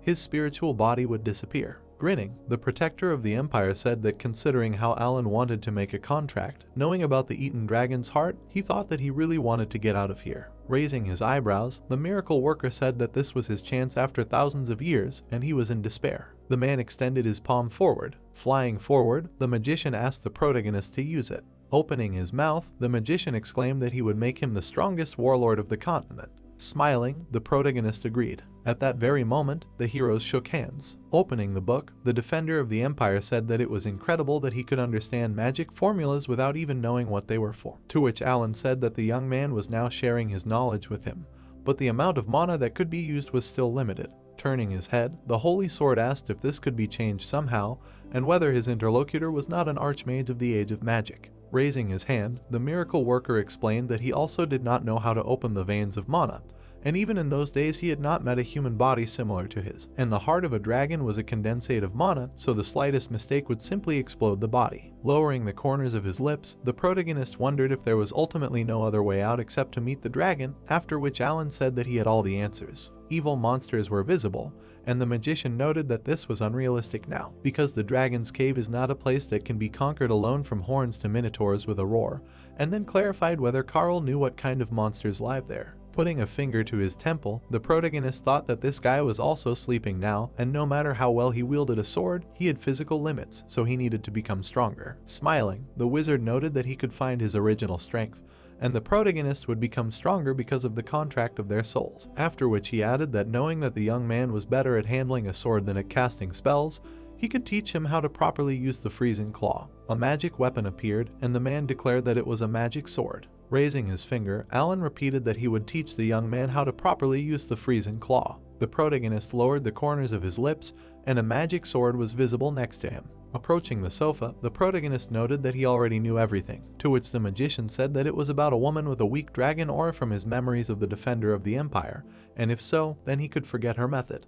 Lowering his chin, the magician said that this way you can master the sword, not use it, and since the young man has reached the pinnacle of Swordmaster, he should have already understood that the woman's fencing negated any benefit from the icy claw. Miliana appeared, and the miracle worker explained that this leader of the southern cavalry tribe is the only person who owned dragon mana in her past life, to which the holy sword said that although her character is disgusting, her sword skills are not so bad. Smiling, the man said that the young man had no magical power at all, and she couldn't stand up to him even with the most powerful weapon. After which he added that if he were in the guy's place, he would give him the freezing claw, create a soldier from the dragon's tooth, and give him the sword. Folding his arms, Carl asked if this wasn't a cursed art that infuses dragon blood into a living person, but such a technique is prohibited throughout the empire, to which the interlocutor explained that when the world falls apart, the empire no longer matters, and wouldn't it be better to at least help in this way if he was destined to die anyway? Frowning, the protagonist said that he was not going to use human sacrifices, and even if the end of the world came, he would never use this technique. Raising his finger, Alan said that the protagonist had the last word, but if anything, he could contact him, because anyway, even if the young man had been wielding a sword for many years, he shouldn't think that he knew everything about these weapons. Dropping his jaw, the defender of the empire asked if the mage wanted to say that his fencing had a limit. Placing his hand on the sword saint's shoulder, the wizard explained that he was simply saying that the boy had been wielding a sword for centuries without using mana, and pouring mana into the blade was not all, to which he asked when the training would begin. Snapping his fingers, the miracle worker said that the training had begun. The man's silhouette was enveloped in blue energy, and he exclaimed that it happened as soon as the boy asked this question. Before disappearing in the rays of teleportation, the protagonist did not understand what kind of place this was, to which the mage explained that this training ground was where the mages of the era of sorcery were trained. A huge platform appeared, and Alan said that in this virtual space a month is equal to a day in real life, to which the protagonist recalled that in the Grey School he had never seen such a wide space, and the man continued that Nardi knew this place well, so he chose the shortest path, but it is possible that everything was done to kill him as quickly as possible. Turning his head, the defender of the Empire noted that killing such a strong magician as Alan, hiding from everyone, the guy justifies the name of the dragon. To which he said that the person who will have to deal with him is the Holy Sword, and he asked him not to think that he will unconditionally be on his side just because he signed a contract with him. Spreading his fingers, Alan said that Carl should understand that they were not trying to make him a sword master, because the sword art they were striving for was not simply pouring mana into a sword to increase its power. To which the protagonist asked what it was then, and he replied that there were limits to the magic that could be used, and among them were enhancement magic and shields, as well as the mana blade. Frowning, the wizard explained that these limits only applied to the body and not to the magic itself. Lowering his chin, the protagonist clarified who said that there was a limit to sword mastery, and then stated that he was now interested in whether the mage had reached that peak. Narrowing his eyes, the sorcerer replied that this was true, and he himself was not that well versed in sword master, so he admitted that this was a mage's perspective, and then added that he simply wanted to show him that it was not about who was stronger, the swordsman or the mage. Remembering the wizard with the icy claw in his hand, Alan explained that the guy had once told him so. Putting his palm to the wall, the protagonist asked what the point was and then noticed the marks of the sword. Grasping the magic flow with his fingers, the sorcerer said that the swordsman wielded the weapon in a completely different way than a mage does, and the protagonist went beyond the usual standards. Frowning, the miracle worker asked if the defender of the Empire was going to become an ordinary swordsman.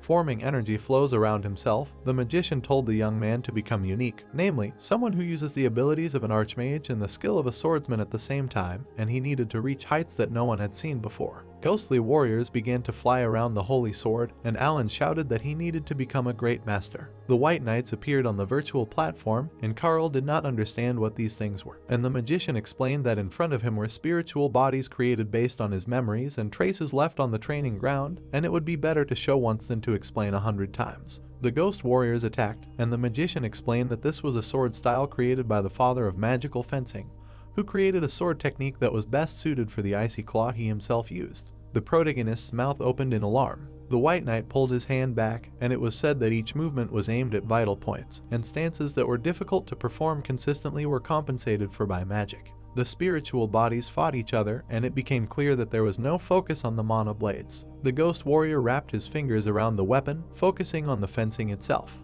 The protagonist's eyes widened as he thought that this was the first time he had to deal with such a technique, which was very different from the usual techniques of a swordmaster. Putting his fingers to his chin, the sword protector said that it was incredible, to which Alan noted that he was told that this sword style consisted of 49 complex and elaborate movements that could cope with any situation, and he did not want to admit it, but it was true. When the enemy had a sword in his hands, it was difficult to fight against him. Touching his mustache with his fingers, the miracle worker said that it took the creator 150 years to perfect the sword style, and it was definitely not something that could be mastered easily. So there was no need to rush, because with the help of his mana and the power of the contract, it would not be difficult to recreate space even if he left the Grey School. Grabbing the handle of the weapon, the Empire's protector thought about it. Suddenly, the young man began to deliver attacks that cut through the air. The tip of his magical blade was surrounded by energy flows. Smiling, Carl was surprised. The protagonist widened his eyes and asked if there was a name for this style, to which they replied that it was called the colorless energy sword, and the protagonist said that it was quite appropriate. But was that all? The ghostly spirits fell to their knees, and Alan exclaimed in alarm. Raising a finger, the defender of the Empire noted that if that was the case, he was afraid that they had nothing else to do, and that there was a much more interesting person outside than himself. The mage asked him again, to which the holy sword turned his head and said that he was saying this because he felt like the man didn't understand something, and then added that this sword style wasn't that complicated and didn't have 49 elements. Frowning, the young man noted that there were only 7 of them. Small buildings appeared. Mikhail opened his mouth wide and cried out that Carl had returned. Putting his fingers to his chin, the mage's ghost asked if this was the guy the protagonist was talking about, to which he asked what the wizard thought about it, and he replied that looking at him, he understood what the platinum dragon meant when he said that the path from the mana channels to the mana point was short. The miracle worker said that with such a body, mastering magic would not be difficult for him, and the protagonist asked if this was true, and while Mikhail's eyes widened in alarm, Alan asked the Empire's protector to take his hand. The holy sword grabbed the guy's palm with its fingers, to which he cried out in fear. Hanging over the heroes, the wizard noticed that his blood vessels were quite thick, so nothing prevented the easy circulation of mana, and his physique was also excellent, so if the young man studied well, he would be able to join the ranks of archmages in the future. Grinning, the protagonist thought that a teacher like Alan would not let him down. Gritting his teeth, the miracle worker exclaimed that he would not teach this guy for any amount of money, to which the protagonist noted that it was clear from his face that he wanted to. The wizard explained that no magician would want to educate excellent students, to which the defender of the empire winked and muttered that they would need Mikhail and Nardi's lair. Smiling, the holy sword suggested that in the couple of days he had been away, the mercenary had reached the 3rd class, to which he admitted that this was only possible thanks to the help of Mr. Aiden, and his interlocutor thought that this man had nevertheless completed his task. Turning his head towards the ghost of the magician, the protagonist noted that no matter how you look at it, it would be more fun for him to teach this guy than him, to which he thought about it. Spreading his fingers, the protagonist thought about how they would leave as soon as they finished here, and then clarified why not make Mikhail a glorious magician, since they had a lot of free time. The sorcerer, dropping his jaw, agreed, but on the condition that they could look at the green path along the way, and the interlocutor asked him again, after which Alan clarified what the path was called now. The man said that the new name was the Mountain of the Abyss, to which the protagonist frowned in fear. Raising a finger, the magician said that he understood that this was not the best place for a walk, because after all, that was where the tower was, from which Carl had regressed, to which he asked him to stand.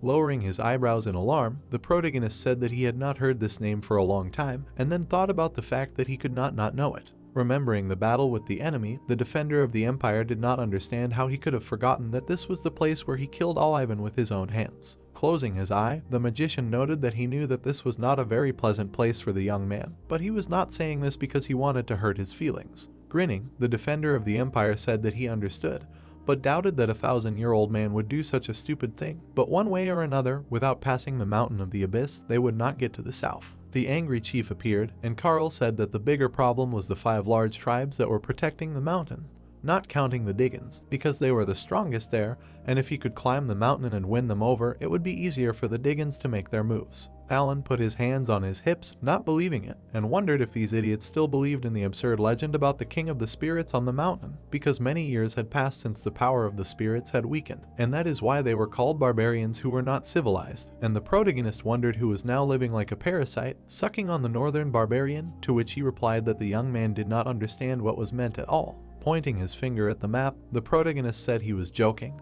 and anyway, it didn't matter whether there was a spirit king or not, because the 5 major tribes believed in the legend that only the one who climbed to the top of the Abyss Mountain could rule them. The miracle worker said that if the defender of the empire wanted to do this, he would help him, to which he, holding the paper in his hands, asked the man again, and he replied that there was always a way around it. The wizard explained that he was talking about a way to open his mana channels, to which he anxiously lowered the corners of his lips. Opening his mouth wide, Carl asked if he was serious, to which the ghost of the magician replied that after all, he had been studying magic for thousands of years, and then clarified whether the protagonist remembered how he was told about azure phosphorus. Scratching the back of his head, the protagonist said that how could he forget, because they burned him then without thinking. Smiling, Alan asked how the defender of the empire could think it was a waste when the wizard was with him and they were going to the Narc Rock to get it, and then added that the vision fountain on that rock contained azure phosphorus. Introducing the evil monster, the sorcerer suggested that weapons made with azure phosphorus were very effective because the material contained the power of spirits. The powerful dragon appeared before the hero, and the miracle worker told him that the dragons taught them magic and sorcery and entrusted them with managing the vision fountain, after which he added that he was one of the managers. Remembering how he had held a lantern in his hand in the past, he now said that he had stayed there for decades and realized one thing, namely that the magic of dragons is connected with the spirit stones. The magical dragon lay down on the ground, and Alan explained that these animals were essentially creatures of the spirit realm, and the water from the fountain of visions enhanced their magic, making it a vital place for them. Clenching his fist, the protagonist decided that he could stabilize his magic there, then thought that this was a once-in-a-lifetime opportunity. Raising a finger, the mage noted that the fountain was on top of the Narc cliff, so it was like doing 2 things at once, then asked if the young man now understood how beneficial it had been to make a pact with him. Folding his arms, the protagonist acknowledged that he had made the right choice, to which the man replied that the young man was now beginning to understand, and the interlocutor asked what else. Pointing his finger at the man, the protector of the empire said that he understood that going there would bring enough benefit, but did not understand the purpose of the sorcerer, who had been eagerly awaiting a meeting with Nardi for 1,000 years, and was changing course only out of goodwill towards him. The miracle worker grabbed his mustache and noted that nothing could be hidden from such a young man. Carl said that if the man tried to deceive him, he would only make things worse for himself, to which the man, holding out his palm, said that it was only for hardening, and then noted that the ice claw was made by a group called Blader. Magical tools were visible, and Alan said that all 5 types created by him were born in the Fountain of Vision, and feeding on the water from the fountain strengthens the spirit stones, which are like the souls that existed in nature, and the strengthened ice claw will be able to accept his soul. Carl, opening his mouth wide, said that this could not be, then asked the man if he wanted to say that he could materialize with the sword, to which he replied that he would need his magic for that. Grinning, the protagonist muttered that this was interesting. Putting his finger to his temple, Alan suggested that the protagonist was up to something, to which he asked him again, and the mage replied that he could not let his guard down near him. Presenting equipment surrounded by streams of magic, the defender of the Empire said that if everything said was true, then the weapon tempered with water from the fountain could materialize a spirit, and then it was necessary to find the other 4 items made by the blader. Frowning, the holy sword said that there were other spirits that could be useful. Opening his mouth in alarm, the sorcerer exclaimed that the young man had gone mad and began to talk about the castle of ghosts. An evil monster appeared, and the miracle worker clarified whether his interlocutor was going to use the Lick, the owner of this castle, because even during the era of magic, 1,000 years ago, this place was impossible to conquer because it was a forbidden land for people. The protagonist grabbed his robe with his hand and said that now it was no longer the case, and crossing the northern barrier and finding him was the new goal. So there was no time to waste, and then asked Alan to create a dimensional space to finish the rest of the training. Closing his eye, the mage said that the protagonist was the most persistent person he had ever met, and then said that he would use a lot of magic to create him, and the monsters there would be no joke. Carl wrapped his fingers around the hilt of his sword and exclaimed that he could handle any number. From the large building, the protagonist could be heard screaming that it was driving him crazy and that it had been more than 12 hours. Gritting his teeth, Aiden asked why they weren't leaving when they were already done and how long he was going to sit here. The protagonist's silhouette was enveloped in magical currents, and the man said that because of the dense magic coming from the room, he couldn't even touch the door handle and it was pricking his skin. Suddenly, someone called out loudly for Aiden, to which he closed his eyes in fear. Mikhail was standing outside, and the man said that Thompson was on the 2nd floor and then asked him to go get what he had, to which he cried out that he understood everything. Closing his eyes, the man wondered if he was really being suppressed by the aura of the Empire's protector and if he was getting stronger every time. Alan asked if the young man had overdone it, since a day had already passed, to which he knelt down and said that they would soon be leaving here, and the space the mage had created was similar to manipulating time and illusions. Looking away, the wizard noted that it was possible, since the source of dragon magic was the power of the spirit, so it was better to call it ancient magic for now, and then added that there was no need to rush, because sword mastery could not be mastered in a day or two, much less just by starting to use magic. Raising his palm, Carl explained that it was a more difficult skill than he thought, especially with his current body, but for now it was enough. The mage asked him again, his mouth wide open. Smiling, the protagonist said that as of today, he had mastered all 7 forms of the colorless sword, and thought that some things needed to be corrected. The sorcerer emitted magical streams from his weapon, and the protagonist said that this wizard liked to brag, because there were unnecessary refinements in the forms of the sword, and in order to reach the number 49, he added divisions where they were not necessary. Tightly grasping the hilt of the colorless sword with his fingers, the defender of the Empire declared that this weapon was simply magnificent, and thanks to it he learned a little to combine magic with the skill of fencing, and then decided that he would stick to his own skill. Putting his palm to his forehead, Alan exclaimed that he underestimated the fact that he had swung the sword for many centuries even after becoming the Holy Sword. Light was burning in the windows of the house, and Carl then suggested that they finish the last thing and leave here, for which he would use everything he had already learned. The protagonist raised his head up. Bargo spread his arms out to the sides and shouted for everyone to see that the standard bearer of their guild had arrived, who must be very tired, and then asked what brought him here, to which he replied that he had a request. The man smiled and asked if someone of his status should take on any task, and what kind of request, to which the protagonist replied that he had heard that most stolen magic books end up in the Order. Gritting his teeth, the member of the Tree Cloud said that he did not understand what the defender of the Empire was talking about. Bargo said that trade with the Order was allowed only with the consent of the Empire and the Principality, to which the young man, taking the scroll in his hand, said that what they were doing was generally illegal, to which he received the answer that no one crosses the borders of the Empire and the Principality, and always take into account the interests of their counterparty. The protagonist opened his mouth wide and clarified that if this counterparty was a child of the Principality, and showed some records of their dealings with the Order, then noted that at first glance there was no problem, but they were dealing with the Lurian family in the Order. Pointing his finger at his subordinate, the Tree Cloud member did not understand what the protagonist was talking about, and then ordered the man to immediately get rid of this trash. Opening his mouth, the fighter released a stream of magic from it. Bargo raised his eyebrows in alarm. With a chilling blow, the defender of the Empire cut off the enemy's head. Putting his palm in front of him, the man shouted that Carol was a crazy bastard who forgot that he swore an oath and an unspoken agreement, to which he repeated that he said he would provide a favor to the Urkasa Guild, and not Valgo. Squeezing his eyes, the Tree Cloud member asked who asked for such a thing, and he himself was the master of the guild, and the young man asked to think about who else approves applications. The man held a bottle in his hand, and the Imperial Protector explained that he was the Deputy Guildmaster, to which Bargo exclaimed if this was the same Thompson who was on the verge of death. Pointing his weapon at the man's face, the Holy Sword ordered him to spill everything he knew about the Tree Cloud. His eyes glowed brightly, and the youth stated that the opponent would not die until he answered, so there was no point in making him ask twice. From the red roof building, someone could be heard informing Thompson that he was now the master of the Urkasa Guild. With a pen in his hand, Carl thought that it would be better to leave it intact than to destroy it, and then said that since Valgo was no longer there, it would be best for this man to become the Deputy Guildmaster, to which he stated that the matter of the contract would be easily resolved if the protagonist became him. Holding the scroll forward, the protagonist said that it would be very unpleasant if his connection to this place was revealed, so he needed to entrust it to someone reliable, and then noted that he believed that Thompson could handle it. The man, opening his mouth in alarm, exclaimed that his life was saved because of this, so he would serve him for the rest of his days.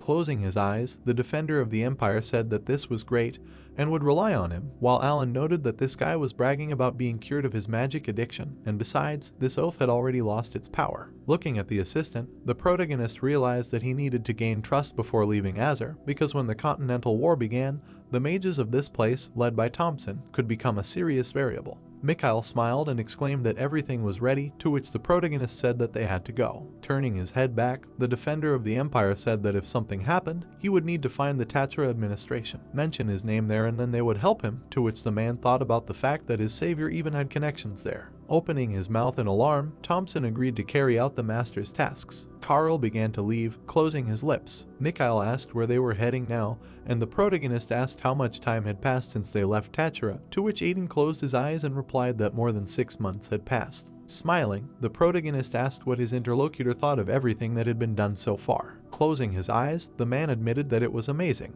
The protagonist appeared, sitting at the table, and the assistant said that it was amazing that a person could enter into an agreement with a cult organization of mercenaries and win a magic tournament. The corners of the protagonist's mouth dropped, and Aiden remembered that he later carried out an assault alone. Imagining the defender of the Empire with a chilling claw in his hand, the man thought about how incredible each of these achievements were. Turning his head, Carol asked if the other man's opinion of him had changed a little, to which he mentally said that he needed to concentrate because he already had someone to serve. Putting a saddle on his horse, the Holy Sword said that everything was fine, and he needed to continue in the same spirit because great hopes were pinned on him, and then asked if Aiden knew the 3 most important elements in founding a state. Spreading his fingers, the man said that the means to support a country or land for people to live on and a strong army to protect it, to which the young man noted that he knew this well, since such questions interested his interlocutor, and he exclaimed that it was just a well-known proverb. Smiling, the protagonist suggested that given the man's knowledge of the continent's geography, he should know the answer to the question of where they were moving next.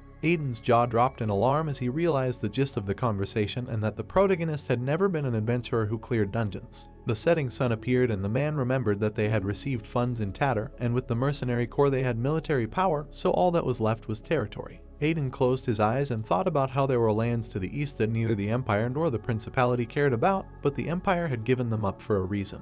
The Holy Sword moved forward on horseback as the man thought about how crazy this was. The protagonist frowned, and his assistant decided that if it was him, then anything was possible. A palace-like building appeared, and it was said that it was the estate of Deshala from Catacomb. Holding the box forward, the black market manager asked if it was a sample from the purple mine, and then said that the owner said so, but she herself would not have thought that there really was a purple mine in the abandoned lands. Kama closed his eyes and asked if it was an elemental stone, after which he said that it had various types of elements, and it seemed much better than the purple mine of the Empire. Putting his hand on the girl's shoulder, the man asked if they would become richer than the Emperor, to which she said that it was good, and clarified how much they invested in it, because they said that almost 3 years of Tatter's budget were poured into it. A guy with red hair appeared, and the one who came said that this was also from Suin from the Port of Lawlessness. The stranger reported that all the buildings had been repaired and the settlers brought from the north had settled in stably, to which the woman, resting her head on her hand, noted that the reputation of the king of slaves was spreading across the continent, so everything was going according to the master's plan. Frowning, Kama thought that this was a curse, and Suin knew Mubayam like his home. The woman raised her finger up, and the interlocutor thought that this guy was the same manager as Deshala, but did not understand why he was being treated in this way, as if she owned Tatter. Suddenly, the black market manager called Kama, to which he put his palms in front of him and responded. Holding out a paper scroll forward, the girl said that there was work, and if she could cope with it, she could gain the trust of the owner, and then she could return to politics. The man held the paper in his hands and asked what the point was of returning to the kingdom now and what kind of jokes this was, to which the black market manager noted that he was talking about revenge if he returned to the kingdom. Reading that someday a nobleman of the Lurin Duchy, Kama closed his eyes and exclaimed that it was all nonsense. Lowering his chin, Deshala explained that this was a letter from Baron Beryl, namely an accurate report of what the master had ordered, to which he cried out in alarm, and the girl said that even if it was just an excavation, it was grandiose, and their master was probably planning something bigger. The man read that the kingdom was preparing magical weapons for a war with the empire, to which the black market manager pointed her finger forward and said that in order to confirm this, he needed to go to the kingdom, and the master already knew everything about his past. Putting his hand to his forehead, Kama confessed that he could not believe that they were treating them, the administrators of Tatter, like children, and then clarified what Karl had planned with this Aiden and his little mercenary. Folding her hands, the girl asked how many barbarians lived in the south, to which he replied that there were about 10,000 if you add up the 10 tribes. The man opened his mouth in alarm, not understanding what this was all about, to which Deshala replied that their master was going to take them all, and this was his plan. Smirking, the black market manager thought about the conquest of the south. At the same time, the heroes galloped forward on horses. The settlement of the Fagong tribe appeared on the Great Plains. The man opened his mouth angrily. The chief of the tribe held a smoking pipe in his hand. Aiden closed his eyes and thought about the great battle, and how this tribe was famous for their archery and cavalry among the tribes of the Great Plains, and their chieftain sat before them. Swan stated that it looked like an empire, but to go so far was madness, to which the protagonist smiled and replied that it was not an empire. Frowning, the protagonist said that they came from the free city of Tatter. Raising his smoking pipe to his mouth, the chieftain of the tribe said that otherwise they would have beheaded them long ago, after which he asked what brought them here, to which the defender of the empire replied that he wanted to make a deal. Opening his mouth wide, the man laughed loudly and stated that the north and south should not interfere in each other's affairs, after which he clarified whether Karl thought that the lord of one city could break the rules of an entire continent. The protagonist smirked and noted that this unwritten rule only existed because the north had no interest in the south, and if the empire wanted to, it could write one at any time. The protagonist suggested that Swan knew how the north was suffering from the purge of heresy, to which he closed his lips and remained silent. A tribe of archers appeared, and the defender of the empire reflected on how when Alwyn was crowned emperor, he tried to attack the south but failed, and all because the tribes of the south united around Million's tribe, and Fagong was the stronghold of the south, so they should defeat them and become the masters of the Great Plains before her tribe. Pointing a finger at the newcomer, Swan said that he saw no difference between him and the empire, because they also killed the immigrants who fled here, to which he replied that they no longer did. Smiling, Karl explained that he ruled a place where immigrants and slaves could live as equals. The chieftain frowned and asked what that meant. The protagonist forced a smile and explained that it meant he could accept the clans of the south. The boy opened his mouth angrily and exclaimed that it was nonsense, to which Swan asked him to calm down.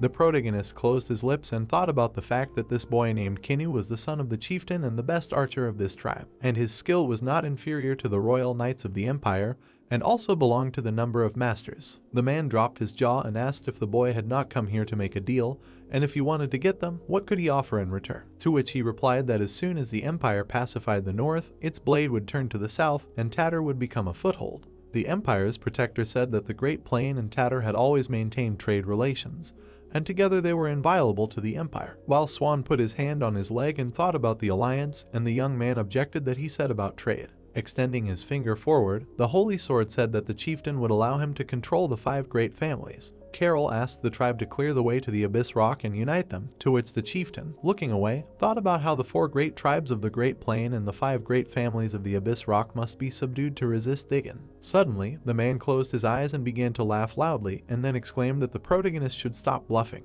The archers pointed their weapons straight at the group of people who had come. Gritting his teeth, Aiden thought about how he knew things would turn out like this, so he needed to find a way to escape, and then realized that his body was not moving. Mikhail's eyes widened in fear and he thought that there was no sign of magic, and the man thought that it was magic and he was trapped. A wooden floor appeared. At the same second, the surface began to be covered with ice. The protagonist grabbed the handle of the freezing claw with his fingers. A moment later, the protagonist struck Swan. Opening his mouth wide, the defender of the Empire shouted that if you want to become the master of the Great Plain, you need to behave with dignity. The smoking pipe fell to the ground, and Carl wondered if the hospitality of the Fagong tribe was to greet guests with dangerous magic. Pointing the weapon at the man, the protagonist said that the smoke of the snake plant mixed with the liquid of outcasts has a paralyzing effect, and then ordered to immediately give his allies an antidote before he changed his mind. Swan clenched his jaw, and the protagonist muttered that if the man wants to get what's his. Aiden pulled his hand back and asked if Carl was crazy, to which he asked again. The guy said that the local tribes had been arguing for the Great Plain for decades, but what would happen if the balance was upset? To which the protagonist turned his head back and said that not much was known about the South, after which he clarified whether the assistant had conducted any research, to which he received a negative answer. The protagonist wondered why the four tribes had not come to an agreement, whether because none of the parties wanted to make rash moves, to which Aiden, putting his fingers to his chin, asked if it was to maintain balance. Mikhail, widening his eyes, noted that it was because of the demons, after which he added that the monsters coming out of the caves of the Great Plain were also the burden of the tribes, and they could not go to war, leaving them behind. The warriors showed up to meet the merchant, and the mercenary reported that hunting monsters helps to maintain food supply through trade with Tatter, and the land is so barren that there is never enough food, so they can't completely eradicate them, when suddenly Carl noticed that Michael was right. Turning his head back, Aiden asked how the young man knew about this, to which he said that he was in the south to replenish supplies, and this was what he briefly heard then. The mercenary said that this explained why the Empire left the south and attacked the north first, and in this situation it was difficult to combine everything. To which the protagonist replied that this was a great opportunity to determine the master of the Great Plain, and Aiden, raising two fingers, clarified whether they were a variable value, to which he received a positive answer. Closing his eyes, the guy noted that only from the four tribes there should be at least 2,000 fighters, which is recklessness to say the least, to which the protagonist objected that they were not going against them. Smiling, the defender of the Empire said that they were going into the dungeon, which greatly surprised his assistants. A magical entrance to the dungeon appeared, and the holy sword reflected on the fact that, unlike ordinary monsters inhabiting nature, monsters created by the distortion of the core inside the dungeon appeared here. There were angry monsters in sight, and Carl thought that if he thought about it, the dungeon could be compared to the situation, and even the northern dungeon, where the activity had ceased when the agreement was made, was pouring out monsters. Raising his eyebrows, Mikhail asked if this rock was the nest of the double-headed eagle, to which the protagonist replied that it was true, and it was the second most difficult dungeon in the Great Plains. Raising his finger, Aiden said that if he wanted to conquer the dungeon, the sand snakes would be better, to which he replied that the double-headed eagle was a more valuable commodity and should be hunted, and the assistant thought about how by showing off their strength, they were leaving behind their main threat. Grinning, the protagonist asked what would happen if they sided with Fagong, and then thought about how conquering just one dungeon would give them the Great Plain. Aiden put his fist to his chest, not understanding how he came up with this idea, while the defender of the Empire suggested entering. Magic streams were visible inside the passage. Closing his eye, the mercenary said that it was hard for him to breathe, and maybe it was because he trained in magic only in Azure, to which the Holy Sword explained that in the dungeon it is natural, but still it is worth saving magic for battle. Alan appeared behind the young man, who said that it was strange and felt dark energy here, which is a force rare even in the magical era, and that Carl asked him again. Folding his arms, the sorcerer explained that this is a force opposite to the divine, and goes even against Yulra, to which the protagonist clarified whether this has anything to do with the fall, but heard the answer that the demon race is a race recognized by the gods, but they are such evil creatures that it is better to be careful. Mikhail leaned over to the magic crystals and asked Carl to look at them, to which he said that it was not an elemental stone, but a mineral that was difficult to work with because it was usually used by dwarves. Folding his arms, Aiden thought about how during the Great War there were monsters that only received damage from him, and if Calypso could revive the dwarven people, it would be a great power. Suddenly, the defender of the Empire clenched his teeth in confusion. Opening his mouth wide, the Holy Sword shouted that everyone needed to move back. A circular stream of dark magic formed in front of the heroes. The silhouette of a monster appeared in the shadows. Frowning, the young man did not understand what it was because he had never seen anything like it, to which Alan explained that it was a creature from the demonic realm.